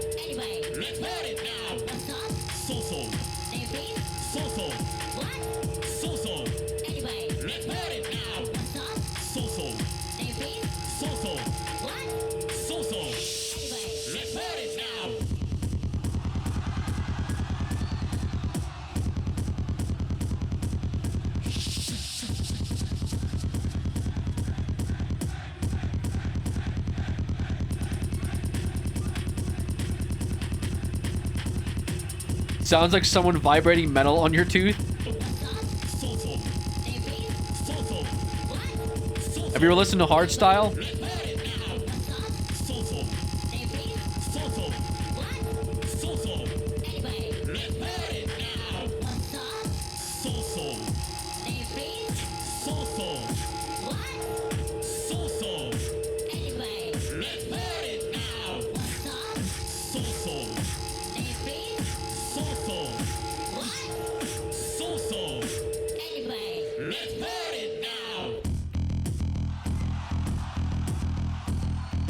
It's pretty sick that they can like do all this stuff like literally on the fly within like 3 minutes.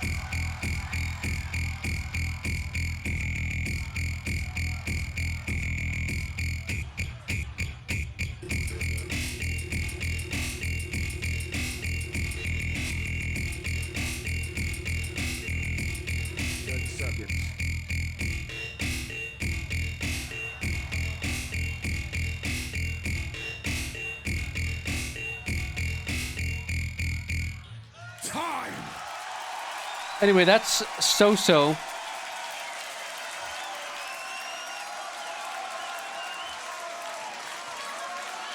Quarterfinals of the Grand Beatbox Battle Loop Station 2019 performance versus Beatness. So-So, Beatness. If you enjoyed the battle, continue what you're doing. Make some noise. Give it up for the boys. Come on.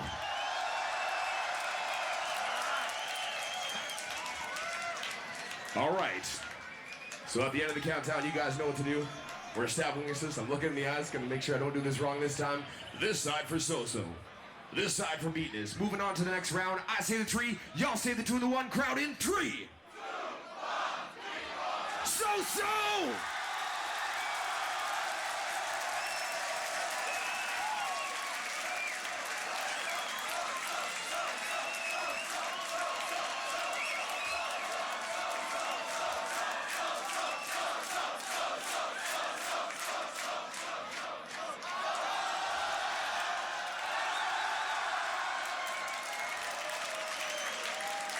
Pretty arbitrary judging. Stop trying to rage bait, bro. Go play with Legos or whatever the hell you were doing, Haven. I don't want to keep reading your shit posts. What the hell? Man, thank you so much for the 72 months. This guy just fucking 72 months, so true. Building his fucking like Lego collection or something like that. This guy is like gotta rage bait Alex a little bit on this one. Haven't heard him get mad enough. Oh, I got banned. Time to go in Discord. Rinse and repeat.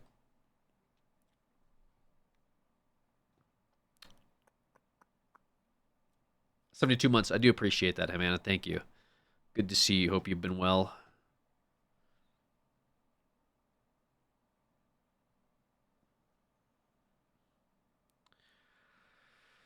Welp. How many months was I on? I on what?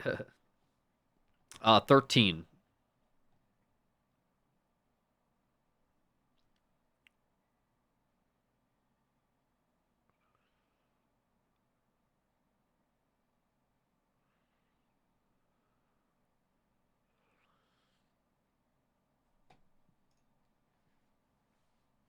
What Pokemon game are you starting with on the marathon? I don't know. If you guys want, you can put suggestions in the Discord. There's a thread in the arcade currently for suggestions. You can vote on suggestions. I'm going to put the highest suggestions into a box, and then we're going to shuffle them up for Sunday. And then whatever comes out is, I guess, what we'll start with. Looks like right now there's a lot of updates for Soul Silver. Roy, was there anything to that? Just Soul Silver? Or is Soul Silver like... Is Soul Silver a mod, or what is Soul Silver? It's just the game Soul Silver. Is it like Nuzlocke? Like Nuzlocke Soul Silver? I guess... That's for like a pre-qualifier on that at least, but I guess I can figure that out too live. Any Iron Man challenge? No, dude. Iron Man would take me like weeks to do probably. Iron Man is not a joke. The plane game.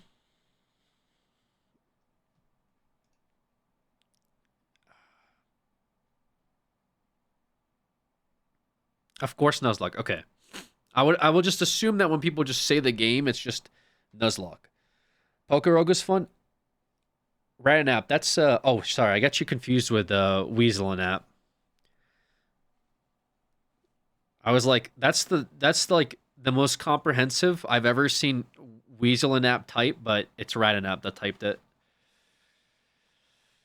I don't believe that one has a randomizer, but I could be wrong. I don't know either. I'm just saying if you don't put like a specific like play this game under these conditions, then I will just assume you're asking for Nuzlocke, because doing a vanilla playthrough will kind of be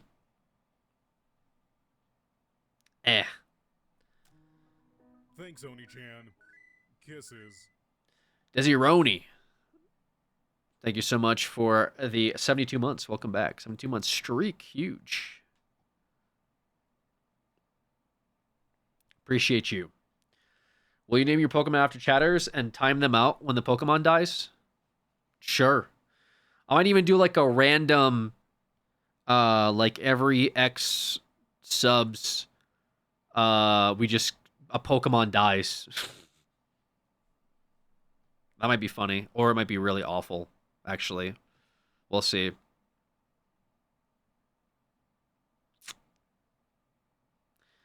We'll see, but yeah, we'll name after chatters. We'll have some we'll have some attachment issues for sure. Chat gonna pay to make you lose? That's the idea though, isn't it? I don't think chat wants to watch me win, guys. Let's be real, okay? Chat does not come to the streams to be like, oh, I wonder if Alex is having a good time. I think I led with that during the stream earlier today.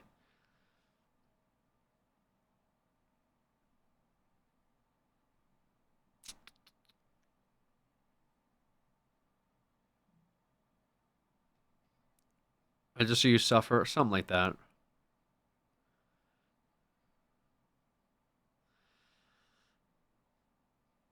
I never come here to see if you're having a good time. Hey, at least you're honest. I see Hey You Pikachu's in here. How do you do Hey You Pikachu?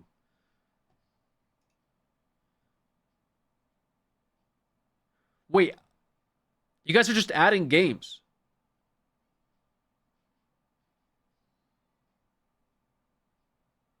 You just want me to play through Hey You Pikachu? Is there any rules to that?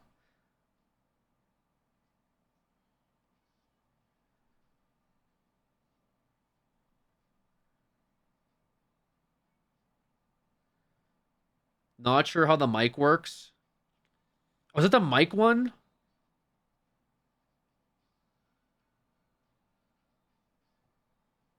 Okay. All right, we'll figure it out. It's fine. What do you vote with the Pokemon game again? It's in Discord under the arcade. We have a section called Poke-a-thon suggestions. You can go in there, either update somebody's post if you think, oh, this will be good to watch Alex have a miserable time, or if you don't see something, you could make a thread. But the mods are watching the thread, so if you shitpost, be warned.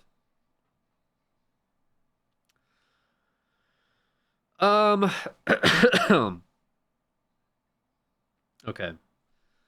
What is this? My hair. What is that? Is that lint? Okay. Someone already tried to do SD, so don't do that joke again. Oh, shit. The Nintendo Switch 2. Oh, God.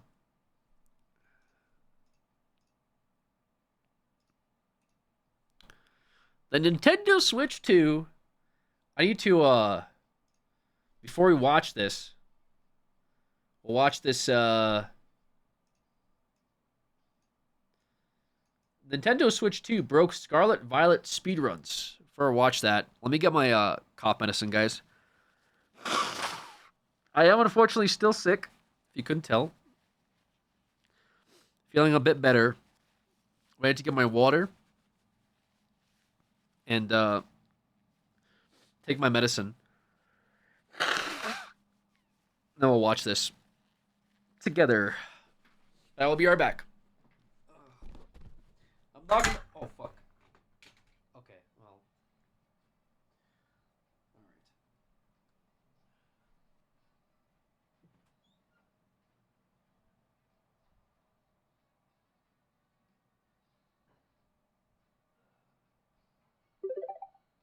Alright.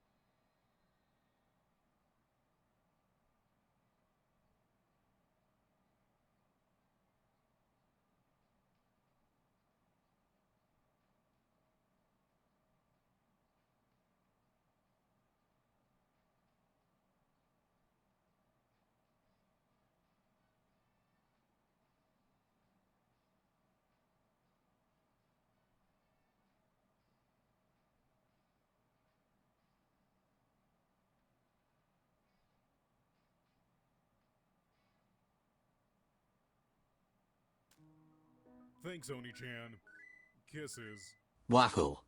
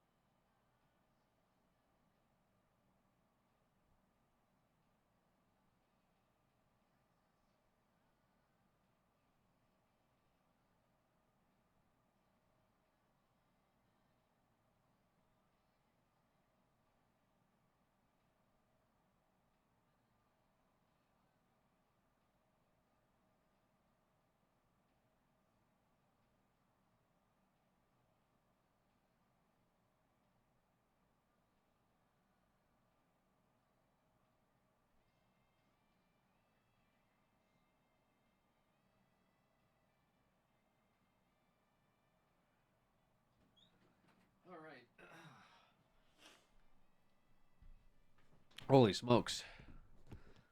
Okay. Dude. Lindsay, did you gift another 20 subs to the chair? Guys, why is the chair getting actually more retention, viewership, and subscriptions than when I'm sitting in the fucking chair? Hello? There's no way my chair is that much more entertaining, guys. I've been sitting here just slaving away with the funniness. I mean, I got the jokes, okay? I'm out here making all y'all laugh, okay? Not a single person that has me on an alt monitor right now hasn't smiled today as a result of hearing my upbeat, my stand-up, comedic timing, my jokes, my fantastic storytelling. I did that Joker bit earlier.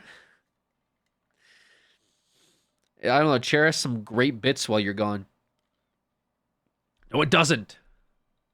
I got you on the main today. Ooh, baby. Fit check, fit check. How do I look? My eyebrows. Thank you. Thank you for putting me on the main. All right. 10 out of 10, Alex. Yeah, I feel 10 out of 10. Nice eyebrow dye. It's all natural, baby. It is. I got some natty brows. Watching it for 11 years. That chair is more entertaining. Yeah, you're definitely done. You're definitely done. You're banned for 11 years. All right, here we go. How the Switch 2 broke Pokemon Scarlet and Violet speedruns. Is finally here. And if there's one game that's needed this console desperately, it's Pokemon Scarlet and Violet. A game that has had a very infamous history of issues plaguing speedruns to the point where we completely gave up on them on the Switch 1 and expected some very minor changes to happen on the Switch 2. But little did the Pokemon speedrunner community know that they were about to be given one of the most unexpected gifts they could ask for. A way to bring back Pokemon Scarlet and Violet speedruns in the best way possible. Oh, this is in-game? As folks like me on the other side of the world were standing in line to grab their Switch 2 pre-orders, longtime Pokemon speedrunner Corolio was laying... We were standing in line, guys, for our Switch 2 pre-orders? We made a whole line outside of Total Wine? Guys... Longtime Pokemon speedrunner Corolio was laying any doubts of how powerful the Nintendo Switch 2 is. As each hour of gameplay passed, Corolio shaved more and more time, starting with 5 minutes, 10 minutes, then 20 minutes, until the dust settled at a ridiculous 30 minutes of time save over the course of 5 hours of gameplay, shattering Scarlet and Violet's final hour barrier in the Japanese speedrunning category. And with this new standard for speedruns being put into play, many questions were raised among the community. Like, how much time is actually being saved from the Switch 2 console itself? How much faster or slower is the game in Japanese compared to English? And would it be possible to break the sub 5 hour barrier? Every time I have more time in my life, you start pumping out new genres of content. Love it, but enjoy the Pokemon. Yeah, baby, you know, I gotta jump ship as many times as humanly possible. In the English category as well? So, in order to answer many of these questions, let's compare the differences between Switch 1 and 2 Scarlet and Violet speedruns in a side-by-side comparison. Okay. With Scarlet and Violet on the Switch 1, every little strategy we've developed for the last 2 years revolved around getting less lag. If you look away from the ground for 1 second, try to fly to big cities too many times, watch a Pokeball zoom into the ground, or experience the tiniest bit of rain, it all adds up to magnitudes of time loss. As more and more content, DLC, and Dude, it's so funny to me how they make... By the way, Lindsay, I do appreciate those 20 gifted subs, and thank you for the 20 earlier, for the 40 gifted total. Absolute legend, Lindsay. Thank you so much. Very, very kind of you. I like how they make these games exclusive for the Switch, okay? And they're still not optimized for the Switch. Like, they're not making these games... I could see, like, cross-ports, like, oh, PlayStation to PC, PC to Xbox, blah, blah, blah. They just make them for the Switch, and they can't get them to run good on the Switch. But these games will still cost you $60 10 years from now. patches came out for Scarlet and Violet on the Switch 1, the slower speedruns became... I went to see if I can find a used copy of Scarlet and Violet because I was like, oh, that'd be a good game to play. It's a newer Pokemon game. Maybe get some hype before Z to A. I went to GameStop, by the way, to also waited in line for 40 minutes for a failed Twilight Masquerade ETB purchase. Turns out that they sell 4 per 2 people. So bring your girlfriend and sign her up for a GameStop Pro membership, and you can walk out with 4 ETBs, 4 fucking ETBs. But yeah, I went to go see if they have a used copy of Scarlet and Violet because I figured maybe I can buy a Scarlet and Violet used. Tell me why it's $55 used and $53 with a like GameStop membership. $55 used for Scarlet and Violet. $60 brand new, by the way. Did it have DLC included? I don't believe so, no. Tell me why. $60 brand new. It's like that too on the game store right now. It's $60 in the game store. Anyways, dude. Like unexpectedly long loading times inside of the poison base that could last up to 5 minutes and kill a run on the spot. Check Facebook Marketplace? Yeah, I guess. Not only are these unexplained issues seemingly fixed, but we will likely have to retime and restructure the entire speedrun route from scratch with this Switch 2 experience in mind. We have noticed a few tiny hiccups here and there. The Nintendo Switch 2 version of Scarlet Violet brought about an increased frame rate, better load times,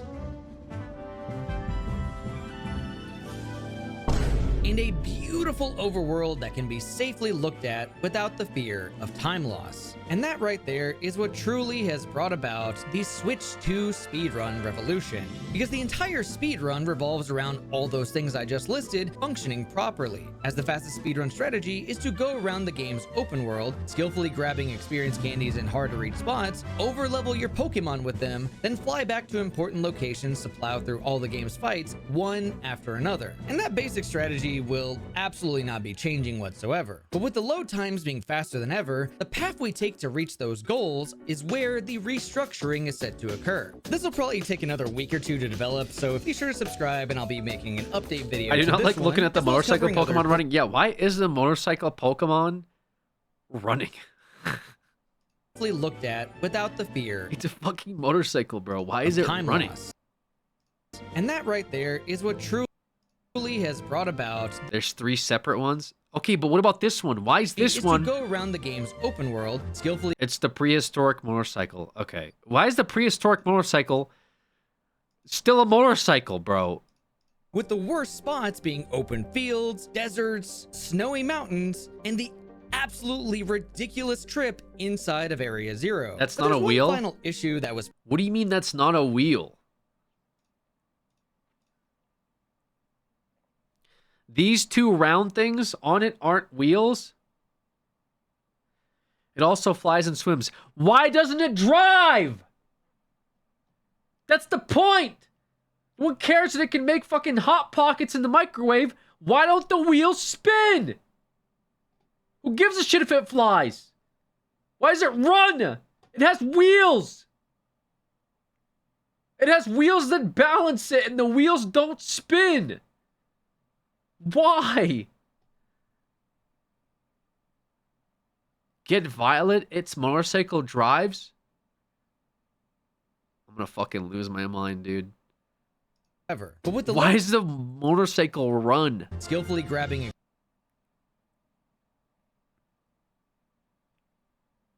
experience candies in hard to reach spots. Why does it even have legs? It's a motorcycle. And a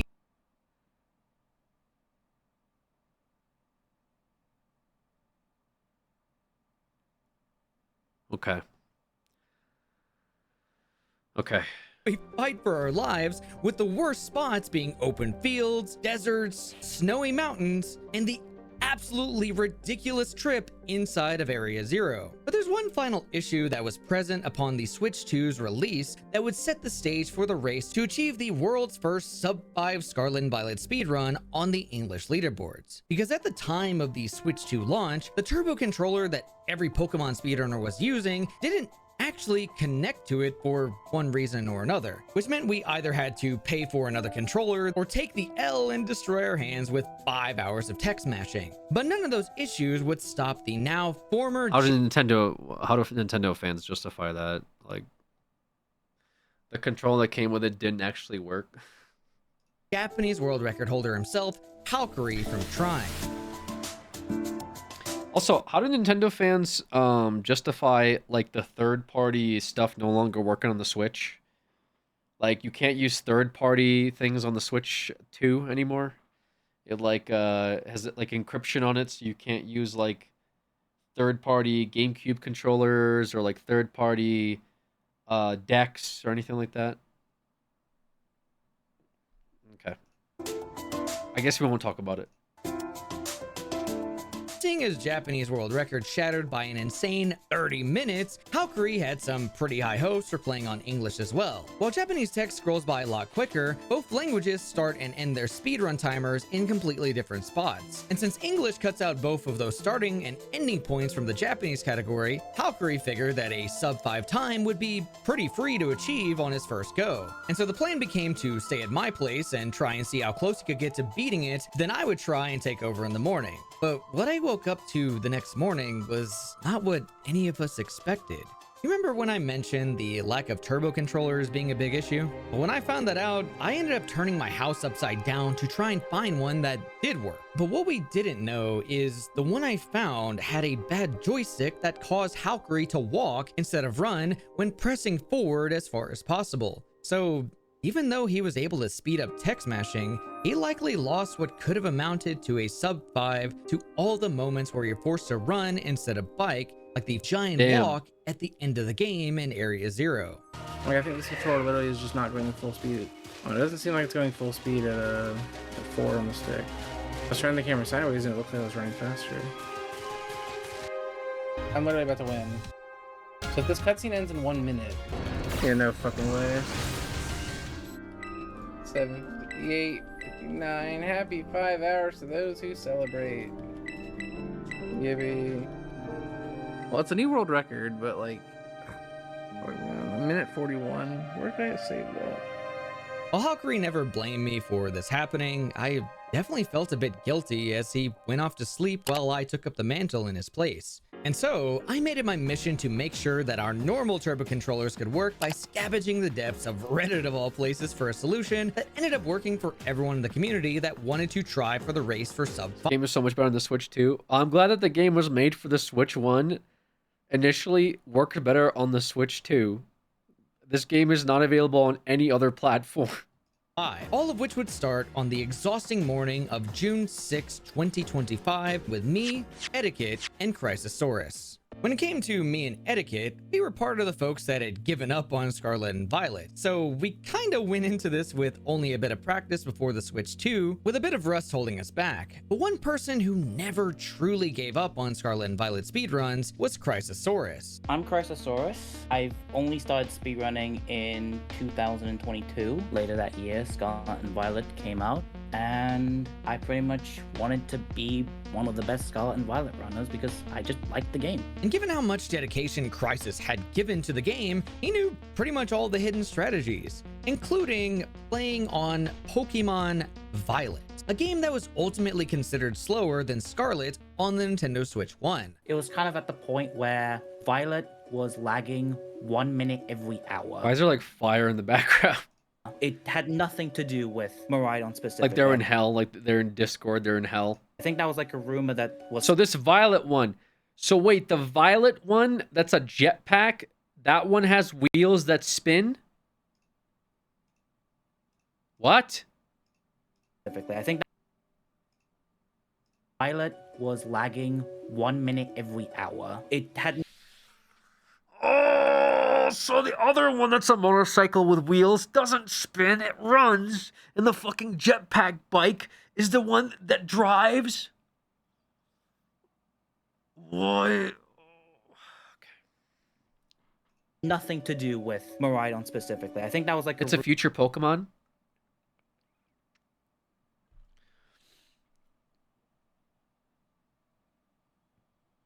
It's a future Pokemon. So the one in the future is a motorcycle. And the one in the past that looks like a motorcycle, has wheels like a motorcycle, can be rode like a motorcycle, isn't a motorcycle.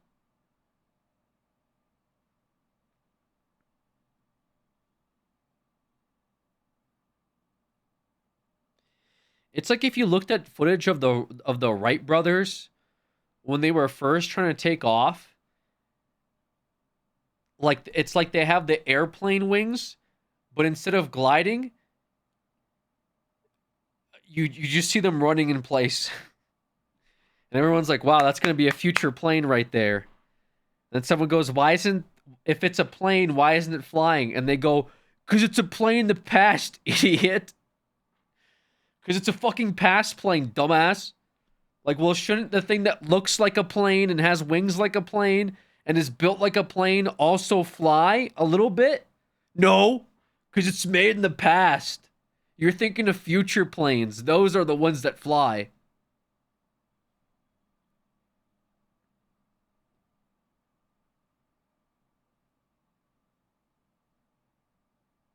It'd be like looking at like fish in the past, and they have like arms and legs, but they're in the water.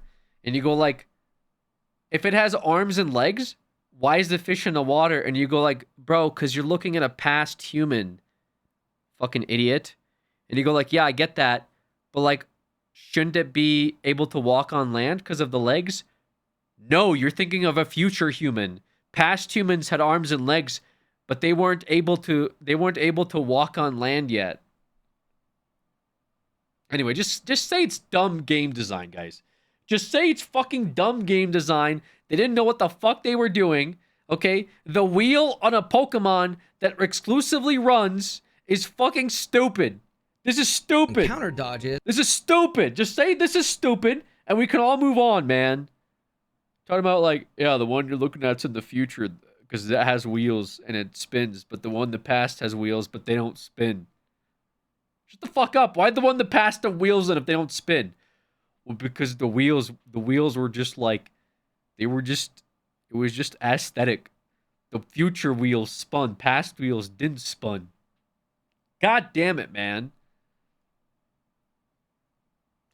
They literally have trash bags with eyes as a mon.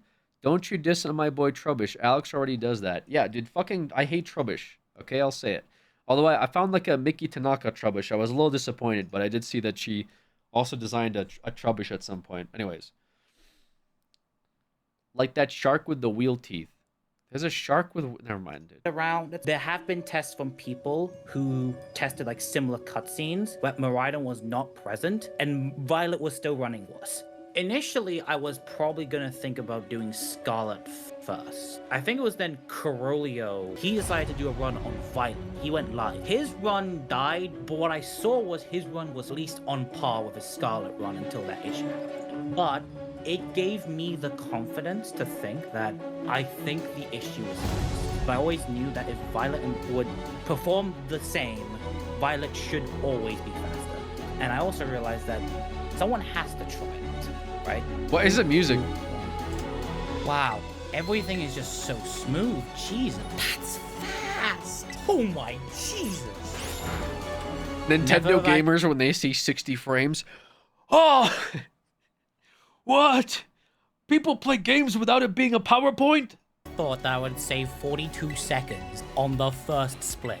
But despite all these moments of relief and joy from time save, Crisis running on Violet came with the issues of having to adapt for version-exclusive fights like the Ground Titan, the Area Zero Paradox Pokemon, and the final fight versus Turo based off of if he got good stats on the main Pokemon used for the speedrun, Flamigo. Exception of Iron Moth and Iron Valiant, every single Pokemon that Toro brings out has randomizing, which means I will say I don't like their naming conventions for future mons.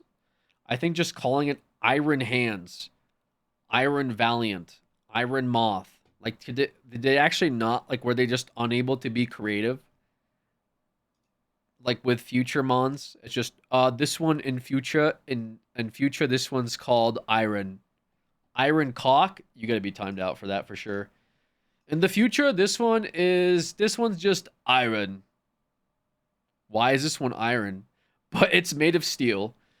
It's iron, but it's made out of everything that's not iron. This one is iron, but it's actually made out of a future material that we don't understand yet. We're just gonna call him Iron Man. I mean, that's patented. Iron Guy.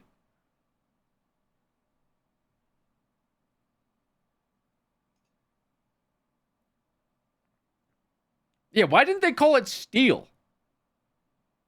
If they're steel. Or robot. Yeah, robot moth. Robot hands. Robot thorns. Robo Valiant.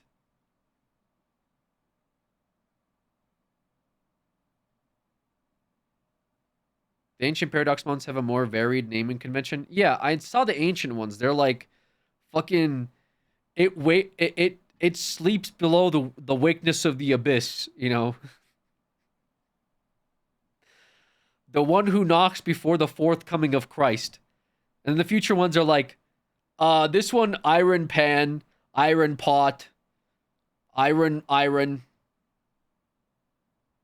I earn.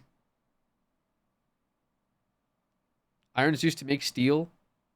But that would still be, it's like, why did they just call it then? Like, what's the word? Deconstructed steel or some shit. Iron Hands goes hard. Okay, fine. I'll give you Iron Hands. But like everything else, Iron Moth. Like this is just, Steelix is taken. Steelix could have been cool because that one could have been like, oh, this one's from the future, but Steelix is from the future, but he somehow made it to our timeline before everybody else, and then he could like have some story with that. I don't know. This just makes me mad. Yeah, Iron ones just make me mad. Has randomizing, which means you have to assume the worst. I did find a very quick solution, which is if I pick up a few small candies, I can actually gain level threshold at specific points. That allows me to buy less proteins and also like less carbs, which should hopefully help me solve the issue. By the way, I'm under no impression that like Pokemon figured this stuff out. I guarantee you, any like Pokemon fan has already probably like unpacked tons and tons of contradictions with them releasing like these ancient sets, because they've already done like past Pokemon and they're just like, oh fuck dude, like we just discovered like 100 Pokemon and they were in the past, we just didn't know about them. Like I guarantee you people have like already found major contradictions with that. Same with the future ones, okay?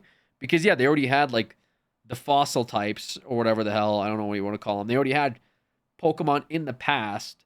And now they're like merging timelines, and it's just gonna create a mess. Pokemon's already a mess, dude. It's a fucking mess. It's all a mess, man. But while Crisis was fully prepared, me and Etiquette were running into issues from all the rust we had accumulated over the years. And as time ticked on, our runs were slowly pushing further and further away from the big goal of the first sub 5. It didn't feel like you would quite there at sub 5 pace. Like I noticed like a lot of like mistakes that you were making. One of the bigger ones, you forgot to rearrange the move order, so double kick was still slot 1, and I don't know, I think that may have like in the very end costed you your run. Miss! Oh, it's Screamtail. Let's Jigglypuff's past. What the We have the confirmation of multiple timeline games. I don't think it should matter. Oh, they went with multiple timelines. Oh yeah, and I guess it doesn't fucking matter. Do you see Doug Bowser just step down? Really, dude? Let's go! Where's my... I didn't know he stepped down. Is Nintendo saved? Did we do it by watching that one video? Is this real? Duck Bowser. Guys, is Nintendo saved?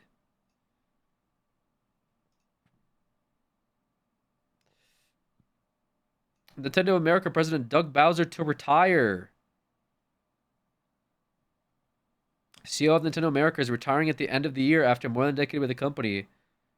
Bowser, who in one of the greatest coincidences in corporate history shares a name arguably the most famous villain Nintendo has ever created, was succeeded by Devin Pritchard, a longtime member of the Nintendo of America leadership team. We did it. It's saved, right? This Pritchard guy is definitely going to turn things around. All right, I don't know what all this. What the fuck is all this? See why gamers over 40 are keeping this game a secret. Raid Shadow Legends. Okay, well, how'd you guys find out? Doing, dude? I think Etiquette, the mistake what he made was he accidentally sold the close combat TM. I sold close combat. Oh, the run's just over, isn't it? Because Flamigo doesn't learn it, does he? Yeah, he doesn't learn it. GG. We lost. And that is pretty much run over at that point because you need the power of close combat against many of the fights in the end game. And with both our... Is this fucking Flamingo like the strongest Pokemon in the game or something?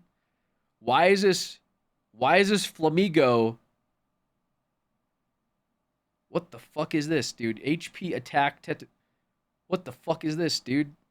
Close combat amigo just breaks everything. Ortega, I got the best possible time being sub 5. Still had in the back of the mind, this is still Scarlet and Violet. For all I know, the game could just crash and be like, nah, screw you.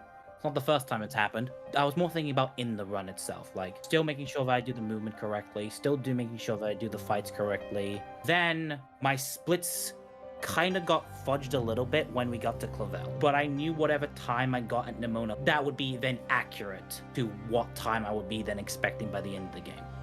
Then I had a bit of an issue with Penny. Oh, wait. Oh, that's not what I wanted to do. Okay, it's not quite bad. It just have to... Oh, now just missed on the music for once. I shouldn't die. Good, don't get paralyzed.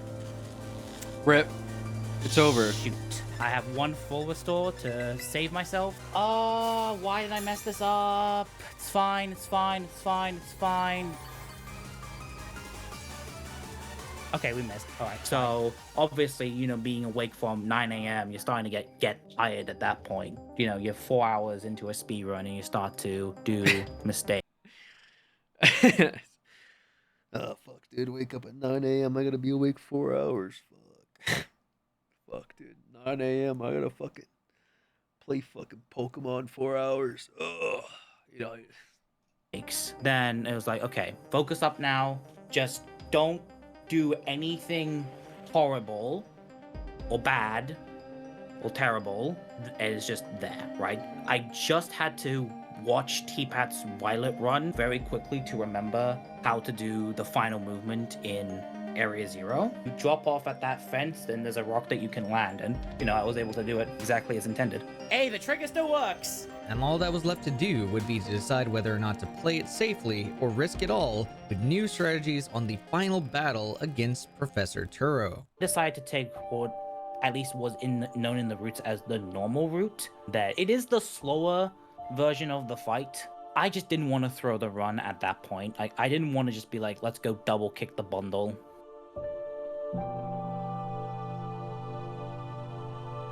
Do you think watching me misclick on my final fight helped you lock in a little bit on yours? Yes, absolutely. Like, seeing you misclick made me kind of focus a lot more on making sure that I click acrobatics on Iron Valiant, because I knew that's the one thing that can go wrong. All right, we're through. This could even potentially be a 53 because we're gonna do Miraidon instead of Koraidon, which is a lot faster because Power Gem is a faster move. GG's. I can now just mash A for the rest of the game, assuming Power Gem is in slot 1. And... Did it. It's done. Holy smokes. It's not just sub 5, it's like 554. I just can't believe it. Like, genuinely. And this is just the beginning of the Switch 2 era. There is a lot more to come from here. First sub 5 in English was definitely like something I was very much happy about. But I know for a fact that this run can be a lot better. Like, I fumbled Penny, some shopping menus could have been done, and now that I realize just how powerful the Switch 2 is, I think that I want to see if I can get closer to 450 and maybe even break that. If there was anyone who deserved the first sub-5 English speedrun of Pokemon Scarlet and Violet, the fact that Crisis was the one to do it is a very poetic and deserved thing in the history of a speedrun that most people had given up on. Hashtag And while ad. it did take a $500 pay-to-win console to bring this speedrun justice, I don't see why it should matter when people playing the game were gonna buy the console anyways. To us, it's... Well, was this part right here recorded on a Switch 1? We're gonna buy the console anyways. To us, it's become a bit of a healing experience that is slowly erasing the turmoil and hardship of our Switch 1 Scarlet and Violet speedruns into what many consider to be a top 3 Pokemon speedrun of all time. One that's so alive that tons of world records have already been broken, with multiple people having breached the sub-5 barrier, including me! That's right, baby! Now, given it's only been a short amount of time since the Switch 2's release, there's still a lot of questions that need to be answered with testing, like if Violet is actually faster than Scarlet, and just how low we can get this game's time down to with this new hardware. But at the very least, we can say that the console saves an entire 30 minutes of time save across both languages. And to those that don't own one, we've already split the leaderboards between consoles after seeing this, so you can compete on either console. Then finally, with the game's activity at an all-time high, we're now at a point where the next race is to break the sub 450 barrier in both English and Japanese. So if you want to see who breaks it first, check out these channels on the screen, and I'll also be there to report to you all who eventually does, so subscribe here as well if you want an update to that on the near future. Special thanks to CB for supporting me on Patreon. If you want some hilarious behind the scenes moments with me and Halkery trying for the sub 5 that they'll be getting, you can get that as well as director's commentary for... Wow. So Switch 2 confirmed mandatory for Scarlet and Violet speedruns. If you're a serious speedrunner in these categories, you're going to want to get yourself a $500 console. Like, today, okay? Today, buddy. Don't waste time.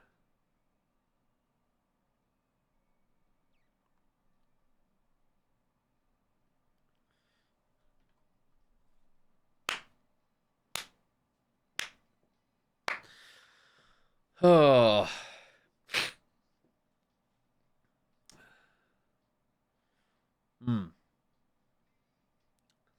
When is COD coming to Switch 2?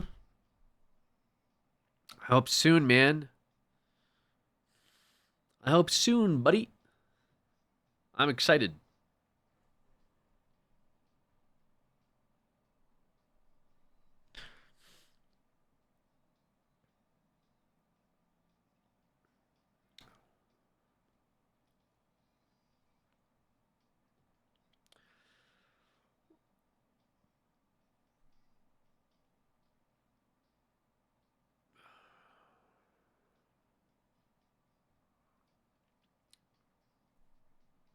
Hololive Treasure Mountain Mega Pack is on Switch as well. Hashtag ad trails. A Hololive agent.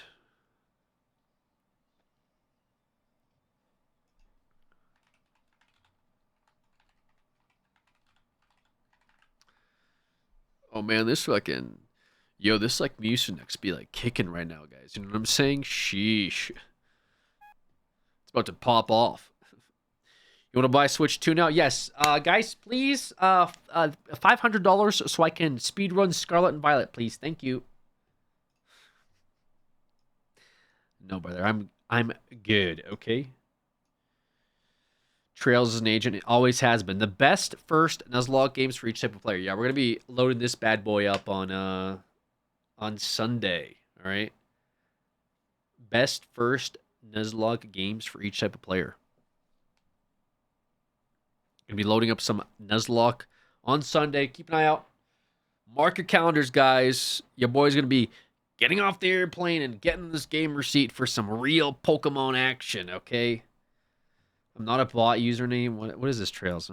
I was turning Trails. You can't bot post unironically, okay? People get confused when you do stuff like that. What is the best Pokemon? By people, I mean me. Don't do this stuff like that. Pokemon game for your first Nuzlocke. Welcome to Nuzlocke University. If you're a new player who's interested in the Nuzlocke challenge but isn't sure where to start, you are in the right place. Holy fuck. Going to share. Ugh. Dude, I didn't realize there were so many of these. Yeah, so I pretty much played like most of these, if not all of these. So like, I know what this is. Share with you a few recommendations as to. Wait, what is these? What are these ones? What the hell are these ones? White 2? Oh, these like 3DS. Oh god, bro, these are 3DS. Okay. Which Pokemon game is best for your first Nuzlocke based on what kind of player you are and what you're hoping to get out of your Nuzlocke experience.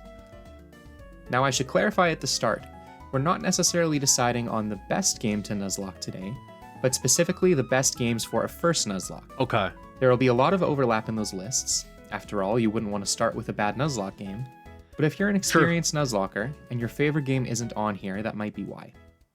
Anyways, let's get started. This video has 2 parts. In the first part, I'm going to tell you the secret, true best game to Nuzlocke. Okay. And in the second part, we'll go through specific recommendations for each type of player. I'll put timestamps in the description if you'd like to jump around. So, part 1. What is the true best game for your first Nuzlocke? Well, it's whatever Pokemon game is your favorite, or whichever one you know the best. This might sound like a cop-out, but I'd recommend you think of it more like a disclaimer. I don't want to suggest that anyone can't have fun Nuzlocking their favorite Pokemon game. But why is this the true answer? Well, 2 reasons. First, you probably have the most fun playing the game you like best. That makes Even sense. if that's obvious, I still think it's worth remembering. Ultimately, this is about having fun. Okay, But have second, fun. you're more likely to have a more successful, easier first run if you pick a game you're familiar with, because game knowledge is the most important skill in Nuzlocking. Okay. Now, you might be asking a question here, which is, why does familiarity with the game matter? I mean, I've watched a lot of Nuzlocke advice videos, including some on your channel, and everyone is always recommending that I research ahead for difficult fights on websites like Bulbapedia, Cerebi, or PokemonDB. Can't I just look up everything I need to know? To answer this, I hope you'll tolerate a little bit of a tangent here. Okay. If you get the point and want to skip this interlude, I'll leave timestamps in the video description.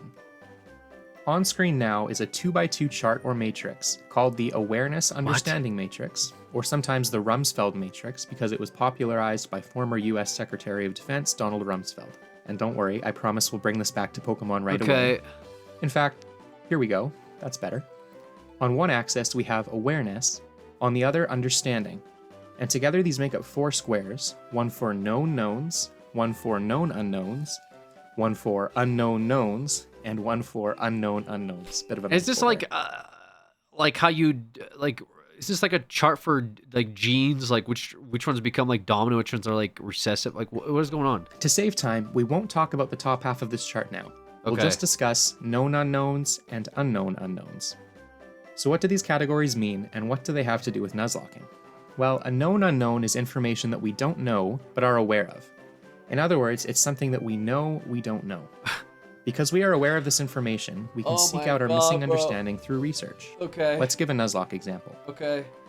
You're about to fight Winona, the Yeah. 6th gym leader in Pokemon Emerald. Okay. You don't remember exactly what Pokemon she carries or what moves they have. Like but flying, you remember right? she was a tough fight last time. She's So you the go tree? on Bulbapedia, She the research tree? her team, and prepare accordingly. Yeah. In this case of a known unknown, even though you didn't have all the information immediately, you were aware of your lack of knowledge and could anticipate the need to research ahead. Okay. On the other hand, an unknown unknown is something that you don't know you don't know. Oh, I see. In other words, it's an information. Oh, dude, I'm so wait, I'm so fucked. fucked. Oh my god, I'm so fucked, guys. I just realized what's gonna happen. Oh my god, dude. Oh my god, it's over before it even like I'm already tilted before it even began. Actually. Oh my god, bro. He's gonna talk about how basically, if you don't know what you're prepping for in the runs, you're already boned. That's what, like, this is what it's gonna be. A blind spot. This one can be a bit tricky, so let's use a couple Nuzlocke examples to explain. First, think about the Route 110 rival fight in Pokemon Emerald. This is the one that happens under Cycling Road before Mobile City.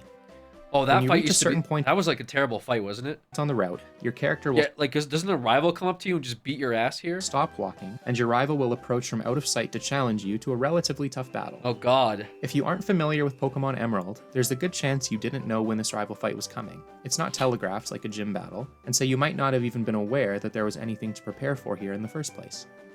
If you'd known about the rival battle ahead of time, you could have researched it, but the only way to anticipate the fight is to meticulously follow a walkthrough, or to have prior experience.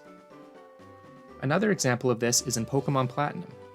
You may know that by using the dupes clause, link to more info in the description if you're not familiar with it, it's possible to virtually guarantee a Gible encounter in Wayward Cave B1F. A player who's aware of this can research which routes they need to visit and in which order to guarantee this encounter. But a new player might not even be aware that this is a possibility. They won't know that they don't know the proper encounter routing. As a result, they might run into Wayward Cave too early, or without repels to bypass the first level, and therefore miss out on Garchomp. If they'd known this Gible trick was possible, they could have researched the method. By the way, there's a Gible trick in Wayward Cave B1F. But that's like Nuzlocke, right? So because Nuzlocke is like your first encounter is the capture. So this is like a trick where you could prompt an encounter if you know the spawn rate. Yeah, this is so screwed. I'm so screwed, dude. I'm so fucking screwed. Dude, this is going to be so many failed runs. I completely underestimated how bad these runs are going to be. If you're a new player and this example is going over your head, don't worry. You just need to understand that there's an opportunity here to use your knowledge of the game to gain an advantage. No, it's just knowledge gap in general, but it's not going over my head, okay? I understand what's going on, but like there's knowledge gap for sure. Players unfamiliar with the game might not know it exists. But it'll be funny. These unknown unknowns are what make familiarity such an important factor in choosing a first Nuzlocke game. If you pick a game you don't know well, even doing lots of research, you might be caught by surprise by something you weren't aware of and therefore couldn't prepare for. With lots and lots of research and advice from others, you might have caught those specific examples we discussed, but over the course of an entire Pokemon game, there will be unknown unknowns which slip through and put you at a disadvantage. If that sounds fun to you, if you prefer to play blind, then that's totally valid and go ahead. Okay. But we should understand that it will make your first Nuzlocke experience more difficult. Alright, part 2, specific game recommendations for each type of player. So, our first player is someone who has more fond memories of Pokemon than they do recent experience with the games. You remember playing Pokemon games on your Game Boy or DS as a kid, and maybe you've played a bit here or there in the years since, but it's been a while. You've recently come across this fun-looking Pokemon challenge called the Nuzlocke, and you think it would be fun to try it out. You want a nice, casual introduction to Nuzlocking, and a little nostalgia definitely wouldn't hurt. If this is you, then my first recommendation is Pokemon Fire Red or Leaf Green. Okay. A few years ago, I ran a Nuzlocke community survey, and one of the questions I asked was which game is best for a new player's first Nuzlocke. Fire Red and Leaf Green were the overwhelming winner, with almost half the total votes, compared to second place at 17%. What are the other bars? Diamond, Pearl, Platinum. Was it Sun, Moon? So why are these games such a favorite? Well, first, they're a great starting place in terms of gameplay and mechanics. They're relatively easy, and they give the player access to lots of powerful guaranteed Pokemon, like Gyarados, Snorlax, Lapras, and more. They're mechanically straightforward.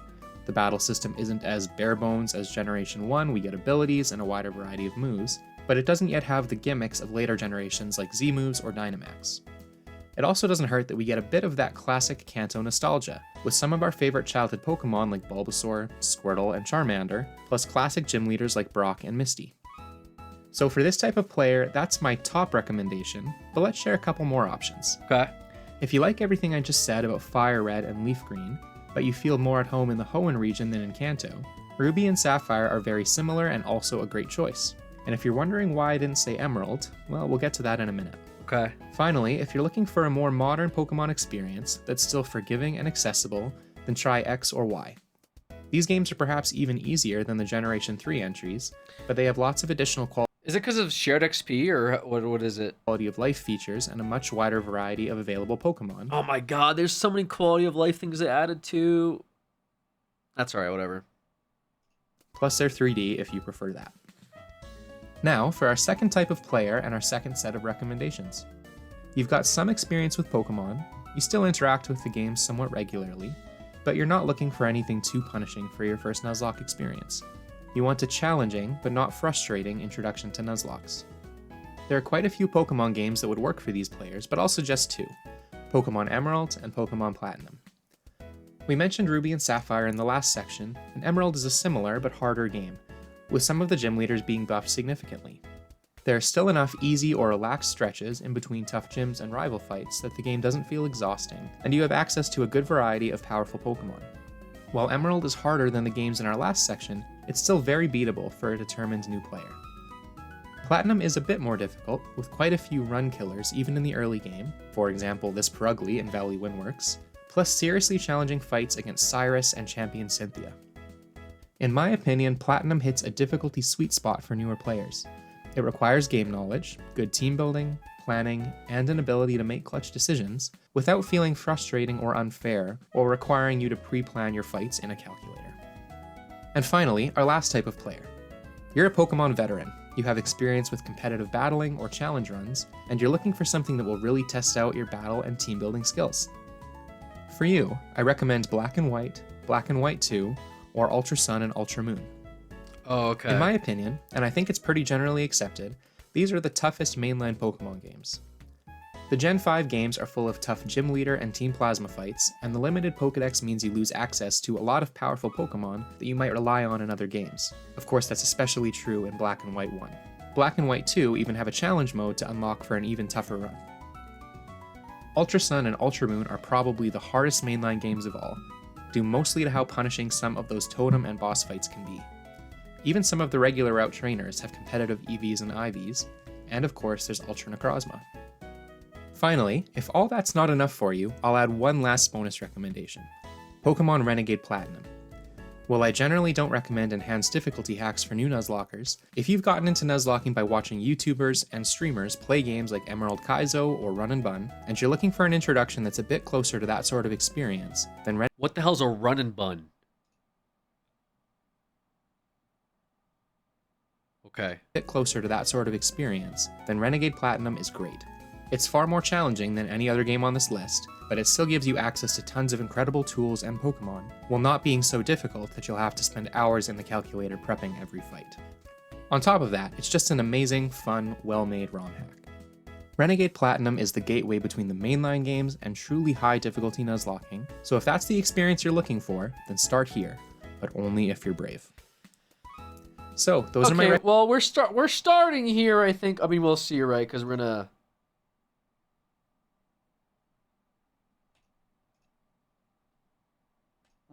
see what people add, I guess, to the list.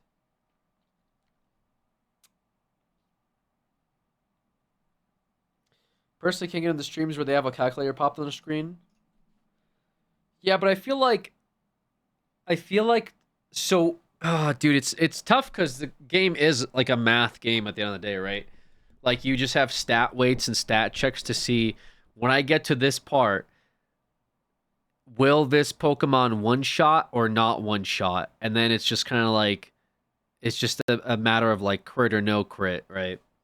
But guys, I'm telling you right now, it's going to be a disaster. Our Nuzlocke, Sunday's Nuzlocke is going to be an absolute fucking disaster. Like, out the gate, there's no doubt in my mind. It's going to be absolute disaster, which is fine, because at least it'll be funny. But recommendations for new Nuzlockers. Thanks for watching. Please like and subscribe if you enjoyed, and leave your recommendations in the comments. We'll do it. We'll see where it ends up. I mean, hopefully people enjoy it. Hopefully I enjoyed it. I mean, I remember we played Kaizo Ironmon back when it was hot. We had everything set up. We actually did start it. We did start it, and it was it was really bad. I think we get to like, I think the furthest I got was, I don't know, we get to like level 30 something, and then we got like destroyed by a fucking like self-destruct somewhere, but yeah. It'll probably be funny. I'll put it to you that way.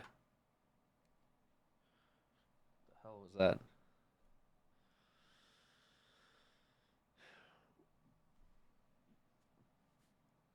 Roster gonna be a Rattata, Pidgey, and a Stantler. I don't even know what the hell a Stantler is, brother. Tried out with my first Nuzlocke and it was quite boring to me.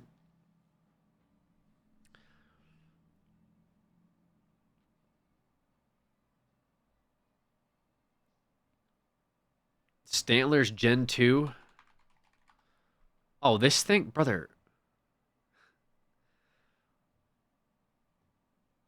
What?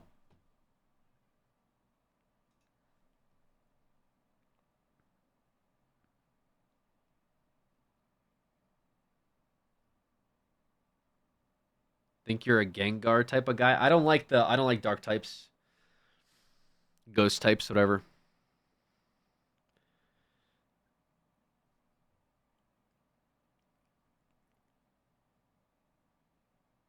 Oh my god.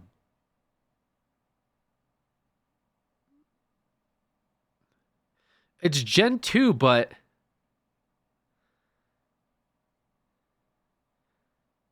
what does this mean? That it wasn't in the other games? Or what? No, it was. Why does it not have local numbers? Did it change?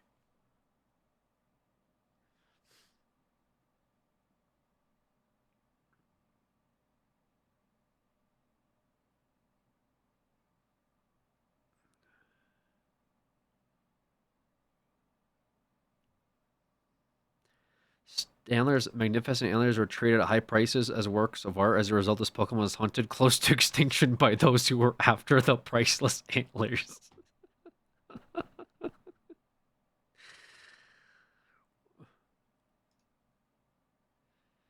Staring at its antlers creates an odd sensation as if one were being drawn into its centers.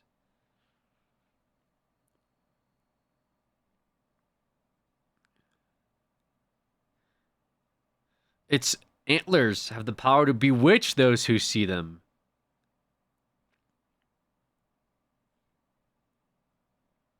You can grind up the black orbs from the fallen antlers as an effective treatment for insomnia. This Pokemon apparently used to live in much harsher environments, and thus it once had stronger psychic powers than it does now. Bro, just... This thing gained sentience. It was just a normal fucking... A normal deer. No, actually, that's a lie. The curved antlers subtly changed the flow of air to create a strange space where reality is distorted. This thing made its own pocket dimension. It was then hunted to death. Then people were being, like, mesmerized by it. Then they started turning its antlers into insomnia medicine. And then this thing just became like a psychic menace. Wait, why are you sleeping on Stantler? Wait, Stantler's kind of a Giga Chad.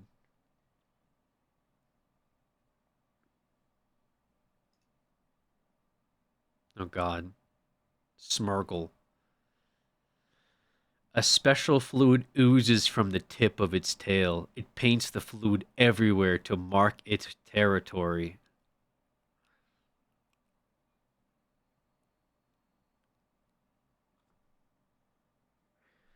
Once it becomes an adult, it has a tendency to let its comrades plant footprints on its back.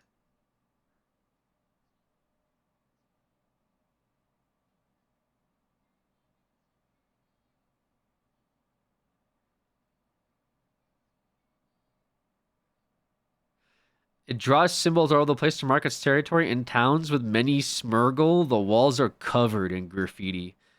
So it covers towns and it's fluid from its tip.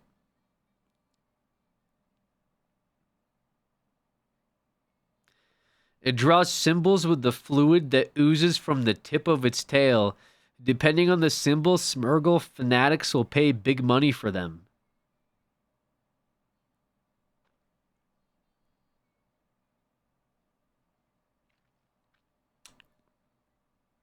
What's the stepping on a thing part about? Why are you saying it like that? It's not my fault how I'm saying it. It's why is it written like that should be your question. It's like, why are you saying it like that? Why is it written like that, brother?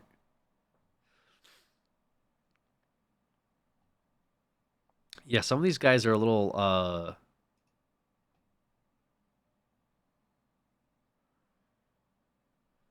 they're a little crazy.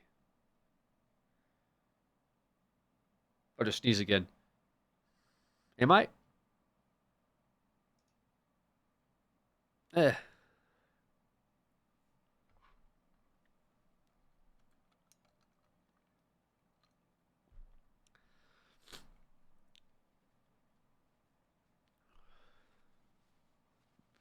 Geodude. Geodude just a rock guy. Bro.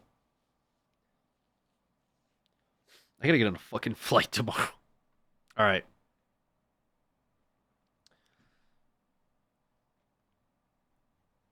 Find that motorcycle Pokemon?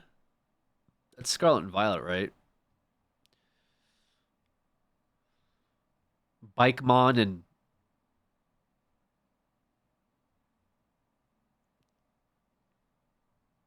Triseclio. Is it these guys?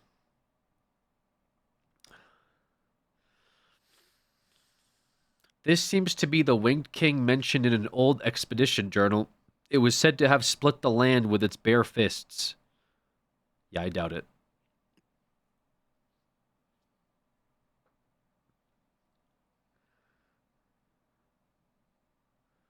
Okay. Well, it doesn't tell me anything. It's the Pokedexes from like the Days of Future Past that we care about. Like, what's his face? Is Drowsy still kind of like Monka S? About like kidnapping children or whatever?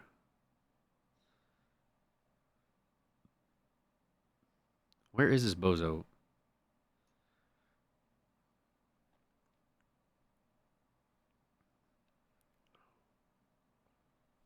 Oh, here.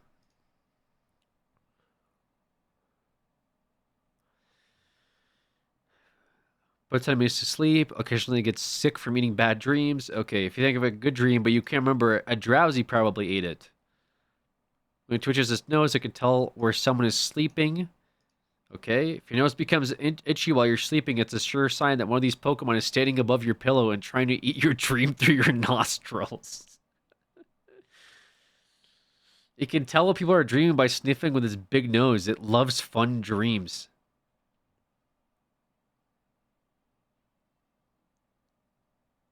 If you sleep by it all the time, it will sometimes show you the dreams that it had eaten in the past.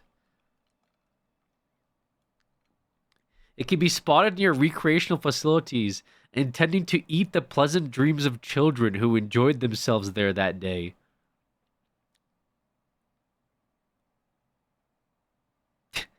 It finds really fun dreams tasty. When it makes friends with people, it may show them the most delicious dreams it's ever eaten.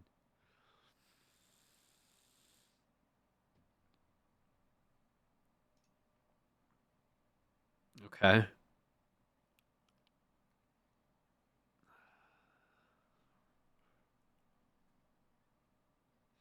When it's very hungry, it puts humans it meets to sleep, then it feasts on their dreams.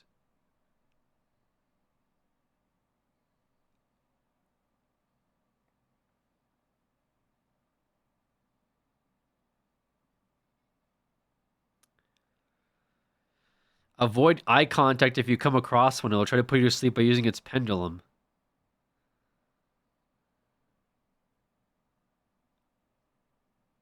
Okay. It carries pendulum-like device. There was once an incident in which it took away a child it hypnotized.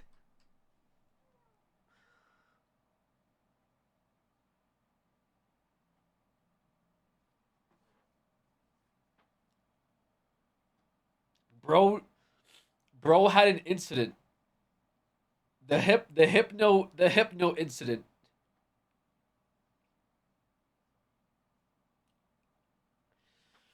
The hypno child incident.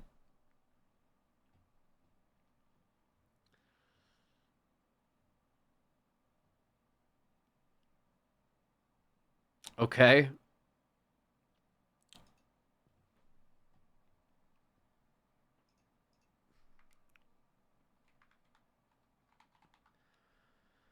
What is this thing? The Araquanid? What is that from? Gen 7?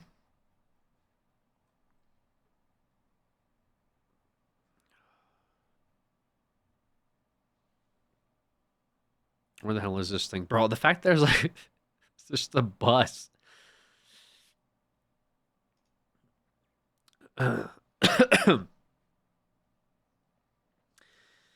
It delivers headbutts with the water bubble on its head. Small Pokemon get sucked in the bubble where they trap.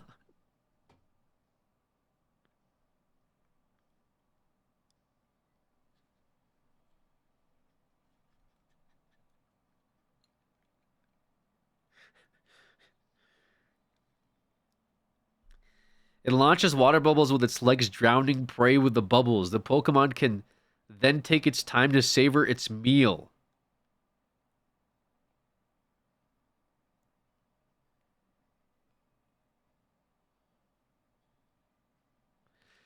It has a habit of storing things it values in its water bubble. If its trainer doesn't watch out, Araquanid will try to put them in its bubble. I like how we went from son of like it will drown Pokemon to haha, watch out, you may end up in its bubble.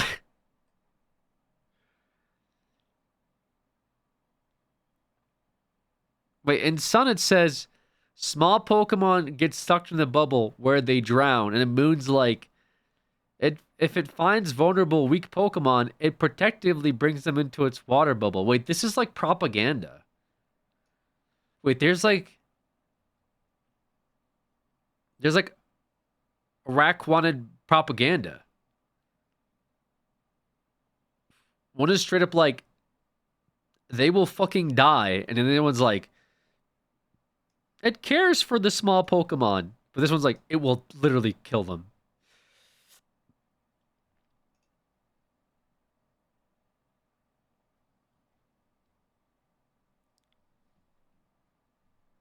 Beware's Pokedex? What is Beware?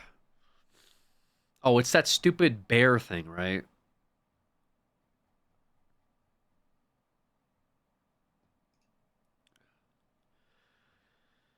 This immensely dangerous Pokemon possesses overwhelmingly physical strength. Its habitat is generally off limits. This Pokemon has the habit of hugging its companions. Many trainers have left this world after their spines were squashed by its hug. It's literally murdered people.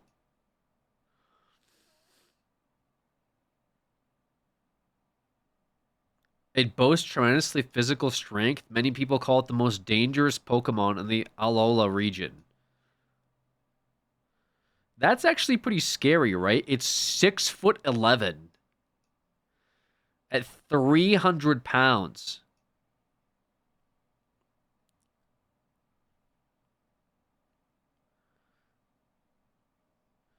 Once it accepts you as a friend, it tries to show you its affection with a hug. Letting it do that is dangerous. It could easily shatter your bones. The moves it uses to take down its prey would make a martial artist jealous. It tucks subdued prey under its arms to carry them to its nest. Wait, that's terrifying. That's actually terrifying.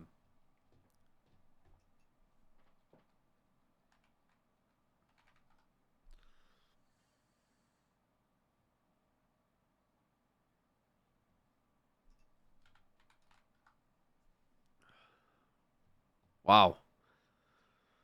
Spoink, Gen 3 Trust.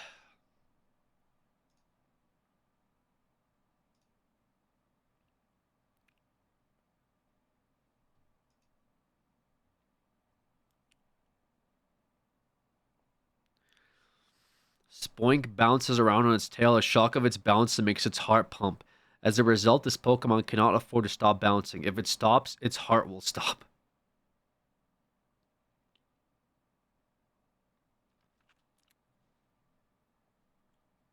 Just this one. It apparently dies if it stops bouncing. Carries a clam pearl in its head.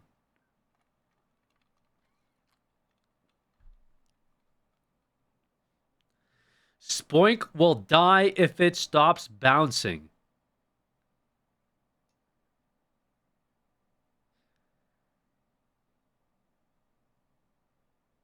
Bro.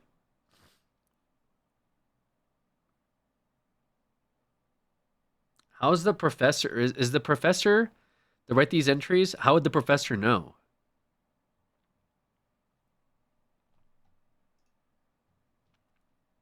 You think he tests that?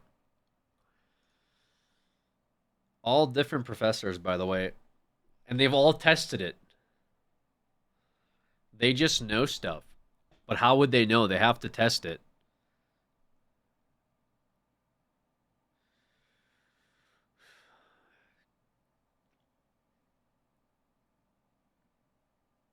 Do you know about the ghost girl in X and Y? No. Wait.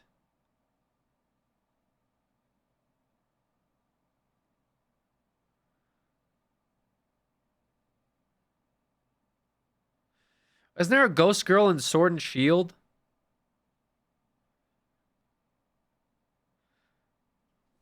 Like when you mean you're like a building and then you find her like letter or something and then you give the letter to this old guy.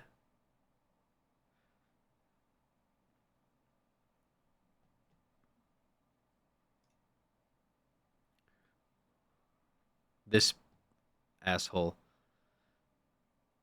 Dude, the Pokemon world is like just not real. Okay, obviously. It just couldn't be real. It reminds me of like SCP, where like the more they introduce, the more you're like, how is this possible? At least with Warhammer, they're like, okay, like, yes, it's all terrible, but there's like quadrillions of people and planets. So like you can fathom that, okay, there's just an alien race that kills billions of people in some part of the galaxy, and it's just like that's the way it is, right? But it's like all this is happening on Earth with SCP, and it doesn't make any sense. That's why I can never buy into SCP. It's like, oh, here's a haunted pumpkin patch, and then here's like a doll that kidnaps people, and here's the strongest mutating crocodile that can never be killed, and then here's this ghost like daddy long arms guy that follows you to the edge of the earth, and then here's this paint. It's like, brother, it's like I can't fathom all that, you know? But Nintendo, like this right here with Pokemon is like all of these coexist. It doesn't make any sense. Yamask is the souls of children.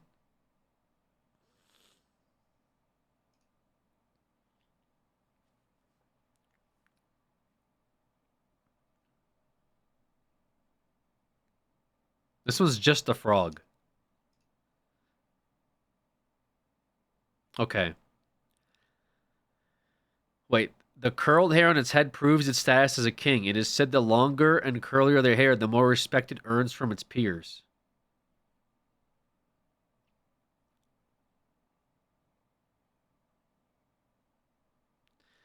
The cry of a male is louder than that of a female. Male polytoad with deep menacing voices find more popularity with the opposite gender.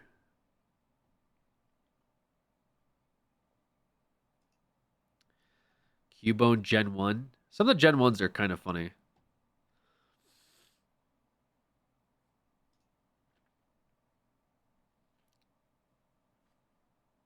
Because it never removes its skull helmet, no one has ever seen its Pokemon's real face. Where's the skull of its deceased mother? Okay, but like...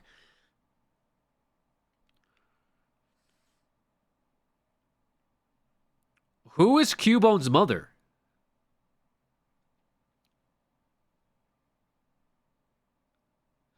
It always wears the skull of its dead mother. Cubone pines for the mother it will never see.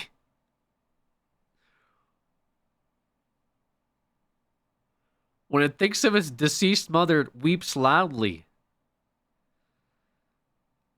When the memory of its departed mother brings it to tears, it cries.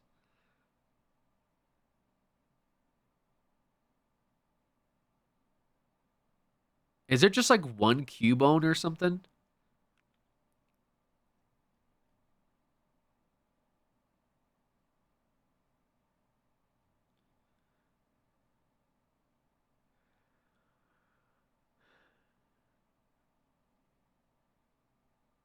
Okay. Okay.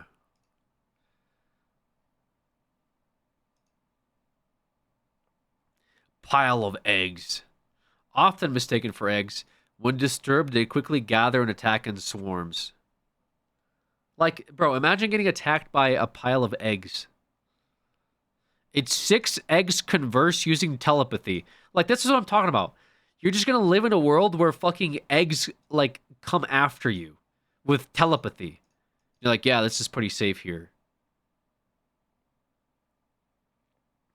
6 of them form a single Pokemon. Should one of the 6 be lost, the next morning there will once be more 6. What? The fucking Riddler Pokemon? How do they... This is actually an SCP, bro. This thing's actually an SCP. Execute. Brother, like... If you take away an egg, they'll continuously have more eggs. And they communicate using telepathy, and they also attack you in swarms. The heads attract each other and spin around. There must be 6 heads for it to maintain balance.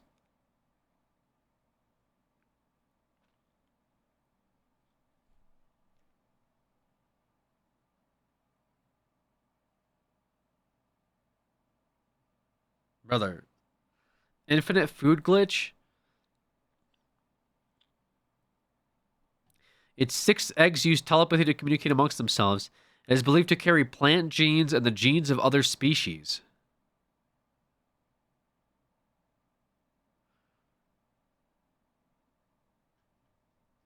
Okay. Sure. Sure.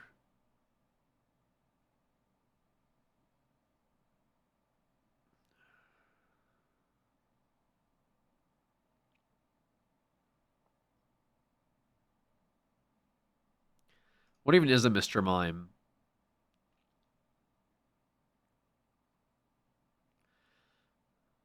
Is a master of pantomime and gestures and motions convince watchers that something unseeable actually exists.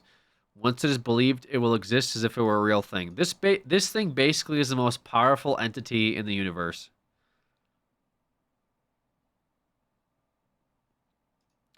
Once it is believed, it will exist as if it were a real thing.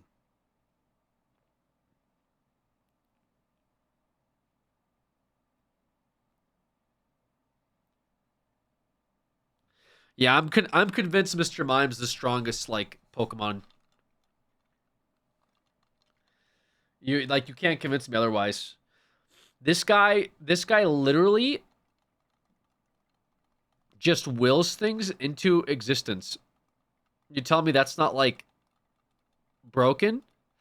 A skilled mime from birth, it gains the ability to create invisible objects as it matures. And it's like it can create anything. Once it is believed, it will exist.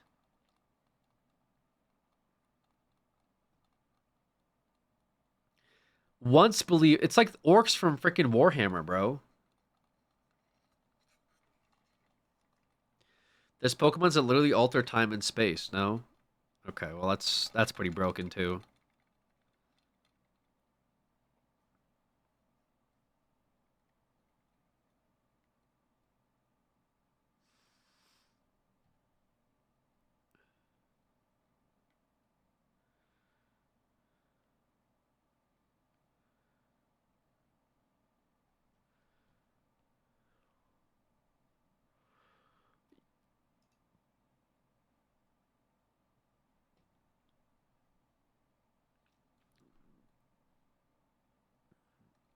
I mean, to be fair, wasn't like Ho-Oh pretty OP as well?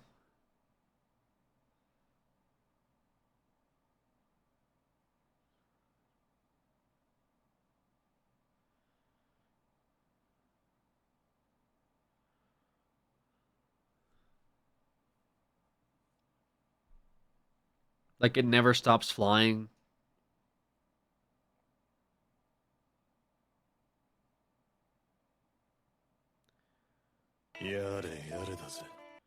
And Yari, thank you for that.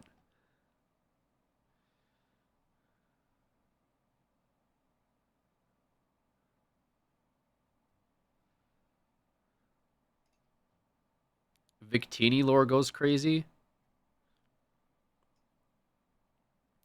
What gen is Victini?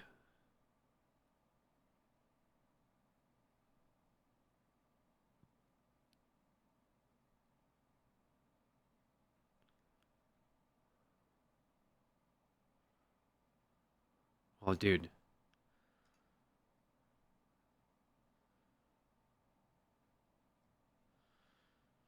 Ultra Beast appeared from another world. It shows off its body, but whether that displays a boast or a threat remains unclear. Okay, this thing just came from a different planet. Okay. Top of Gen 5.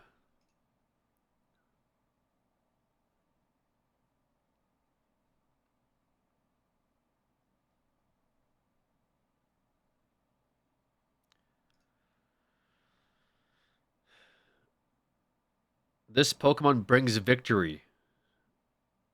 It's said that the trainers with Victini always win regardless of the type of encounter.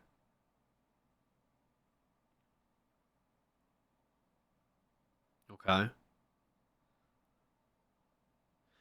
When it shares the infinite energy it creates, that being's entire body will be overflowing with power. It creates an unlimited supply of energy inside its body, which it shares with those who touch it. What the fuck? Okay, this thing's an actual, like, infinite energy glitch. This Pokemon shaped the universe with its 1,000 arms.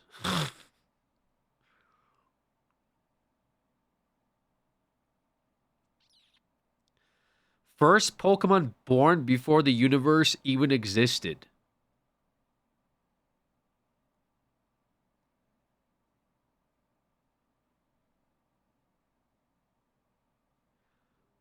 This Pokemon emerged from an egg and shaped all there is in the world. This thing is a god. This thing is God. Are we allowed to do that? What? We're just allowed to do that? Notice how it looks like a hand?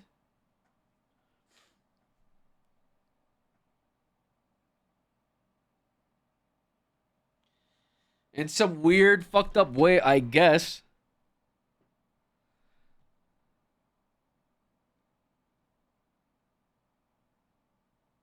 Bro wrote in his Pokedex, this thing's a god. Beep boop. The god type Pokemon. Arceus is literally a god. Bow before it.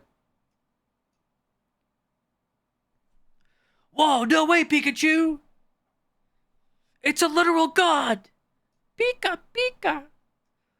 Oh, watch out, I'm gonna try to capture it in my Pokeball.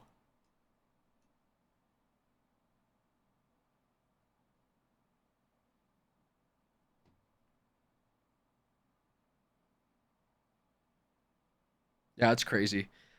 I didn't know it was an actual, just literal god. I'm sorry, what are you saying? It mated with a human and leaked lore, by the way? Leaked lore? Leaked lore isn't canon? Leaked lore?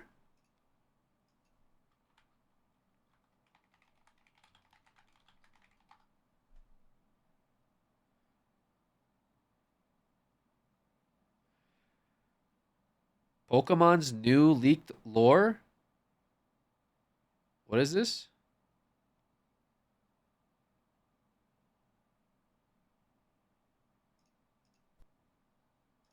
What is this? This video is going to touch upon a very dramatic topic. Viewer discretion is advised. 8 months ago, the biggest leak in the history of gaming happened. This leak broke the internet and revealed the true history of the Pokemon universe. And I am not even exaggerating. This might be one of the deepest any game has gone with its philosophy. Their story's wisdom and the storytelling they are portraying. With this leak, we can tie the history of the Pokemon universe and put the nail in the coffin once and for all, and get closer to the truth about the Pokemon world. I'll cover the canon history of the Pokemon world, combined with the leaked mythology and just a little bit of theorizing to tie the knot of the Pokemon universe. Why is this the most dramatic video?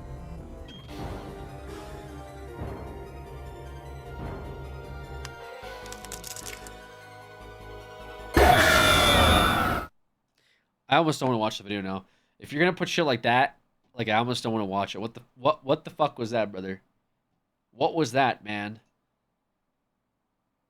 The beginning of existence started with a vortex of randomness and everything was a blur, when eventually an egg is formed. This is canon, by the way, from the Sinjo Ruins Arceus event cutscene. Game Freak has literally confirmed this a decade ago. After this egg hatches, the Pokemon world's creator is born, Awis, aka Arceus. The egg— We know this. We read it in the lore. It said that the egg came first. Shells would turn against Arceus and turn into giant beings that would attack the newly born deity. Arceus would struggle against these giant beings, which were the shells of the egg Arceus would come out of, but ultimately he would win at the end. The tale states that Arceus, after killing the giant beings, he poured his blood and his essence in the giant shell beings, and thus this would give birth to Dialga and Palkia. The leaked story from 2005 doesn't mention the existence of Giratina, but I think I have solved it. The tale says that Arceus' two sides were different. One side represented light and the other represented dark. It is said that he puts his light into Dialga, and his darkness into Palkia, but I think this is where the story altered. I theorize that Giratina was the darkness of Arceus, and that Dialga and Palkia both represent the light of Arceus. To back this theory, which had a lot of plot holes with the original tale, but after the release of Pokemon Legends Arceus, Giratina would finally, after almost 2 decades, get a new Pokedex entry, which says, "There is one Hisuian verse that tells of a powerful light creating a deep shadow." I imagine that this deep shadow is Giratina. So this new Pokedex entry pretty much confirms that Giratina is in fact the darkness within Arceus. Now let's look at its origin form Pokedex entry. Giratina loses its legs, changing into this form. I believe this Pokemon must hail from a world where the heavens and the earth are as one. This is insane. In the original tale from the leak, it is confirmed that Dialga is to represent the Pokemon side of existence, and Palkia represents the human being's existence. Dialga is standing on 4 legs, and Palkia is standing on 2 legs. Now if we look at origin form Giratina, just like the new Pokedex entry that got added into Legends Arceus, which says that Giratina loses its legs upon changing forms, meaning it represents neither Pokemon. Wait, so Giratina's like evil. Arceus is God, and then we have the other representing okay. Brother, why couldn't we just stick to like Poliwhirl, Poliwag? What are we doing here with the literal devil? And then we have Bike. Then after this we had prehistoric Bike. Pokemon nor human, but it is something entirely different. It is Arceus' shadow itself, contrast to its irregular form, which has 6 legs. This would contrast the combined legs from Dialga's 4 legs and Palkia's 2 legs, alluding to the— It's like Greek mythology for Pokemon, but it just like, it kind of redefines who the people are. Like, who are the people? It's like if God is a Pokemon, what are humans? Why did Poke-a-God create humans? fact that it represents both human and Pokemon, just like Arceus. Also Giratina is often Pokemon? compared to Arceus. Wait, humans are also Pokemon?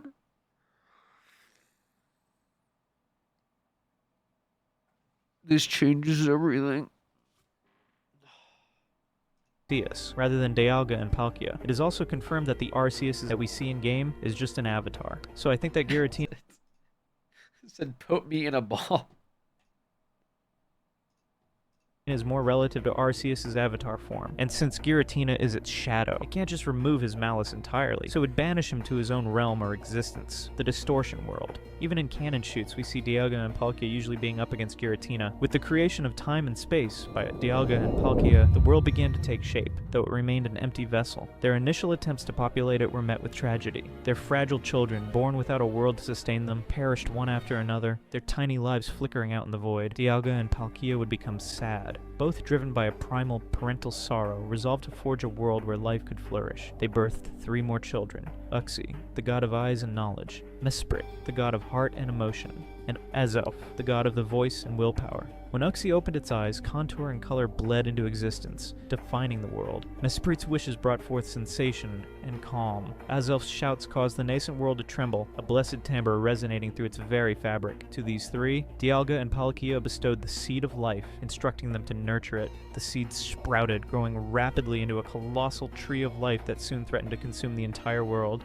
Dude, it's like, not from the perspective of like the bad guys in the games. I have a different perspective on it. Like, when you think about what all of the crazy, you're like, oh, they're capturing the Pokemon and they're trying to capture Mew, and they're like, oh, what are they doing? I think all of the bad guys in the Pokemon games are just having existential crises once they discover that everything around them was made by Pokemon gods. I don't know how else to explain this. Like, I myself too would be crashing out if I just came across this information as a human in the Pokemon region. Not the bad guys because they're breaking laws, and not bad because of what they're trying to do. I actually don't even know what the bad guys really do. I don't know. I remember Sword and Shield, like, weren't the bad guys like Team Yell? And they just yell a lot. And then like in Ruby Sapphire, the bad guys were trying to bring an end to the world through like global warming. I generally don't even remember what the bad guys even do. 3 gods, trapped by the boundless growth, sought aid from their parents. Dialga and Palkia, in a desperate act of creation, conceived 3 more children: Rayquaza, the god of the sky; Groudon, god of the earth; and Kyogre, the god of the ocean. Rayquaza, a green serpent coiled around the immense tree of life. Groudon and Kyogre, with brute force, slammed their bodies into it. The tree broke and crashed, breaking into 3 pieces. Grieved by the sight of the decaying arboreal remains, Uxie, Mesprit, and Azelf prayed. Their sorrowful pleas infused the fragments, transforming them. The broken pieces became the sky, the earth, and the ocean. Rayquaza became the celestial pillar, holding the heavens aloft. The shadows stretching into the sky combined into 3 gods who sustained the sky: Dragonite, Gyarados, and Tyranitar. Groudon became the sprawling landmass, and its ancient roar gave rise to 3 gods who sustained the earth. The identities of these... What is Groudon doing?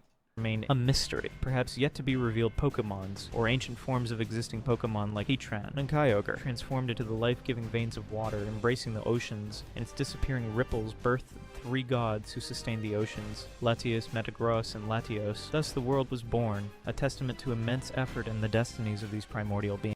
Okay. So I'm keeping up right now. All right. So all this kind of still makes sense. I feel like I'm going to get lost here very soon. Dialga, Palkia, and their divine offspring rejoiced, populating this new paradise with their countless children. This peaceful world was a haven for these divine descendants, who multiplied endlessly. Over time, a distinction arose. Those who resembled the great father Dialga became known as Pokemon, while those who bore the likeness of the great mother Palkia were called humans. That's where he's trying to lose me a little bit, I'm not going to lie. This is where we're getting lost a little bit. We're getting lost a little bit here now. I feel like what now we got some questions that need to be answered, I think. Symbol of Arceus, prominently in the Sinja ruins and the battleground of legends, with its interwoven points, encapsulates this creation, representing the fractured yet unified origins of all life, and the inseparable duality of Dialga and Palkia. Before Giratina's banishment, when its dark essence was still active in the fabric of creation, humans were a cruel and self-destructive species. This was not the work of a simplistic devil, as in other— You face Giratina at some point? You face the literal embodiment of darkness at some point as a human? You're just chilling after that? Professor Oak can make a Pokedex entry? Yeah, the literal devil type Pokemon, kind of a bad guy a little bit. He's got kind of a trickster, that guy. The literal embodiment of darkness that plighted our planet. Not a good guy. Mythologies, but a direct consequence of Giratina's demonic influence. Its antimatter, its dark reflection of Arceus' order, seeped into the human psyche, fostering discord, violence, and an unsettling capacity for cruelty even towards their own kind. They were driven by incredible greed and a primal savagery. Tales of inbreeding among humans, born from a desperate scramble for power and unchecked desire, flourished while Giratina was still unchecked. A grim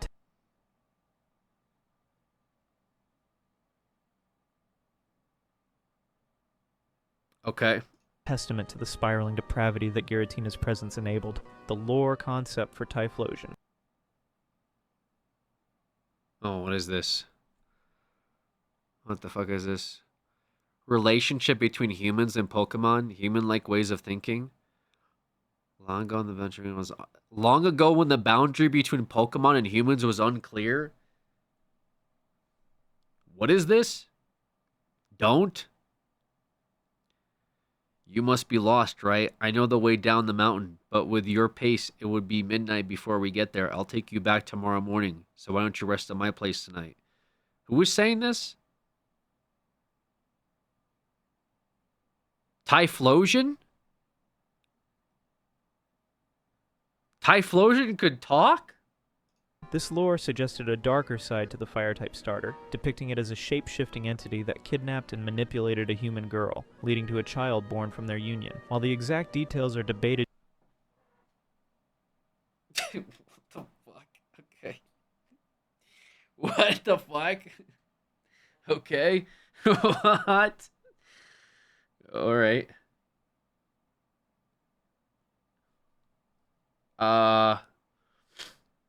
Okay.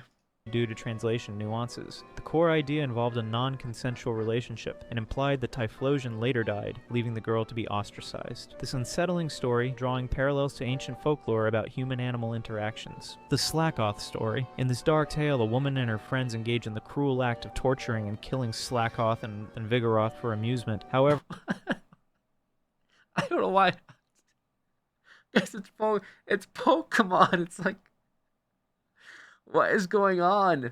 Their brutality backfired when they were eventually captured by these Pokemon. The woman attempted to escape but fainted. When she regained consciousness, she found herself back near her home, surrounded by her friends. Sometime later, she gave birth not to a human child, but to a Slackoth. Despite initially intending to abandon it, she couldn't bring herself to do so, and decided to raise the Slackoth, severing ties with her cruel friends. The true allegory of the Pokemon world. Arceus seeing Giratina's influence on the world, and the evil doings that he would influence onto humans. So the devil came down, and he's like, yo, Typhlosion's gonna he gonna be a bit of a perv, and he gonna have a bit of a misconduct charge. He gonna be facing some jail time, and then just a group of people are gonna beat the shit out of a Slackoth, and one of them will just give birth to a Slackoth?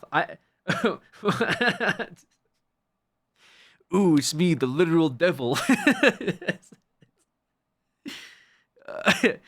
Me, the literal devil. I'm gonna make you give birth to a Slackoth. Ooh. Ooh, now all y'all gonna beat the shit out of a Slackoth. Like the devil had a fixation on on the Slackoth. Why? What the fuck? The Typhlosion one is kind of weird for sure. That one, I don't know why the Typhlosion could talk. The old that's not the Typhlosion I remember, by the way. That's not the Typhlosion I remember, okay? As a kid, I don't remember evolving my Cyndaquil and then having my fucking Typhlosion coming up being like, you're not looking very well rested. You need me to give you a bit of a back massage? Like, whoa, Typhlosion. Chill, dude. No, I'm good, man. It's like, all right, man. Well, I'm here if you need me. You know, if you're feeling a little worn out, just let me know. I got you. Like, whoa, Typhlosion. It's because Typhlosion from that point on carried the sins of the father and were cursed to never speak again. Typhlosion just became the target to carry all sins. That's all supposed to be inside Game Freak lore that was never supposed to come to light of public. So how did all this come to light in public? Did somebody write this and was like, yo, I got some sick lore cooked up. Like, oh, what do you got? Yo, you know how you wrote about that Hypno thing? Oh, yeah, with like the kidnapping the kid and whatever. Yeah, remember the Hypno incident? Yeah, where like the Hypno like was trying to eat the dreams of a kid, then like kidnapped him or whatever. It's kind of supposed to be like, it was a little weird, yeah. No, I got something. What if like Typhlosion just like kidnaps a girl, you know? And then like, so you know how the devil exists? Like, whoa, what the fuck are you talking about, bro? What are you talking about? What do you got? You were the one that put the Hypno lore in the Pokedex, and I can't talk about Typhlosion stuff? Like, no, dude. What are you talking about, man? What I got, well, guys, if we're talking about that, I just really fucking hate Slackoth. I fucking hate Slackoth so much. What are you talking about? We're just gonna put something in there about torturing Slackoths. Humans and even Pokemons would lead to him banishing Giratina to the Distortion World. With Giratina's banishment to the Distortion World, the worst of human cruelty began to wane. The chaos of evil would start to fade, yet the deep scars of that era still remained, etched into human nature. The men in this story, representing society and the body, were not inherently evil, but rather beings worth saving, battling between life and death. The man who saw eternity, the man fighting sin, and the man defeated by sin, all were echoes of humanity's struggle. The beautiful lady, symbolizing the Virgin Mary or the Immaculate Woman, was the one from whom the future is born, and the one to be saved, surrounded by white lilies representing her purity. Her right hand, raised elegantly, sought connection with the unseen Pokemon, the divine, the eternal. Her hair, flowing like a river of eternity, and her body together formed a beautiful and sublime wave, representing a flowing existence. Is the man holding a Pokeball? What kind of Pokeball is that? Looks like a regular one. Man immersed barefoot in the green waters of sin, yet standing strong, represented the heroic state of humanity battling its inner demons, his clenched hand aiming at an invisible Pokeball, a resolve to fight. And it is crucial to remember, for both Pokemon and humans, that free will remains. While Pokemon are inherently gentle, they are not mindless beasts. They can choose to be good, to be evil, or to be both, independently of human influence. The invisible... No, you're not going to convince me that Trubbish is got a mind of anything. You're not going to convince me that Trubbish has a mind. There's no way. That thing is devoid of thought. Absolutely no shot. Tale of Squirtle, spiraling, symbolized eternity and the spiritual forces in nature. Similarly, humans, even after the partial lifting of Giratina's shadow, retain their capacity for both profound good and chilling evil. This ancient history also holds a chilling truth. The balance of power between species is elegant. Pokemon, if they truly desired it, possess a raw, untamed power far beyond human comprehension. Their elemental mastery, their formidable physical and psychic abilities, their sheer numbers could easily overwhelm and enslave humanity, the entire world. Well, okay, yeah. I mean, isn't that like... Wasn't that the point with like Mewtwo? Was it like Mewtwo made and he realized that or something? I don't know. Or was Mewtwo like human combined with Pokemon in like this weird abomination, I guess. I'm not sure. But yeah, I suppose Pokemon could overwhelm humans, but Is the point that they coexist together? Humans often assume dominance is a testament to the inherent kindness and patience of Pokemon, a silent agreement born of their ancient origins and their fundamental goodness. They have chosen time and again to live in harmony, to offer their strength and companionship, rather than to seize control. The fragile peace that exists is a testament to their self-control, a constant reminder that the fate of the world rests not in human hands, but in the unspoken, immense power of the creatures that share it, illuminated by the light from the eternal realm, guided by the golden spiral of natural beauty, and centered within the sacred creation of existence. After the world was formed, after the lines were drawn between Pokemon and humans, a new chapter began. The allegory of the image, the very sketch itself, tells us a hidden story, a profound truth about this world. It's a visual representation of a Pokemon trainer battle, but not just any battle, a battle for the very soul of existence. Think about it. The sketch is a prototype, a conceptual idea. That's why the human figures are nude, to help visualize the raw, unfiltered essence. The artist, Tomohiro Kitakaze, even made up a quote by Da Vinci to drive home the point. About nature and beauty and the eternal spiral. It's all about going beyond the surface. So in this sketch, Pokemon are not just creatures. They represent salvation, life and death. They embody the idea of eternity, worldly possessions. This is a visual allegory where Pokemon aren't even visible to the eye. This absence, this symbolic absence, is so important. It's meant to show us that Pokemon are part of a spiritual, eternal realm. They symbolize the invisible essence of the soul, or that guiding presence in life, like companionship, or who we are, our identity, and even our salvation. They're not just, monsters or creatures we catch in balls. They're much, much more. And then we... But, like...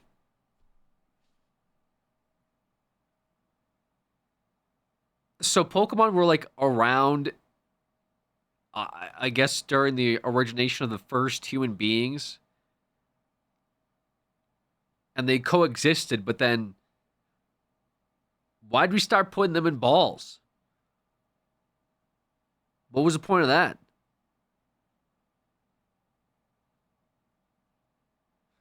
It says the right hand of man, the male trainer holds a Pokeball tightly. But I thought the balls were created later. Like, I thought that was the whole point of like the Professor Oak lore or something, was that now you can put the creatures in balls.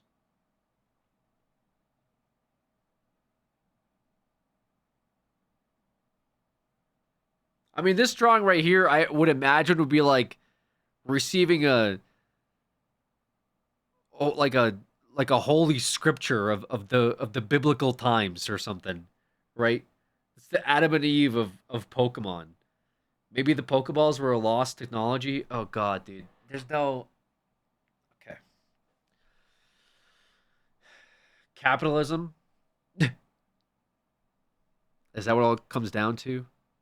Have the men and women in the sketch. They represent gender, identity, and property. But more broadly, they represent society and the physical body. So you have these two core elements in the image. The invisible, eternal, that's the Pokemon, and the visible society and body, that's the men and women. While it says men and women represent sin and the visible world, it's super important to remember they're not evil. Quite the opposite. Men and women, and by extension our physical selves, are beings worth saving. That's why this sketch illustrates the battle between life and death, and the value of humans. It's about our journey, our struggle. And the women, they represent the beautiful lady. This isn't just any beautiful woman. The notes suggest she's the ideal of feminine beauty, the most beautiful woman, which immediately brings to mind the Mona Lisa. But it goes deeper. The beautiful lady is also equated with the Virgin Mary, a woman who... What is happening? What is going on? The Virgin Mary Mona Lisa. What is going on? Some dude drew a picture.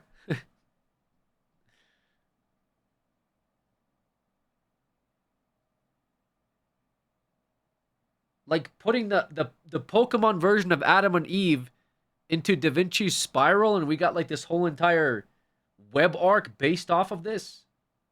Also, like Squirtle being there is crazy, by the way, but that's beside the point. Gives birth to a savior, so she symbolizes purity, the immaculate... Is Squirtle the snake? ...woman, the one from whom the future is born, and ultimately the one who is to be saved. She's a beacon of hope and redemption in this unfolding saga. Now let's talk about the water-type Pokemon in this... Squirtle is divine? Wait, is Squirtle divine? Is Squirtle a divine holy being? sketch. And again, they're invisible, remember? But they're there. They represent all original sins. Think about that for a second. They embody the sins and tragedies of this world, symbolized by the downfall of that man on the right. Water, so often associated with life. No, this guy saw the spiral, and he's like, you know what? Squirtle's tail has a spiral in it. I'm gonna start with Squirtle.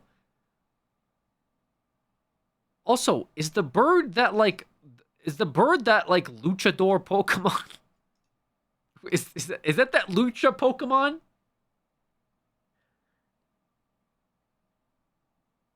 Is he about to RKO the both of them? I got way more questions now as a result of this video. Like things are, and these things demand answers too. That man on the right. Water, so often associated with life, here carries the weight of humanity's fall. But it's not just about sin. Water is also the source of life, isn't it? It holds both sin and salvation. It represents origin, purification, and ultimately salvation. It's a double-edged sword, a powerful force that can cleanse as well as corrupt. Then we see the white lilies. These aren't just pretty flowers, they represent a virginity and purity. Notice where they bloom, near the hands of the women. So, lilies equal pure women. They are also associated with the Virgin Mary and the Immaculate Soul, further emphasizing the woman's purity and her destined path to salvation. It's a delicate yet powerful symbol in this grand allegory. Look at the woman. What are we talking about the Virgin Mary for? The Virgin Mary lilies?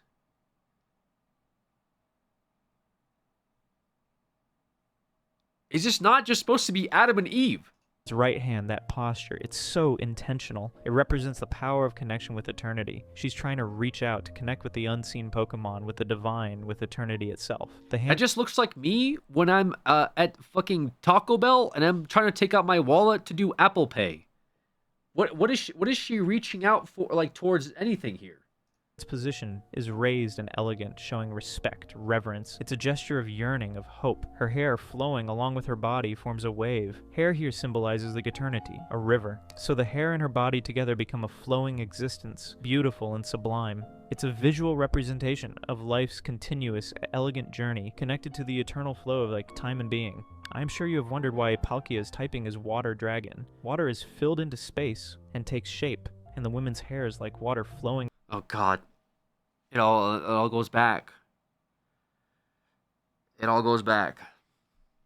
In a river, and the relationship between the center figure, the man, and the water. He stands barefoot in the stream. The water is colored green, and green here means sin. So the man in the center is immersed in sin. But here's the crucial part. He stands in it. He's not collapsed. He's upright, strong, even in the midst of corruption. This, the notes tell us, represents the most heroic state of humanity. This is the moment where the battle between life and death, between salvation and fall, truly takes place. It's the tipping point, the struggle for his soul. His right hand clenched, aimed at a Pokeball. This isn't just an idle gesture. It represents his intention to summon Pokemon, his resolve to fight. He's calling upon the eternal, the unseen, to aid him in this spiritual battle against sin. It's a powerful moment of human agency, of defiance against the overwhelming tide of corruption. And what about the invisible tail of Squirtle? It curls around in a spiral. A spiral in this sketch symbolizes eternity. It also represents the presence of spiritual forces within nature. It's a subtle yet profound detail, reminding us that even the most seemingly mundane creatures carry within them the echoes of the divine, the natural structure of the world.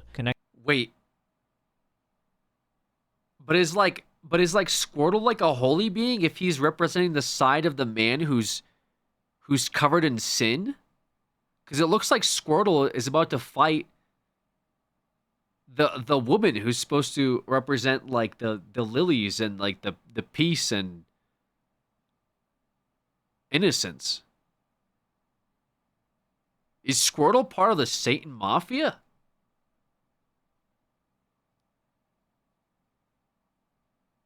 Because they're saying "Hail Squirtle," but I'm not. I'm a little. I think I'm a little lost in the meaning here.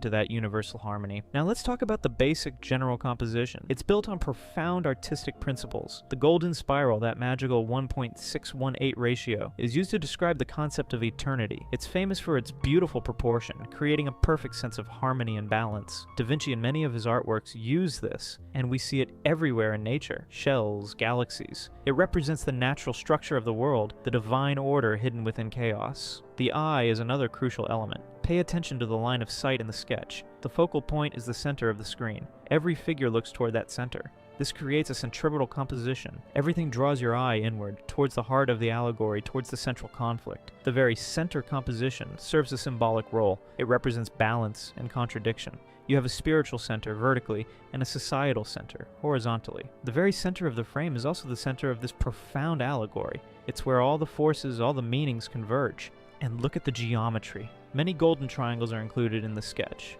A triangle, of course, is a sacred symbol representing divinity, stability, balance. The symbols of the eye, hand, and water are not accidental.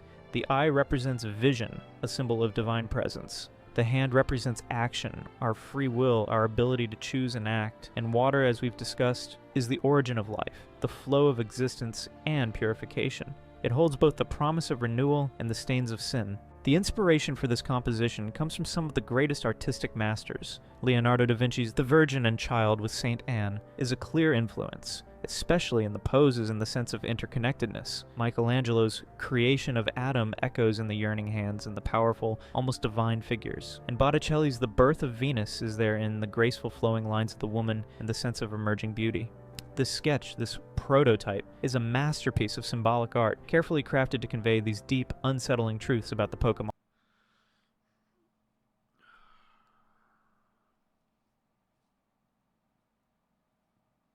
Okay.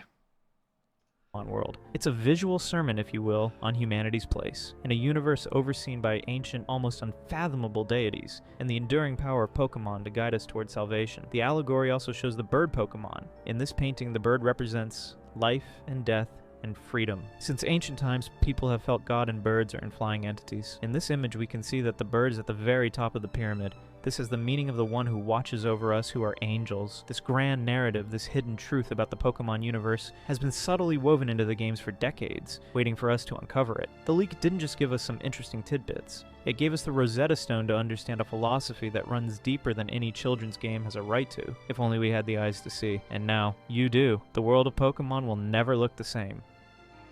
This world of yours is truly a magnificent place. And now, with great joy, I have finally come to understand that I am truly a part of it. It talked?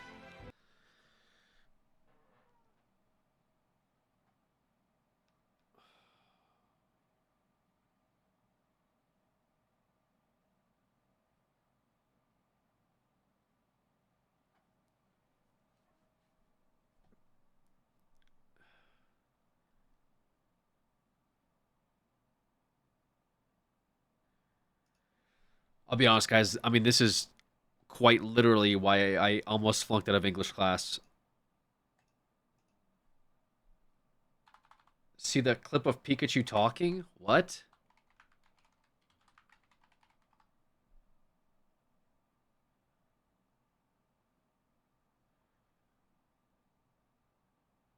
What talking?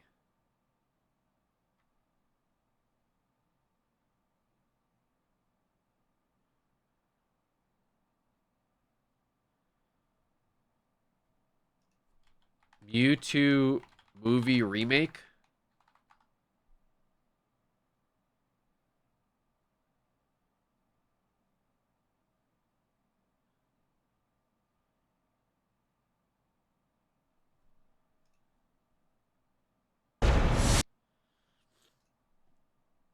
What is this?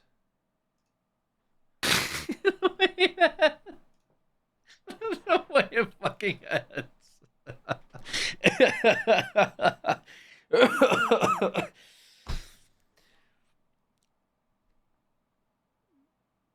Is that real?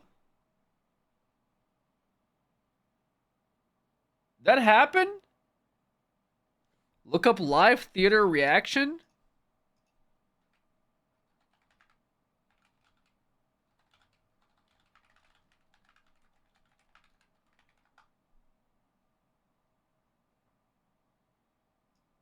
Audience reacts to talking Pikachu. Pikachu, why won't you get more Pokeball? It's because... What? Oh my God! I always want to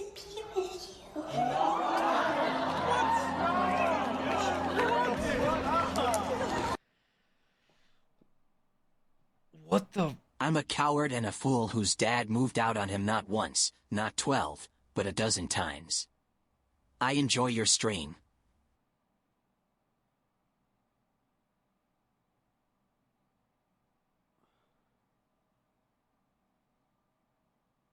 What? Roy the boy with a $20 most confusing tip I've received. Thank you for that. Was that meant for be 12 and a dozen of the same thing? I don't know what just happened. Thank you, Roy, for the 20.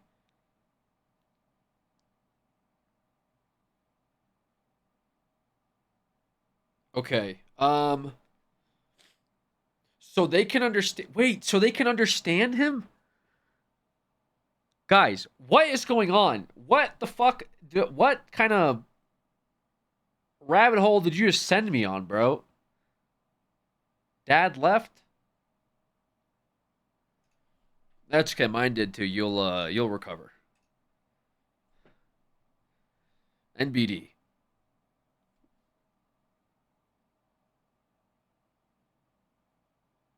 Did you see Roy's TCG pull?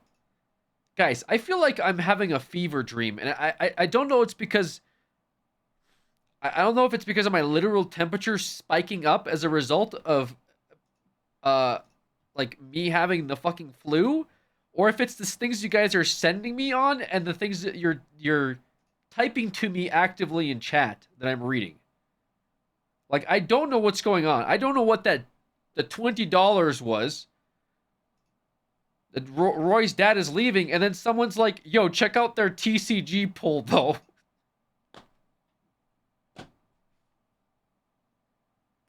After you guys just told me that fucking Pikachu speaks and Ash can understand it, after I just covered that, and then Pokemon created humans, you're like, yo, but check out this TCG pull.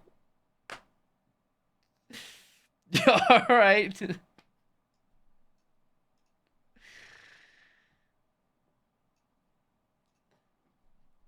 Brother in Christ, what the fuck is this, dude? What the fuck is this? You're done? Times out opponents, crash out? Flip 3 coins if any tails do 50 damage to yourself? Can you make it reverse hollow?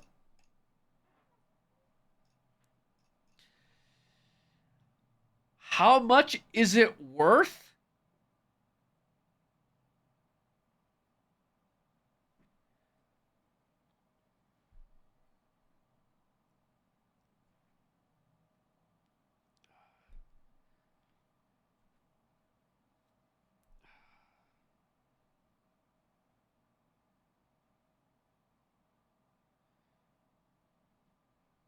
Why does it say ancient?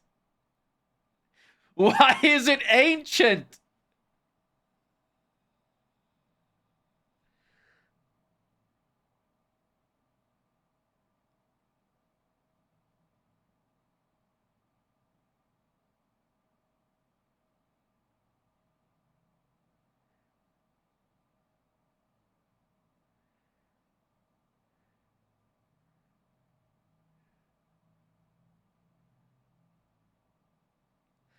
Yeah, I'm done. Okay, that's it.